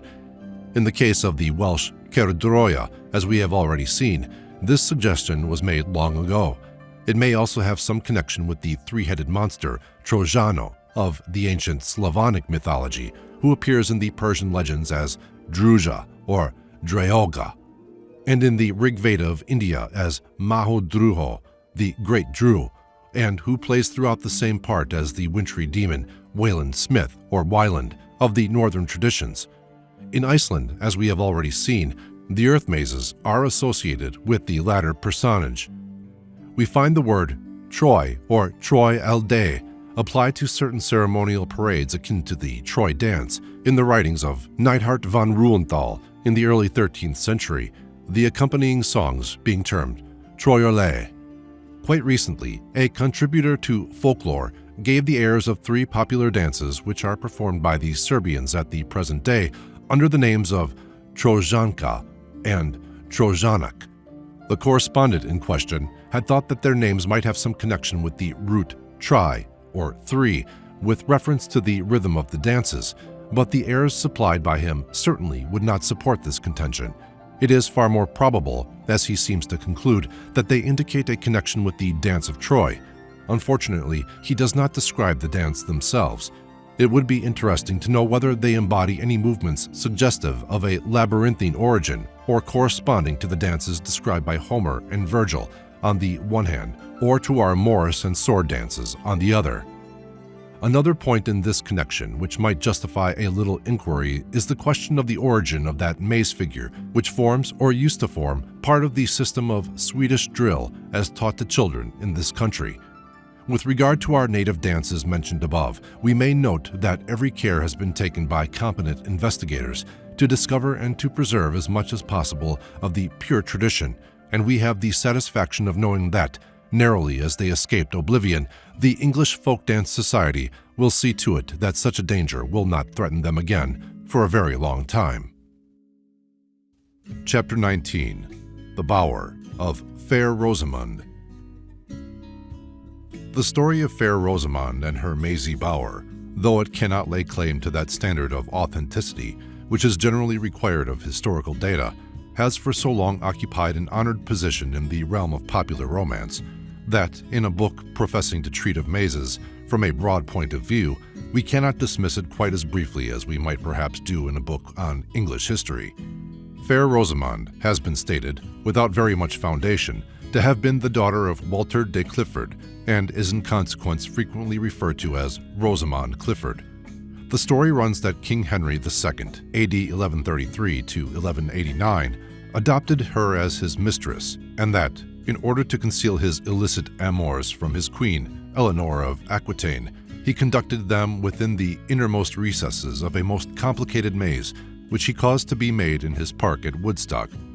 Rumors of her spouse's defections having reached the ears of Queen Eleanor, that indignant lady contrived to penetrate the labyrinth, confronted her terrified and tearful rival, and forced her to choose between the dagger and the bowl of poison. She drained the latter and became forthwith defunct. Various trimmings, more or less scandalous in nature, gathered around the central tale, as, for instance, that Rosamond presented Henry with the son who was afterwards known as William Longsword, Earl of Salisbury, but the main outline, as indicated above, was handed down intact for many generations. The poisoning incident is not mentioned in the account given by a chronicler of that time, John Brompton, Abbot of Jervaux, Yorks. It seems to have been first recorded by a French scribe in the 14th century. Brompton's version is given under the year 1151 in his Chronicon. It would appear from this account that the bower was a labyrinth of an architectural kind, perhaps like that mentioned in chapter 14, as having been built at Ardres by Louis of Bourbourg in the previous century, not, as popularly believed, a maze of evergreens. It will be seen also that Henry did not long enjoy his clandestine delights, for Rosamond shortly died and was buried before the high altar of the nunnery church of Godstow. Her death is believed to have taken place about 1176. It is possible that she had entered the nunnery some time before that. According to the contemporary annalist Roger de Hovden, her body was removed in 1191 by Bishop Hugh of Lincoln on moral grounds and was apparently reinterred in the chapter house. The imprisonment of Queen Eleanor, referred to by Brompton, was a consequence of her connivance at the rebellion of her sons in 1173 to 1174. Ranulph Higden, who lived in the 13th and 14th centuries, deals with the Henry and Rosamond story in the 7th book of his Polychronicon, and tells us that visitors to Godstow Abbey used to be shown a wonderful coffer which had belonged to Rosamond. It contained figures of birds, beasts, fishes, and boxing men, which, by clockwork or springs, were endowed with apparently spontaneous motion. Most of these subsequent chroniclers seem to have followed Higden in their relation of the story. By Tudor times, the romantic and tragic episode had become a favorite theme in popular lore. It was enshrined by the Elizabethan poet Drayton in his Epistle to Rosamond, the bower being therein described as an arrangement of subterranean vaults. It achieved its greatest popularity, however, in the ballad form, and was printed, with several other strange histories or songs and sonnets of kings, princes, dukes, lords, ladies, knights, and gentlemen, etc., in a black-letter volume written or edited by Thomas Delorne, or Delorny, in 1612. 2 editions of the ballad were represented in the collection of Samuel Pepys under the title of The Life and Death of Rosamond, King Henry II's concubine, and How She Was Poisoned to Death by Queen Eleanor. John Aubrey, in his Remains, 1686, tells us that his nurse used to sing the following verses to him. Yea, Rosamond, fair Rosamond, her name was called so, to whom Dame Eleanor, our queen, was known a deadly foe. The king, therefore, for her defense against the furious queen, at Woodstock builded such a bower, the like was never seen. Most curiously, that bower was built of stone and timber strong, and 150 doors did to this bower belong. And they so cunningly contrived, with turnings round about, that none but a clue of thread could enter in or out. The whole ballad will be found in the well-known Relics of Ancient English Poetry, collected by Bishop Percy and published by him in 1765. Of a widely different nature was the version published in 1729 by Samuel Chronicles in his Select Collection of Novels, Volume 4, The Loves of King Henry II and Fair Rosamond. Here the attitude assumed is one of learned contempt for popular credulity. What have we in this story, says Chronicles, but a copy of Ariadne's Clue and the Cretan Labyrinth? Yet are we not to wonder that the monkish historians should deliver down to us a tale of such absurdity when the same chronicles tell us that, in that king's reign, a dragon of marvelous bigness was seen at St. Osyth's in Essex, which, by its very motion, set many houses and buildings on fire. As for the inscription on Rosamond's tomb quoted by Brompton, our critic is equally scornful. The conceit, he says, is poor and common, and, like the other poetry of those times, depends on a certain jingle and play on the words. The sense of them has been thus expressed in honest English metre. Whether the verse is in better taste when expressed in honest English metre, the reader must judge for himself. Rose of the world, not rose of the peerless flower, within this tomb hath taken up her bower. Her scenteth now, and nothing sweet doth smell, who erst was wont to savour passing well. This rendering is perhaps preferable to that of Stowe in his Annals 1631, which concludes with, Though she were sweet, now foully doth she stink, a mirror good for all men, that on her think. In any case, the epitaph must be accounted a libel in one respect, for Leland, the antiquary to Henry VIII, records that, on the opening of Rosamond's tomb, at the dissolution of Godstow Nunnery, the bones were found to be encased in leather, surrounded by lead, and that a very sweet smell came out of it. An interesting point mentioned by Chronicles is that in his time, a delightful bower was still in existence at Woodstock and was shown as the original of the story. Another reliable writer of the same period, Thomas Hearne, 1718, makes a similar observation, but in this case it is made clear that the remains are those of a large building, not, as we might have inferred, those of a hedge-maze or arbor. These remains, whatever they may have been, have disappeared long since. Woodstock Park, according to the historian Roos of Warwick, was the first park to be made in England. Henry I had a palace here, but the present great building, the masterpiece of Sir John Vanbrugh, was built for the first Duke of Marlborough and was named after the scene of his famous victory, Blenheim.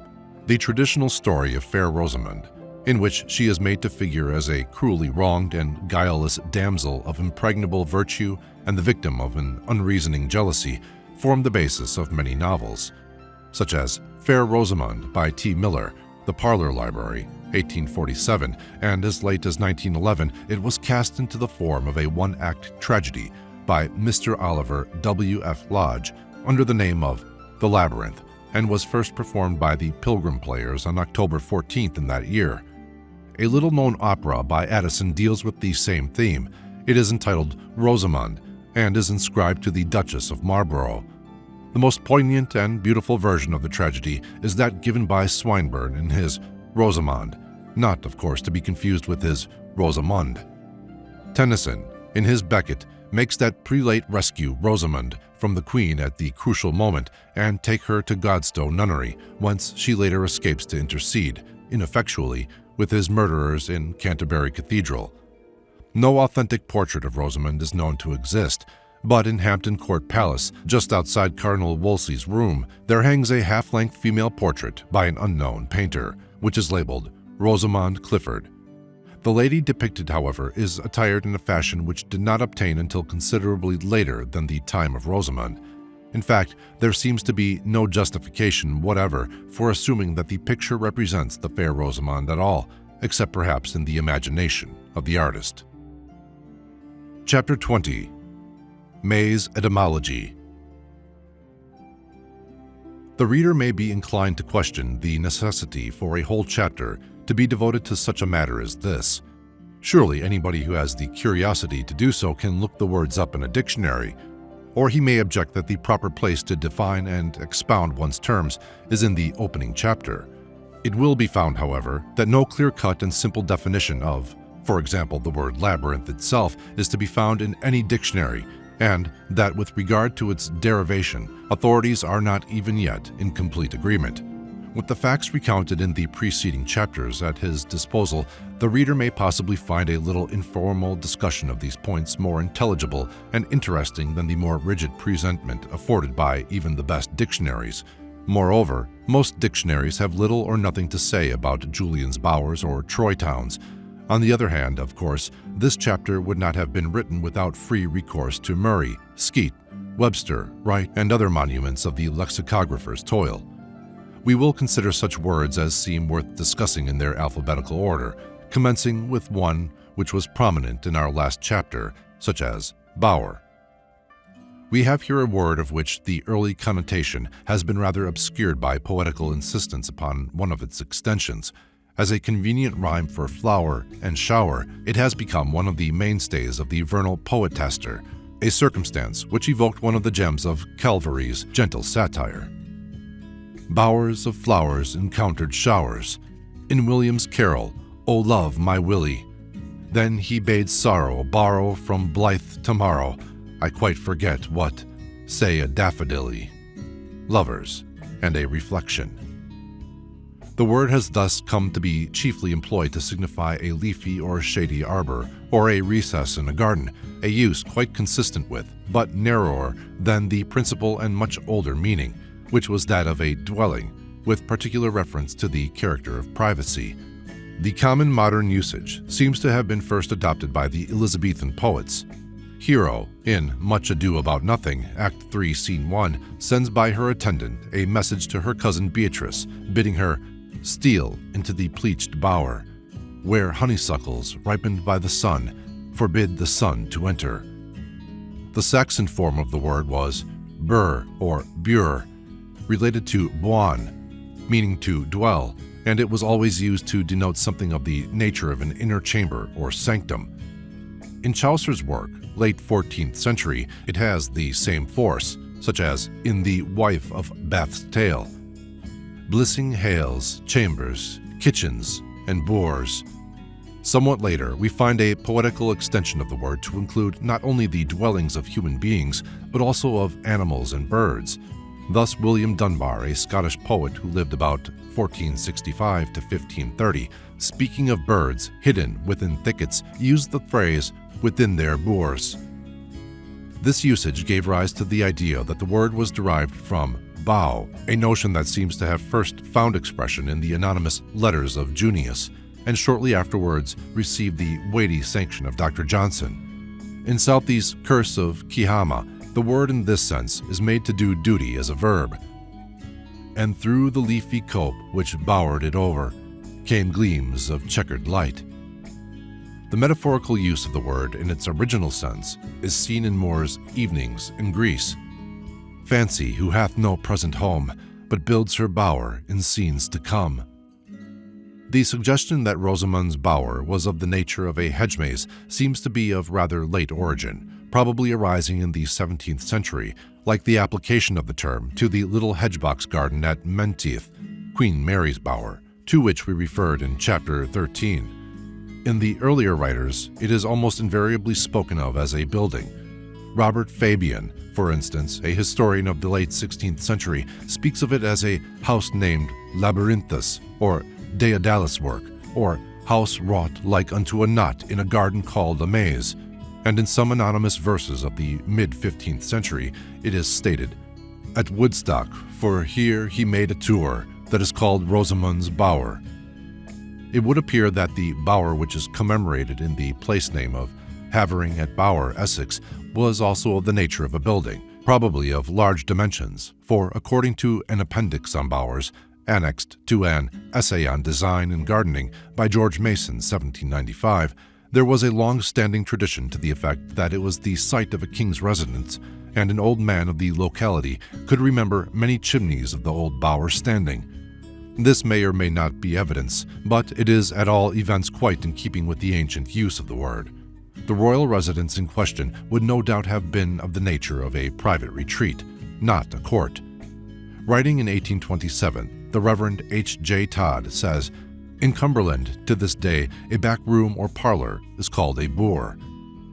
It will be seen from the remark of John Aubrey quoted on page 136 that he assumed borough to be identical in origin with bower. The former is, however, derived from the Anglo-Saxon burg or bur, a city, allied to bjorgen, to protect. In any large dictionary, there will be found detailed several other meanings for the word bower, including the sense in which it is used in Bret Harte's Heathen Chinese, but with these we are not here concerned. Strange to say, the use of the word in the combination Julian bower or Julian's bower is usually overlooked or ignored. The English Dialect Dictionary, by Wright, gives the local variants Gelienbauer, Gillenber, and Yillingbor, as occurring in Lincolnshire and Uleber, as another form of the Uleber's barrow or Uleberry's grave, which we have already noticed in Kent. Is the bower here the same as barrow, which is derived from the Anglo-Saxon bjorg, meaning, like the German, berg, a hill, or is it only the same word that we have met with in Rosamund's Bower?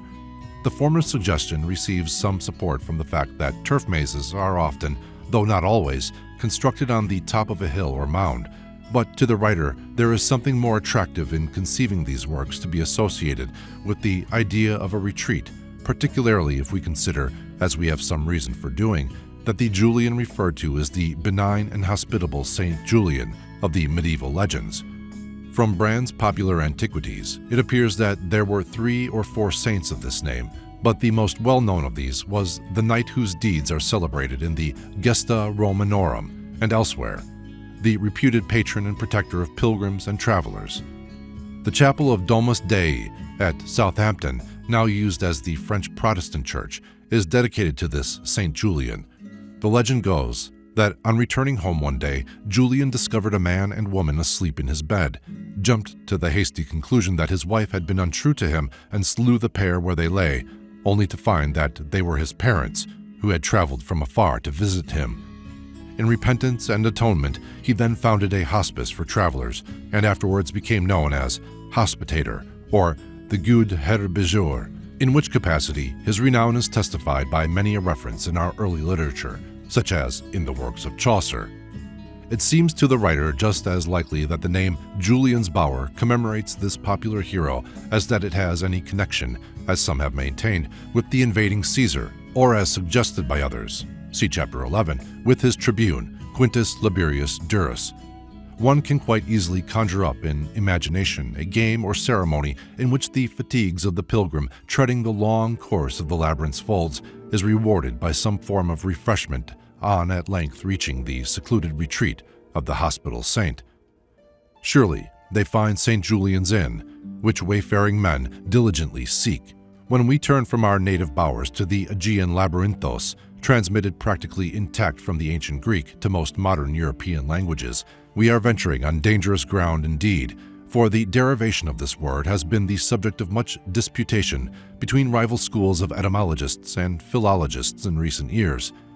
Down to a few decades ago, we were content with the bald statement of most dictionaries that it was probably correlated with the word Laura, meaning a passage or mine, though there was also a suggestion that it might be of Egyptian origin, that it was derived from the name of Labarus, meaning Senusret III, erroneously conceived by the scribe Manetho to be the founder of the Hawara pile.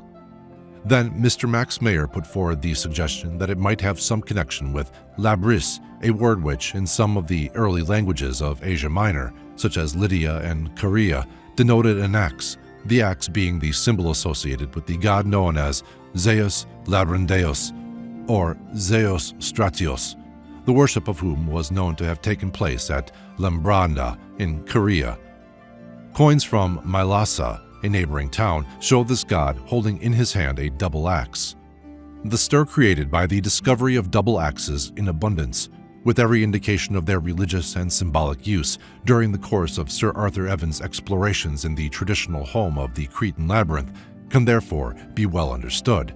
As a consequence, therefore, of every self-respecting dictionary nowadays gives preeminence to the labyrus derivation of labyrinth.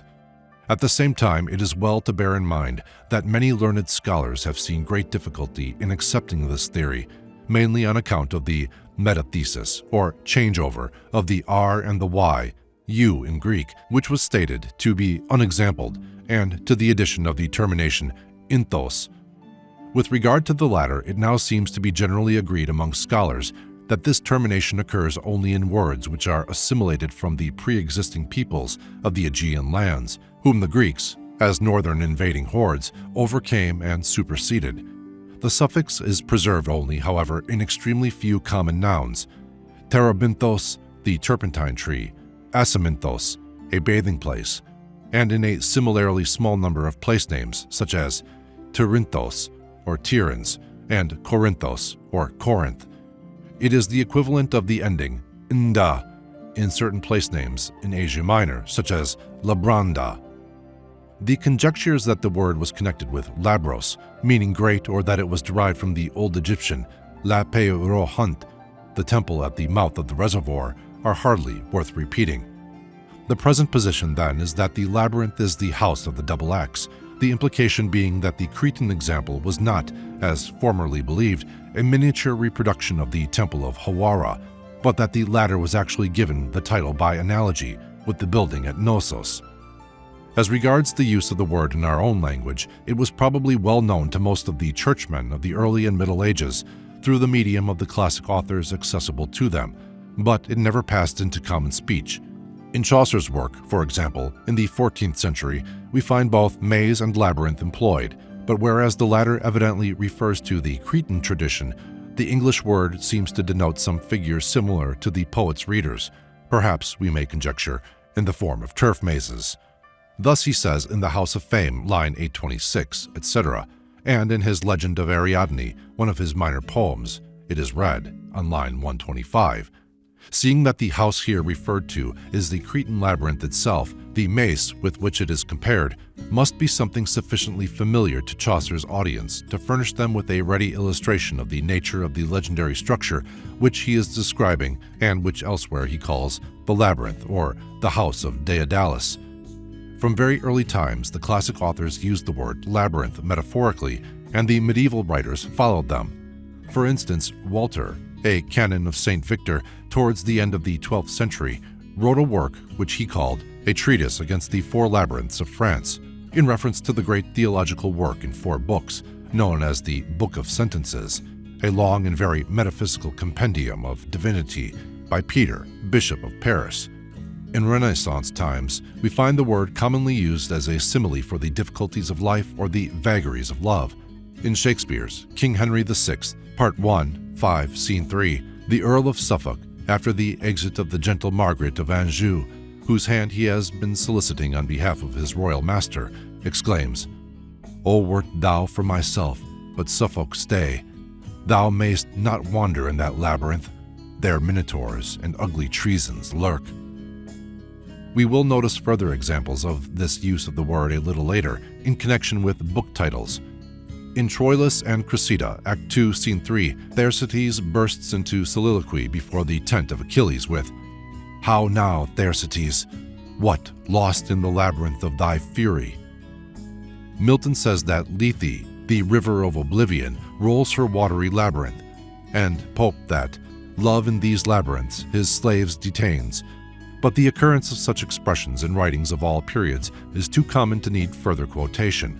We might perhaps point out that a slight shade of difference may be assumed to exist between labyrinth and maze, even when these words are used in their metaphorical sense. We may take labyrinth to signify a complex problem involving merely time and perseverance for its solution, maze, on the other hand, being reserved for its situations fraught, in addition with the elements of uncertainty and ambiguity, calling for the exercise of the higher mental faculties. In short, we may regard the two words as having reference respectively to the unicursal and multicursal types of plan. See the introduction. A distinction of this kind adds point to a sentence like that which occurs, for instance, in Mr. Lytton Strachey's Queen Victoria, where he tells us that the prince consort attempted to thread his way through the complicated labyrinth of European diplomacy and was eventually lost in the maze. As a means of expressing complexities of outline or of inner structure, natural or artificial, the word has been adopted by various branches of science or art. Every student of anatomy knows the labyrinth of the inner ear. Every geological tyro has heard of those gigantic amphibians of Carboniferous to Triassic times whose peculiarly lamellated teeth have earned for them the title of labyrinthodonts.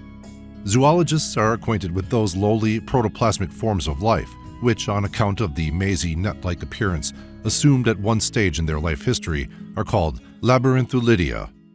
Even the engineer finds it convenient to make use of the word, as for instance when he speaks of a labyrinth packing for turbines, an arrangement which allows a certain amount of lateral motion while ensuring steam tightness.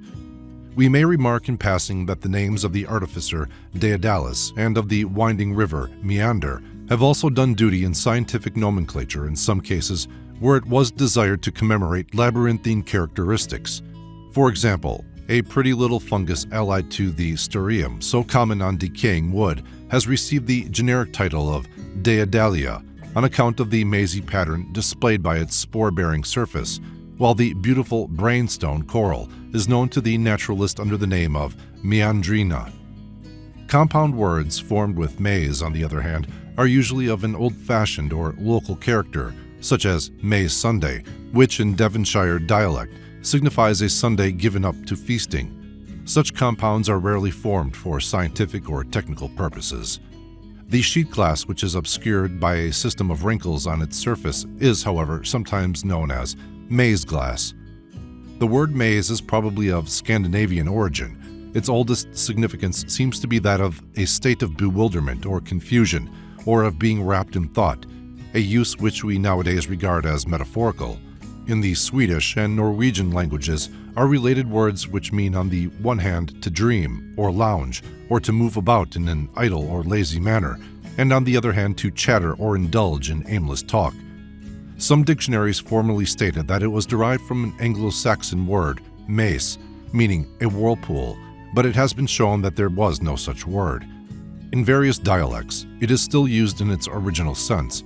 One may often hear from the older type of country folk such expressions as, "It fair mazed me to see it," giving one the feeling that the syllable "a" has been dropped, whereas it was never there. In Shakespeare, the expression frequently occurs. Titania, in Midsummer Night's Dream, Act 2, Scene 2, says, "The spring, the summer, the childing autumn, angry winter, change their wonted liveries, and the mazed world, by their increase, now knows not which is which." Talbot of Shrewsbury, in his Dire Straits Before the Walls of Bordeaux, King Henry VI, Part 1, Act 4, Scene 2, exclaims, "O negligent and heedless discipline! How are we parked and bounded in a pale, a little herd of England's timorous deer, mazed with a yelping kennel of French curs." See also King Henry VIII, Act 2, Scene 4, line 185. That the word as here quoted has no identity with the word amazed is clear from a comparison of its context with that of the latter in the numerous instances of its employment by Shakespeare. The verb to maze is found in Chaucer. "Ye maze, maze, good sire," quoth she. "This thank have I, for I have made you see."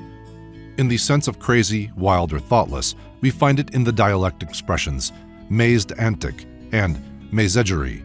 As a metaphor, it is employed in like manner to its Greek equivalent. In The Taming of the Shrew, Petruchio declares, "I have thrust myself into this maze, haply to wive and thrive as best I may." Let us, says Pope in the Essay on Man, "expatiate free over all this scene of man, a mighty maze, but not without a plan." The term has no connection with the word which we see in, for instance, Mr. Hall Caine's novel, The Deemster. "Nine maze, not bad for the first night." This is a variant of the word mise, and denotes a measure of 500 herrings.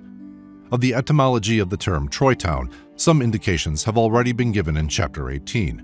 We might perhaps, in addition, hazard the guess that the Sanskrit root drew, or run, has some bearing on the origin of the word so widely associated with the idea of a dance or ceremonial, but the connection is too obscure to be very helpful.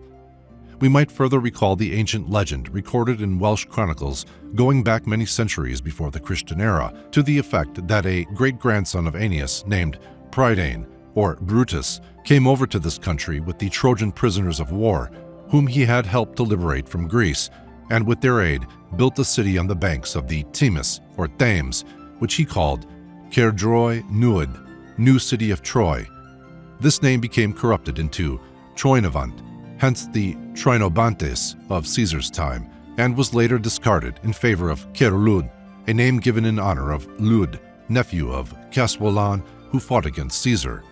The Saxons afterwards corrupted the name into Lundun, as Spencer says, from Faerie Queene 3:9, "For noble Britons sprang from Trojans bold, and Troy Novant was built of old Troy's ashes cold." If any reliance could be placed on this old story, the Corporation of London might do well to embody the labyrinth, or Troy Town, in their armorial bearings, for what symbol could better typify the complexities of our metropolis? Chapter 21. Labyrinth Design and Solution of Mazes. There is no limit to the number of patterns which, without any metaphorical extension of terms, we may legitimately describe as coming within the scope of the words maze and labyrinth. In common speech, we use either word to describe any artificial design or natural pattern presenting a convoluted appearance, or any path or channel of an intricate nature, but when we come to consider the matter more carefully, we feel the need for some definition. As we have seen, the dictionaries do not help us much in this respect. Let us therefore decide what limitations we feel compelled to observe in our use of the terms from the point of view of designers or unravelers of mazes and labyrinths. In the first place, we must limit ourselves to works of artifice, such as we must exclude the labyrinths of nature, such as forests, caverns, and so forth, and agree that any application of our terms to such objects is to be regarded as strictly metaphorical. Secondly, we must require as a practical corollary to our first condition that there shall be an element of purposefulness in the design. The purpose may be the portrayal of the imagined course of the sun through the heavens, the symbolization of the folds of sin or of the Christian's toilsome journey through life, the construction of a puzzle, or the mere pleasure to be derived from packing the maximum of path into the minimum of space, but there must be an object of some sort. The aimless scribblings of an infant, like the trail of an ink-dipped fly, may in this connection be considered as the fortuitous meanderings of nature rather than the conscious design of man. By imposing this condition, we exclude the Indian pictograph shown in Figure 132, which, in the absence of any indication as to its significance, can only by a loose extension of the term be called a labyrinth. Our use of the words aim, design, and purpose will be quite clear to everybody but the sciolist dabbling in metaphysics. Thirdly, there must be a certain degree of complexity in the design, a degree which it is manifestly impossible to define, as it must be considered in conjunction with other characteristics in any particular case. In the case of a unicursal labyrinth, such as one in which there is only one path, The complexity lies in the multiplicity of turnings and the extent of the departure from pure geometrical figures, such as the meander, the zigzag, and the spiral. In the case of a puzzle figure, it lies partly in this, but partly also in the number and disposition of branch paths. It naturally follows that in a unicursal design, there cannot be absolute symmetry, although with a little ingenuity, a very pleasing appearance of symmetry may be obtained. Fourthly, there must be communication between the component parts of the design. In other words, the path must be continuous. This does not preclude the occurrence in the design of closed islands, but only makes it clear that such inclusions do not form part of the labyrinth proper. Fifthly, there must be communication between the interior and the exterior. We might not altogether withhold the application of the term labyrinth or maze in the case of a closed design, but we should have to qualify it, or by prefixing the word closed. In the case of the beautiful and intricate mosaic pavement found in the Casa del Labirinto at Pompeii, mentioned on page 46, for example, although we know that the pattern was intended to convey an allusion to the Cretan labyrinth, we cannot look upon it as a true labyrinth design. Not only is there no communication with the exterior, but by its repetition of purely geometrical design, it fails to satisfy our third condition. If the reader chooses to formulate for himself a working definition based on the above remarks, he is at liberty to do so, but he may take for granted that nobody else will accept it. However, he will have gained at any rate a clearer conception of the matter than he would perhaps have gathered from any dictionary. We have seen that mazes and labyrinths may be roughly divided into two types as regards the principle of their design, namely into unicursal and multicursal types, or, as some may say, into non-puzzle and puzzle types, respectively. The word unicursal has hitherto been chiefly used by mathematicians to describe a class of problems dealing with the investigation of the shortest route between two given points, or of the method of tracing a route between 2 points in a given figure without covering any part of the ground more or less than once, such as the well-known bridge problems. But there is no reason why we should not apply the adjective unicursal, or single course, or once run, to denote those figures which consist of a single unbranched path, using the term multicursal as its complement or antonym. We must not draw too hard a line between these two types. For instance, we could not reasonably insist that the turf maze at Wing is multicursal simply on account of the dichotomy of its path to form the central loop. Where the loop is itself relatively large and complex, as in Poitier's example, there are better grounds for doing so. But it is plain that in such cases, the point is one to be decided by common sense. Let us consider a little further the various forms of labyrinth design and make some sort of a classification. In the first place, we may observe that a labyrinth, using this word for convenience as embracing maze, may be arranged in one plane, as we commonly see it on a sheet of paper, or it may be disposed in two or more intercommunicating planes, like the Egyptian labyrinth or a block of flats. We may thus classify all labyrinths, for a start, as either two-dimensional or three-dimensional. As the vast majority belong to the first class, and as, moreover, every subdivision of the first class may be applied equally to the second, we need say no more concerning the latter, except to remark that the complexity of a garden maze may be greatly increased if desired by introducing tunnels or bridges, thus converting it into a three-dimensional maze. Another general grouping of labyrinths would be into compact and diffuse types, the former having, in a typical case, the whole of its area occupied by the convolutions of its path and its bounding walls, the latter having spaces between the bounding walls of the various sections of the path, such spaces having no communication with the path itself. Amongst unicursal labyrinths, the Elkborough specimen, figure 59, exemplifies the compact type, and the Pimpern maze, figure 63, the diffuse type. The Hampton Court maze, figure 111, may serve as the type of a compact, and the Versailles example, figure 88, that of a diffuse multicursal labyrinth. With regard to the nature of the path itself, we may distinguish broadly between labyrinths with curved and those with straight paths, allowing for an intermediate mixed group in which part of the path is curved and part straight.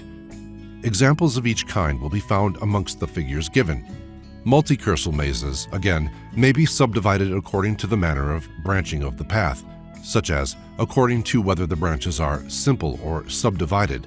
The occurrence of more than one branch at any point may be considered as the case of a subdivided branch.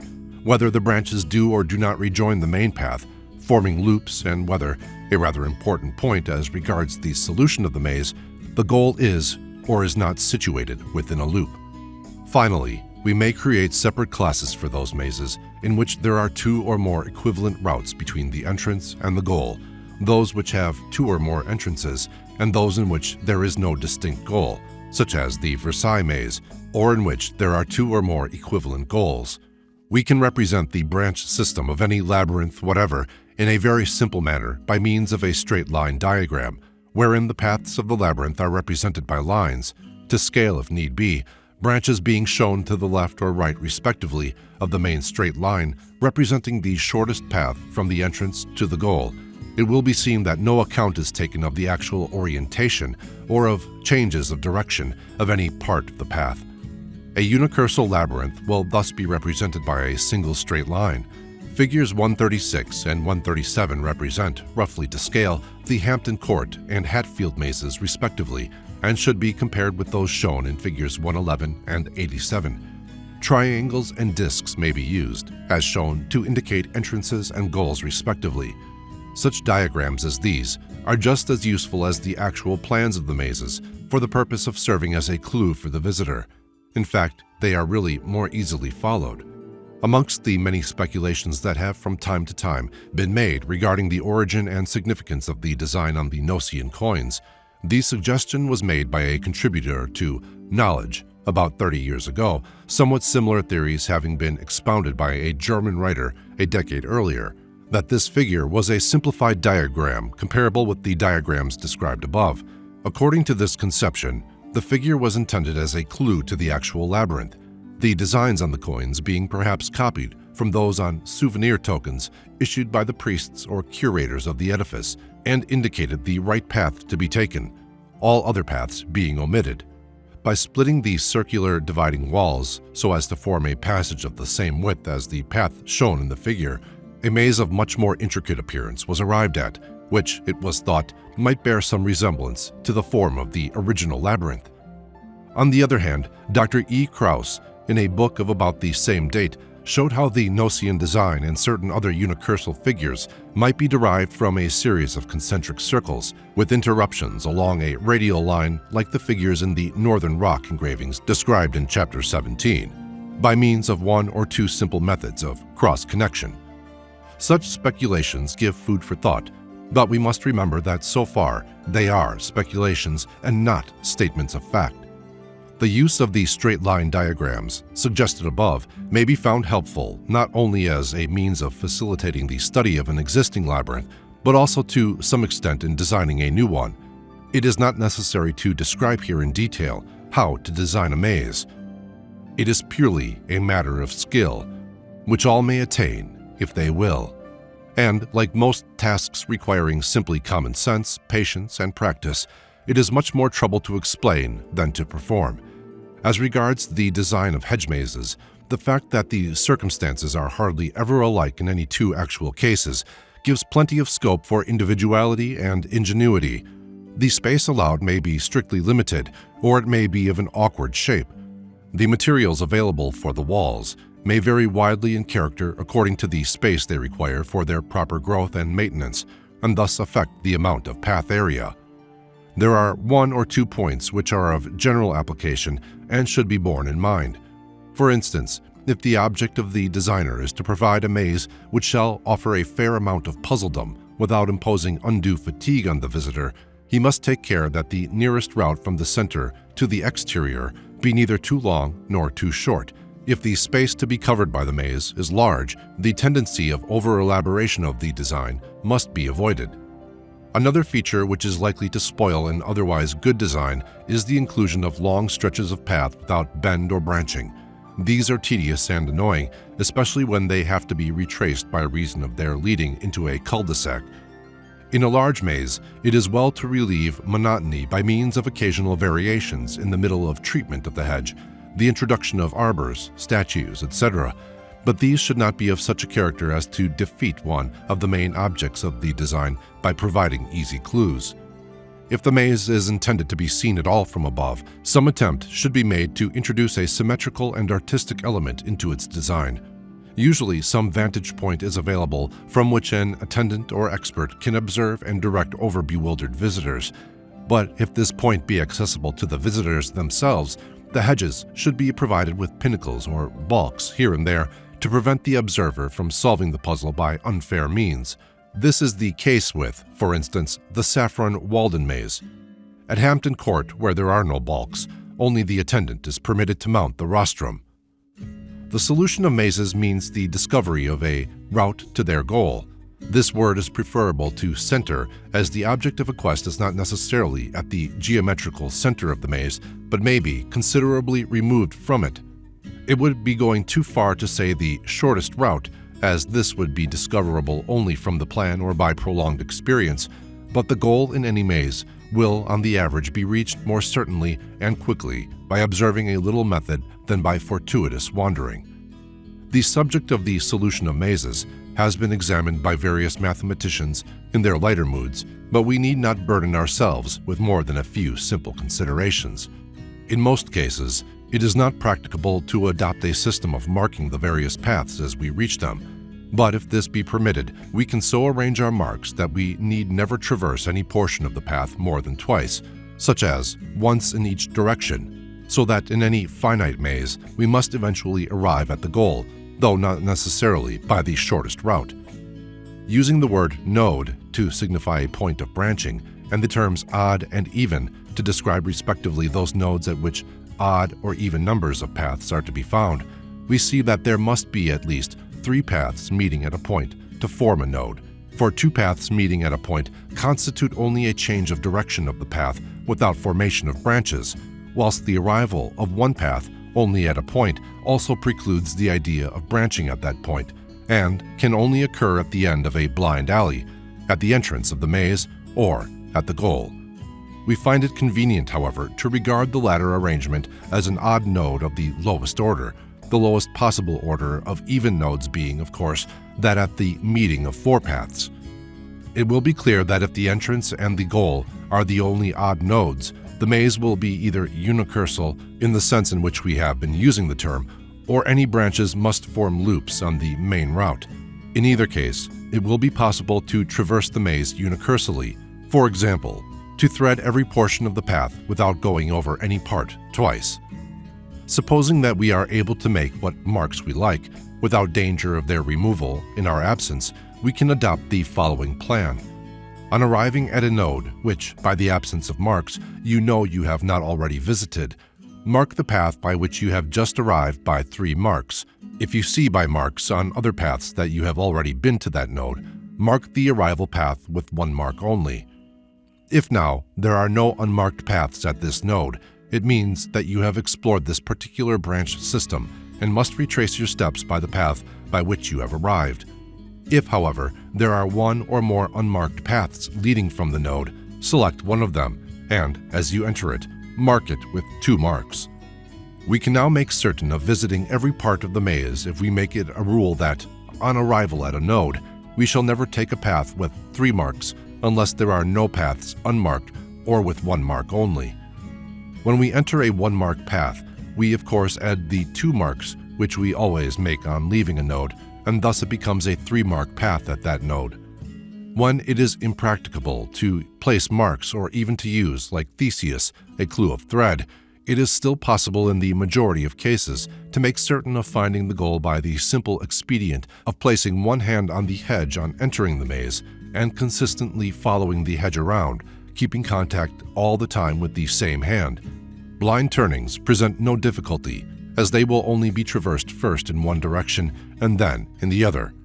The traveler, being guided by his contact with the hedge alone, is relieved of all necessity for making a choice of paths when arriving at the nodes.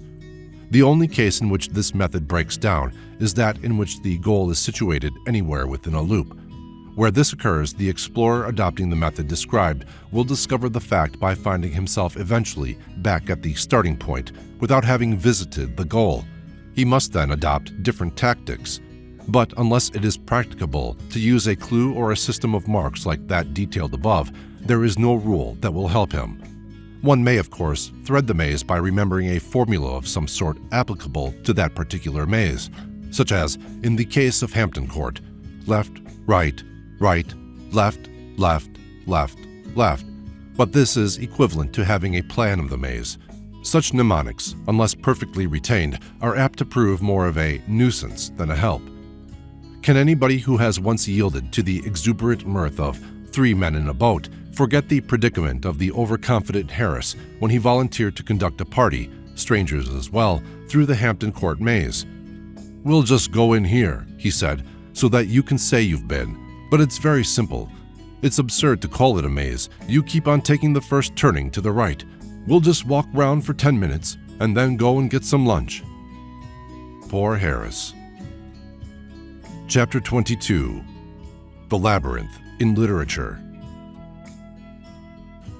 The romantic and mysterious flavor of the words maze and labyrinth has induced many a writer of fiction to adopt one or the other as the theme of a story, or as the setting of some of the action in a story, or else to use the name as an attractive symbolical title for a work. We have several times already had occasion to refer to instances of this kind in the course of our survey, but the reader may have sufficient patience to support the enumeration of a few more, not by any means exhaustive, examples. In most cases where the words are used in book titles, it is perhaps the allegorical rather than the romantic element which is in requisition, though truly the two are never far apart. The Spanish poet Juan de Migna in the 15th century was inspired by Dante's Divina Commedia to compose a ponderous allegorical poem which he named El Labirinto. This was published in Seville in 1496 and was a queer mixture of theology, astrology, and universal history. In it, the poet is shown as being guided by a beautiful woman, symbolizing divine providence, through 3 vast concentric circular regions, representing respectively the past, the present, and the future. These are somehow involved with the 7 planets, after which the 7 divisions of the poem are named. No doubt, there were at that time many folk to whom such a work made a strong appeal, but it was evidently not the kind of book that we should nowadays choose to take away for a holiday. A few years after its publication, a French bard, Jean Bouquet by name, jealous perhaps for the reputation of his native art, cast upon the astonished world a mythical epic of between 4,000 and 5,000 verses, entitled Les Labyrinths de Fortune. In this case, the guide is a female representing illusion, and her aim seems to have been to impress the poet, and through him, the less gifted mortals with the total instability and evanescence of everything pertaining to humanity. An allegorical labyrinth printed at Lyons in 1769, the period, it will be remembered, at which some of the finest cathedral labyrinths were destroyed, must have been the ancestor of some of the Sunday school pictures of our early youth. It depicted the spiritual labyrinth ornamented with 4 channels of grace, representing A. the 4 rivers of the earthly paradise and the happy state of man before the fall; B. by diverse convolutions, the various miseries with which human life has since been beset; C. by the fact of the labyrinth terminating at the same point as that from which it starts, we see how man, being formed of earth, returns as to his first principle by the decay of the body; and D. the health-giving waters of these channels represent the grace of God in which the depraved soul finds its remedy. This pious chart is signed Bellion Facit. The curious jumble of crude imagery shown in Figure 140 is reproduced from the heading to a long set of allegorical verses in German, published about 1630. The king referred to in the title is thought to be Frederick I of Bohemia. When touching upon the question of etymology, we made reference to the theological Treatise Against the 4 Labyrinths of France by Walter of St. Victor. We find the word used in this sense of verbal or mental entanglements in the Theological Matters, as well as the title of a book written some 5 centuries later by Thomas Carwell, alias Thorold. The full title of this work, which was printed in Paris in 1858, is Labyrinthus Cantorensis, or Dr. Laud's Labyrinth. being an answer to the late Archbishop of Canterbury's relation of a conference between himself and Mr. Fisher, etc., wherein the true grounds of the Roman Catholic religion are asserted, the principal courtesies betwixt Catholics and Protestants thoroughly examined, and the bishop's meandric wanderings throughout his whole work laid open to public view. Labyrinthus, according to Hazlitt's biographical collections, was the name of a Latin comedy performed at Cambridge before King James I. Perhaps this had some connection with that play, which Pepys mentions in his diary on May 2, 1684. By coach to the King's Playhouse to see The Labyrinth, the poorest play, methinks, that I ever saw, there being nothing in it but the odd accidents that fell out, by a lady's being bred up in man's apparel, and a man in a woman's. In some cases, the use of the word labyrinth in a book title seems to suggest that the term was regarded as an equivalent for thesaurus, or compendium of knowledge, in respect of any particular branch of learning. This is the case in the Gardener's Labyrinth of Didymus Montaigne, Thomas Hill, to which we referred in Chapter 13. The title has no reference to the Discourse on Mazes, which occupies a small section of the book, but simply means the Gardener's Book of Instructions, or Vade Mecum. Much the same meaning is conveyed also by the title of a rather earlier book, The Labyrinthus Medicorum Errantium, or Labyrinth of Lost Physicians, which was one of the last works of the great Swiss doctor and alchemist Paracelsus, and was published in 1553, 12 years after his death. The Polish educational reformer Kamensky, better known as Comenius, 1592 to 1671, likewise published a Labyrinthus of this kind. An English translation of it was printed early in the present century under the title of The Labyrinth of the World and the Paradise of the Heart. The Labyrinthus, or Labyrinthus, ascribed to the monk Eberhard of Bethune, who wrote in AD 1212 or thereabouts, is an elaborate and critical treatise on poetry and pedagogics. It is alternatively entitled De Miseriis Rectorum Scholarum, and its reiterated plaints on the woes of the schoolmaster should find an echo in the heart of many a present-day instructor of youth. Love, in these labyrinths, his slaves detains, sang Pope, but he was only making use of an old and well-worn metaphor, which we mention at the moment because it has so often figured in book titles. In 1593, Dr. G. Fletcher, uncle of the dramatist, wrote a poem of ingenious form entitled A Lover's Maze. A similar title, Love in a Maze, was given by Shirley to one of his plays, a performance of which was witnessed by Pepys on May 22, 1662. The play hath little in it, says Pepys, but Lacy's part of a country fellow, which he did to admiration. In 1611, a suite of poems entitled Les Labyrinthes d'Amour was published by a French poet who modestly veiled his identity behind the initials HFSDC.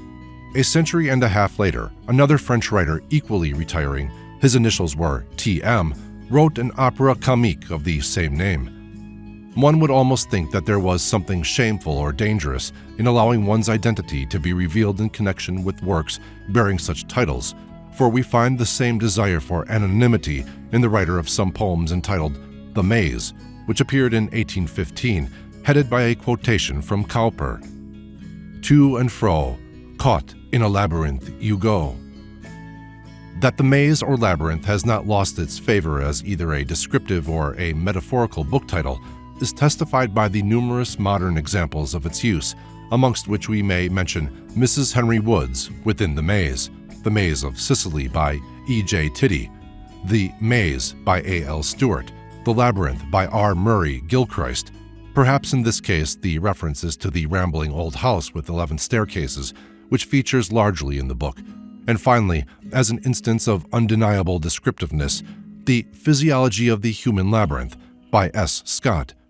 We have already made mention of O.W.F. Lodge's play, The Labyrinth, when speaking of Fair Rosamond, Chapter 19. The same title has recently been bestowed on one of a series of fanciful prose sketches by Mr. Martin Armstrong, published collectively as The Puppet Show. The Italian aviator poet Gabriele D'Annunzio, whose inconvenient conception of patriotism has proved such a source of embarrassment to his country since the war, has adopted as a most attractive and appropriate cover design for his novel Forse che si, forse no, perhaps yes, perhaps no, a conventional square unicursal labyrinth, the path of which is occupied by several repetitions in block capitals of the title of the book. The title on the wrapper of a recent novel by Miss Isabel Ostrander is accompanied by an effective design in which a female figure is seen against a background consisting of a plan of the Hampton Court maze. Mr. Rudyard Kipling, in that curious collection of inconsequential whimsicalities, which he calls the Just So stories, shows a queer sort of labyrinthine contrivance in his illustration to the story of The Crab That Played, referring to it in the text as the Big Miz-Maze. Lest any reader who happens to be acquainted with Sir A.T. Quiller Couch's novel Troytown should be misled by the title into antiquarian expectations, we may as well remark that it has no more connection with turf mazes than had the famous racehorse of this same name that came to a sad end in 1920, even less in a manner of speaking. It has reference to the same Cornish seaport as his Mayor of Troy, that mayor who was so popular with the townsfolk that in the next year they made him an ex-mayor. The vogue of allegory and extravagant symbolism which flourished in the 16th and 17th centuries was evidenced by the appearance of numbers of little books of emblems, mainly based upon those of Andrea Alciati, 1492 to 1550, and, as might well be expected, the labyrinth furnished many an inspiration to the compilers of these works. The emblem books of the Dutchman Jacob Cats, for example, and of our own poet Francis Quarles, 1592 to 1644, were, like those of Alciati himself, enormously popular and ran through very many editions, not only in the native tongues of their authors, but in most of the languages of Europe. We have already, in Chapter 12, drawn attention to a labyrinth emblem in the collection of the French writer Claude Peradin. A labyrinth of a different type appears in the emblems of Quarles, such as in the 1635 edition. In this case, we are shown a woman walking away from the center of what looks like a tall hedge maze, which has its path on the top of the hedge. With one hand, she holds a staff, and in the other, a cord, the distant end of which is held by an angel located at the summit of a round tower some way off. A winding path proceeds from this tower to the gateway of the labyrinth. Here and there, one sees unfortunate beings who are slipping from the wall into the deep crevices below. A quotation from the Psalms, in Latin and in English, accompanies this figure. "Oh, that my ways were directed to keep thy statutes." The labyrinth shown in most of the other emblem books, where one occurs at all, is a very poor affair and looks rather like a low, flat fortress or an inverted cake tin. A more realistic arrangement, however, appears in the collection of Jacob Cats. The Hampton Court maze has more than once figured in literature. One appearance we have already noticed at the end of the preceding chapter, another of a totally different character we cull from the British Magazine for 1747. Few people, one would imagine, look upon a visit to this popular resort as an occasion for melancholy meditations or for chanting moral dirges, but a foreigner might well be excused for reading the following lines as a justification of the reproach that Englishmen take their pleasures sadly. Reflections on walking in the maze at Hampton Court. What is this mighty labyrinth, the earth, but a wild maze the moment of our birth? Still as we life pursue the maze extends, nor find we where each winding purlieu ends. Crooked and vague each step of life we tread, unseen the danger, we escape the dread.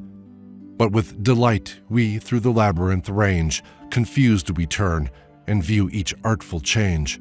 Bewildered through each wild meander bend, our wandering steps, anxious to gain the end. Unknown and intricate, we still pursue a certain path uncertain of the clue. Like hoodwinked fools perplexed, we grope our way, and during life's short course, we blindly stray. Puzzled in mazes and perplexed with fears, unknown alike both heaven and earth appears.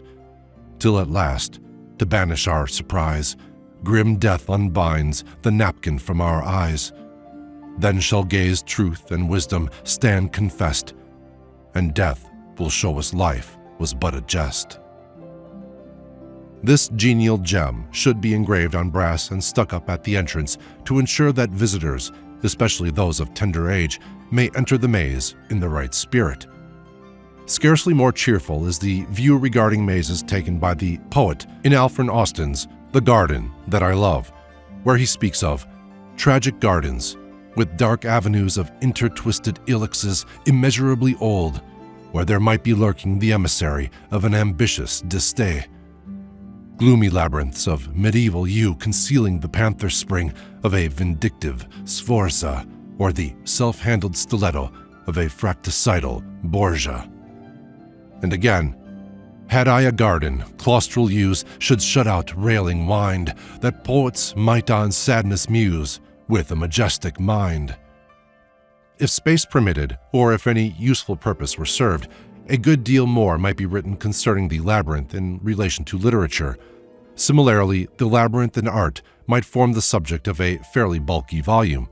A considerable amount of space could be taken up with the speculations that have been made as to the probable relationship of the Gnossian design to the cross, the swastika, with its variants the triskelion and the tetraskelion, the circle, the spiral, and so forth.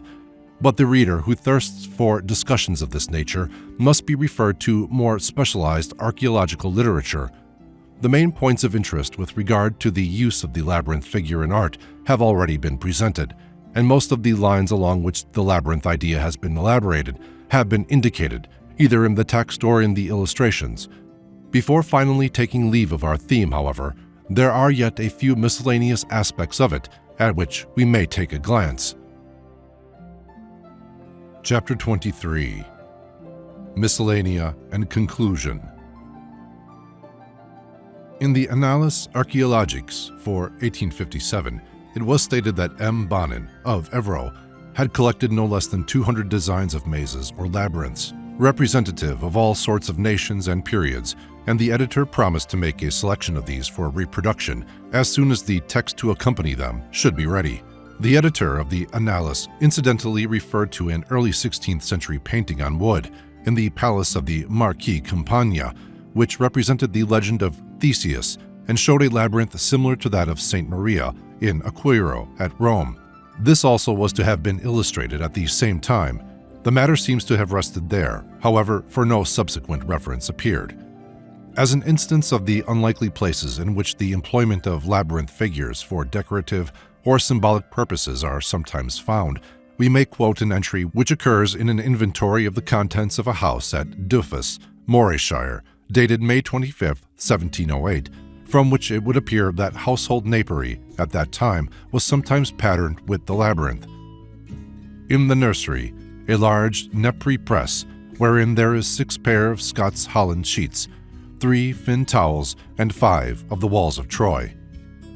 Mr. Albert Way, in his notes to Dr. Trollope's memoir on labyrinths in 1858, after referring to the popularity of mazes and Troy towns in Scotland, mentions a labyrinth incised on the stone bench in one of the window recesses of the hall at Craigmillar Castle.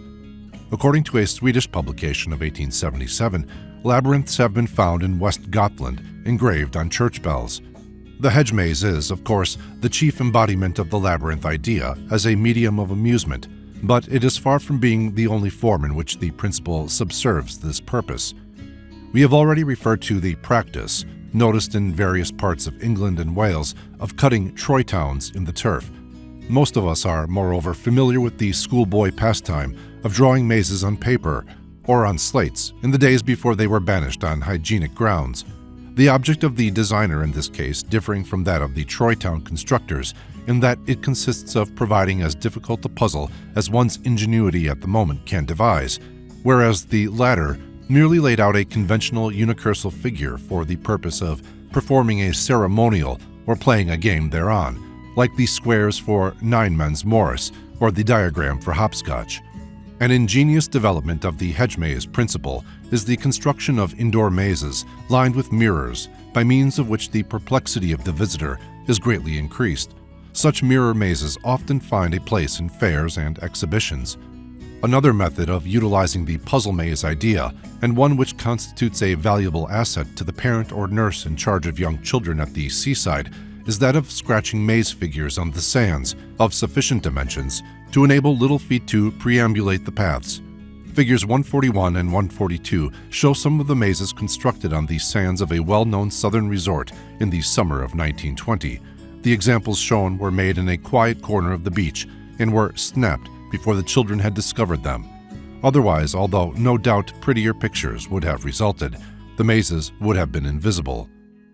Figure 143 shows the plan of a small temporary maze constructed by the writer for a garden fete held in aid of local church funds in the grounds of Mr. Kenneth Goshen at Eastcote, Middlesex, on May 25, 1921.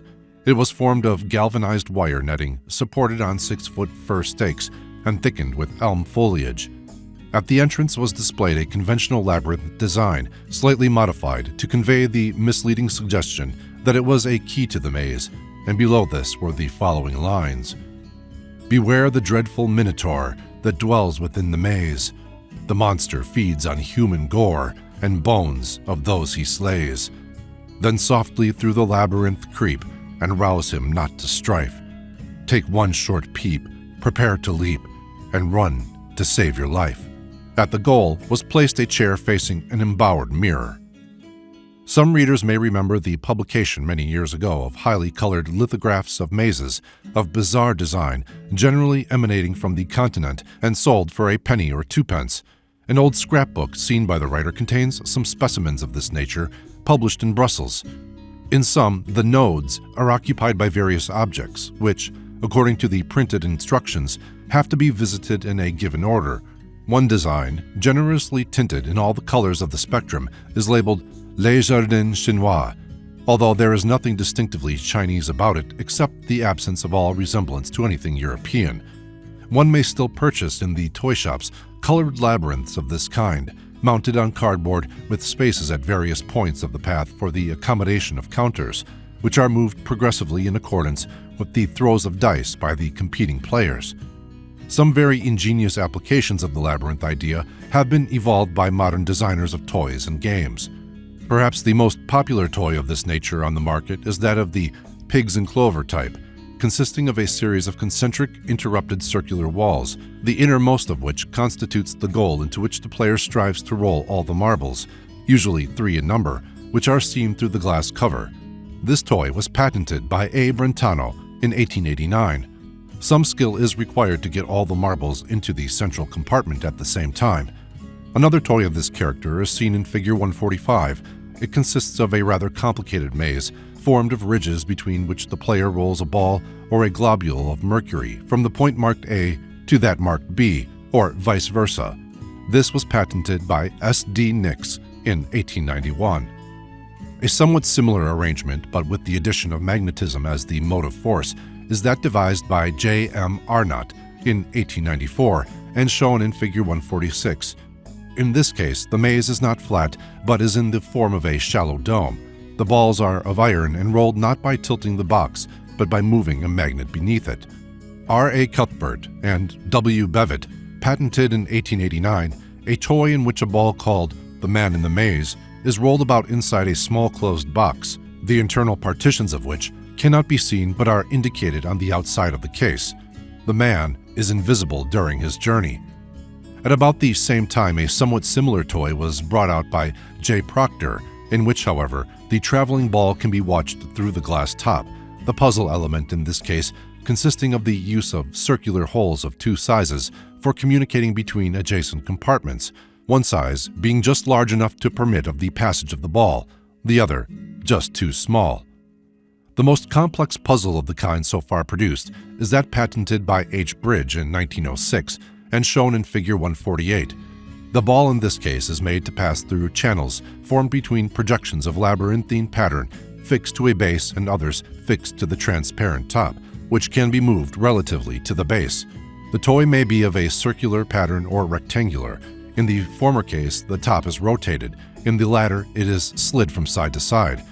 The patent also covers cases in which the toy is constructed on the skeleton principle, the use of a ring in place of a ball, and the combination of more than 2 mazes. It now remains for some inventor of Einsteinian proclivities to devise one in several dimensions.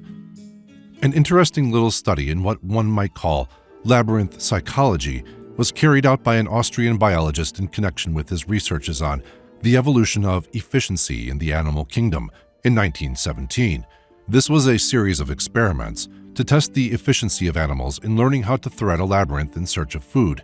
Figures 149, 150, and 151 show 3 stages in the education of a rat in this respect, the dotted line representing the track followed by the animal from the entrance to the food-containing center of a simple form of labyrinth. Some sort of game, known as labyrinthine, enjoyed a passing favor in France in the 18th century. An advertisement of May 8, 1869, referring to one offered for sale by a Parisian upholsterer named Lechevin, describes it an 11-square maze game gilded with gold ground, with a table in each box. But this does not tell us much concerning the nature of the pastime. A card game of similar name was played in this country half a century ago. It was a kind of bezique. In France, the name labyrinthine is also given to a children's game in which the majority of the players hold hands so as to form a chain of arches, which are threaded by 2 runners called respectively les tisserands and la navette, the weaver and the shuttle. A visitor to the Latin convent on the summit of Mount Carmel, Palestine in 1874 described a verbal labyrinth which he saw displayed on a board hanging on the wall of an inner staircase. It was called the Labyrinth of St. Bernard and consisted of a number of words or short phrases arranged in a square as shown below. By selecting the words in the proper order, 5 maxims are obtained by which man may live well.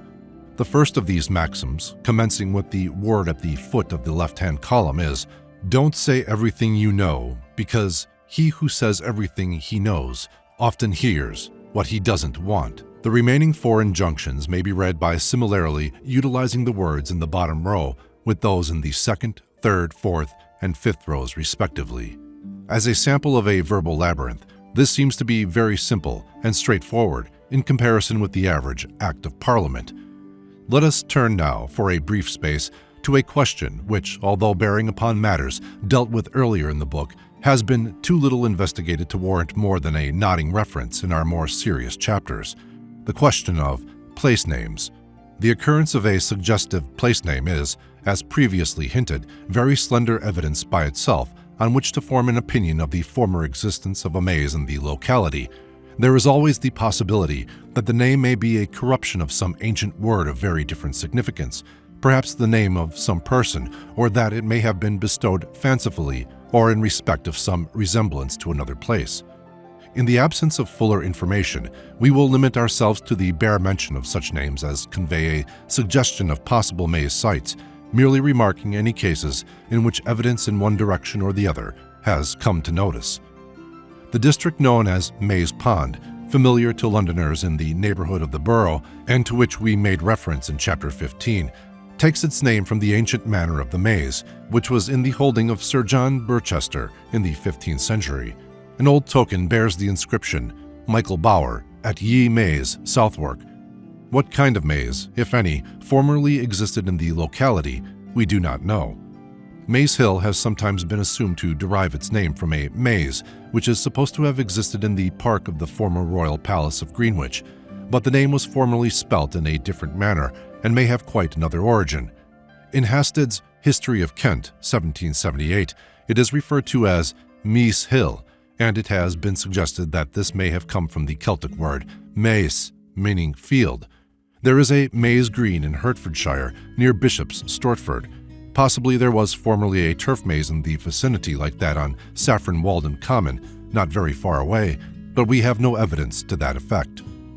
A few miles west of Lisburn in Ireland, there are 2 places named respectively the Maze and Maze Town, the former a small village in Antrim, the latter a racing centre just over the county border in Down. Troy Town, as we have seen, also occurs as a place name. In Dorset, there is one near Dorchester and another near Bear Regis. These are alleged to be the sites of former turf mazes, of which, however, there are no authentic records. In Kent, there is one near Hastingley, and the name also occurs at Rochester. The latter is said to commemorate a former owner or builder of property in that part of the town, whose name happened to be Troy. A part of Peckham also used to be known as Troy Town.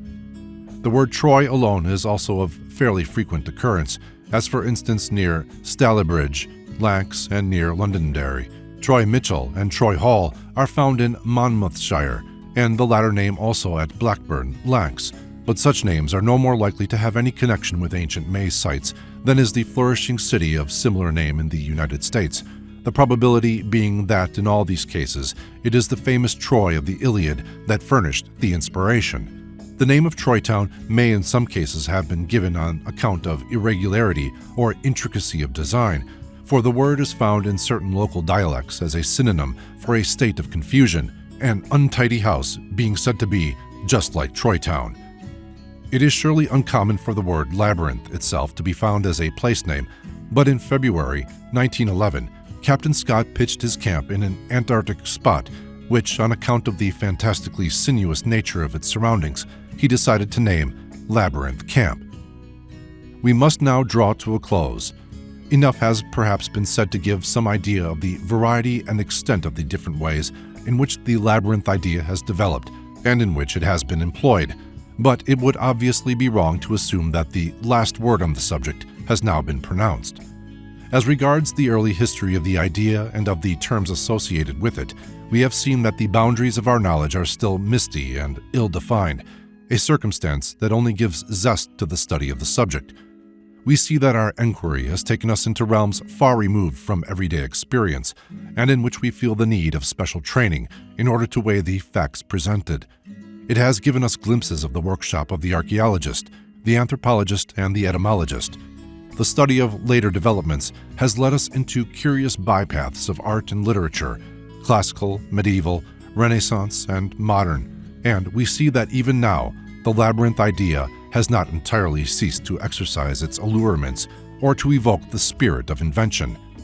There is still room for a good deal of research and for the possibility of highly interesting discoveries in respect of almost every phase of the labyrinth's past history. With regard to its future developments, much as we should have liked to close our review with a vindication of utilitarian interest, and although one can never safely prophesy to what uses the ingenuity of men may put any given principle, we could not hope to sound an expectant note without creating an impression of fatuity. Lest this statement be taken to mean that our enquiry has, therefore, had no practical aim, let us hasten to repeat once more the hope expressed in our introductory chapter, to the effect that a perusal of this little book will at least ensure a revival of interest in, and consequently the preservation of those few relics of rustic revelry and prehistoric magic which yet remain with us in the shape of the turf labyrinths. As Mr. A.H. Alcroft, in his Earthwork of England, 1908, has truly remarked when speaking of the Assenby maze, it is marvelous that the memory of such things, once prominent features of rural life, can die out so rapidly as it does.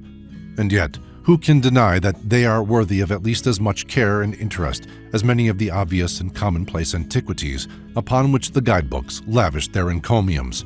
We need not emulate the misguided enthusiasm of those who are unable to discover a merit in a bygone practice without plunging into an indiscriminate advocacy of its revival, an enthusiasm which inevitably brings discredit upon its object. But let us at any rate see to it that no more of these rare and interesting heirlooms are lost to us through ignorance or neglect.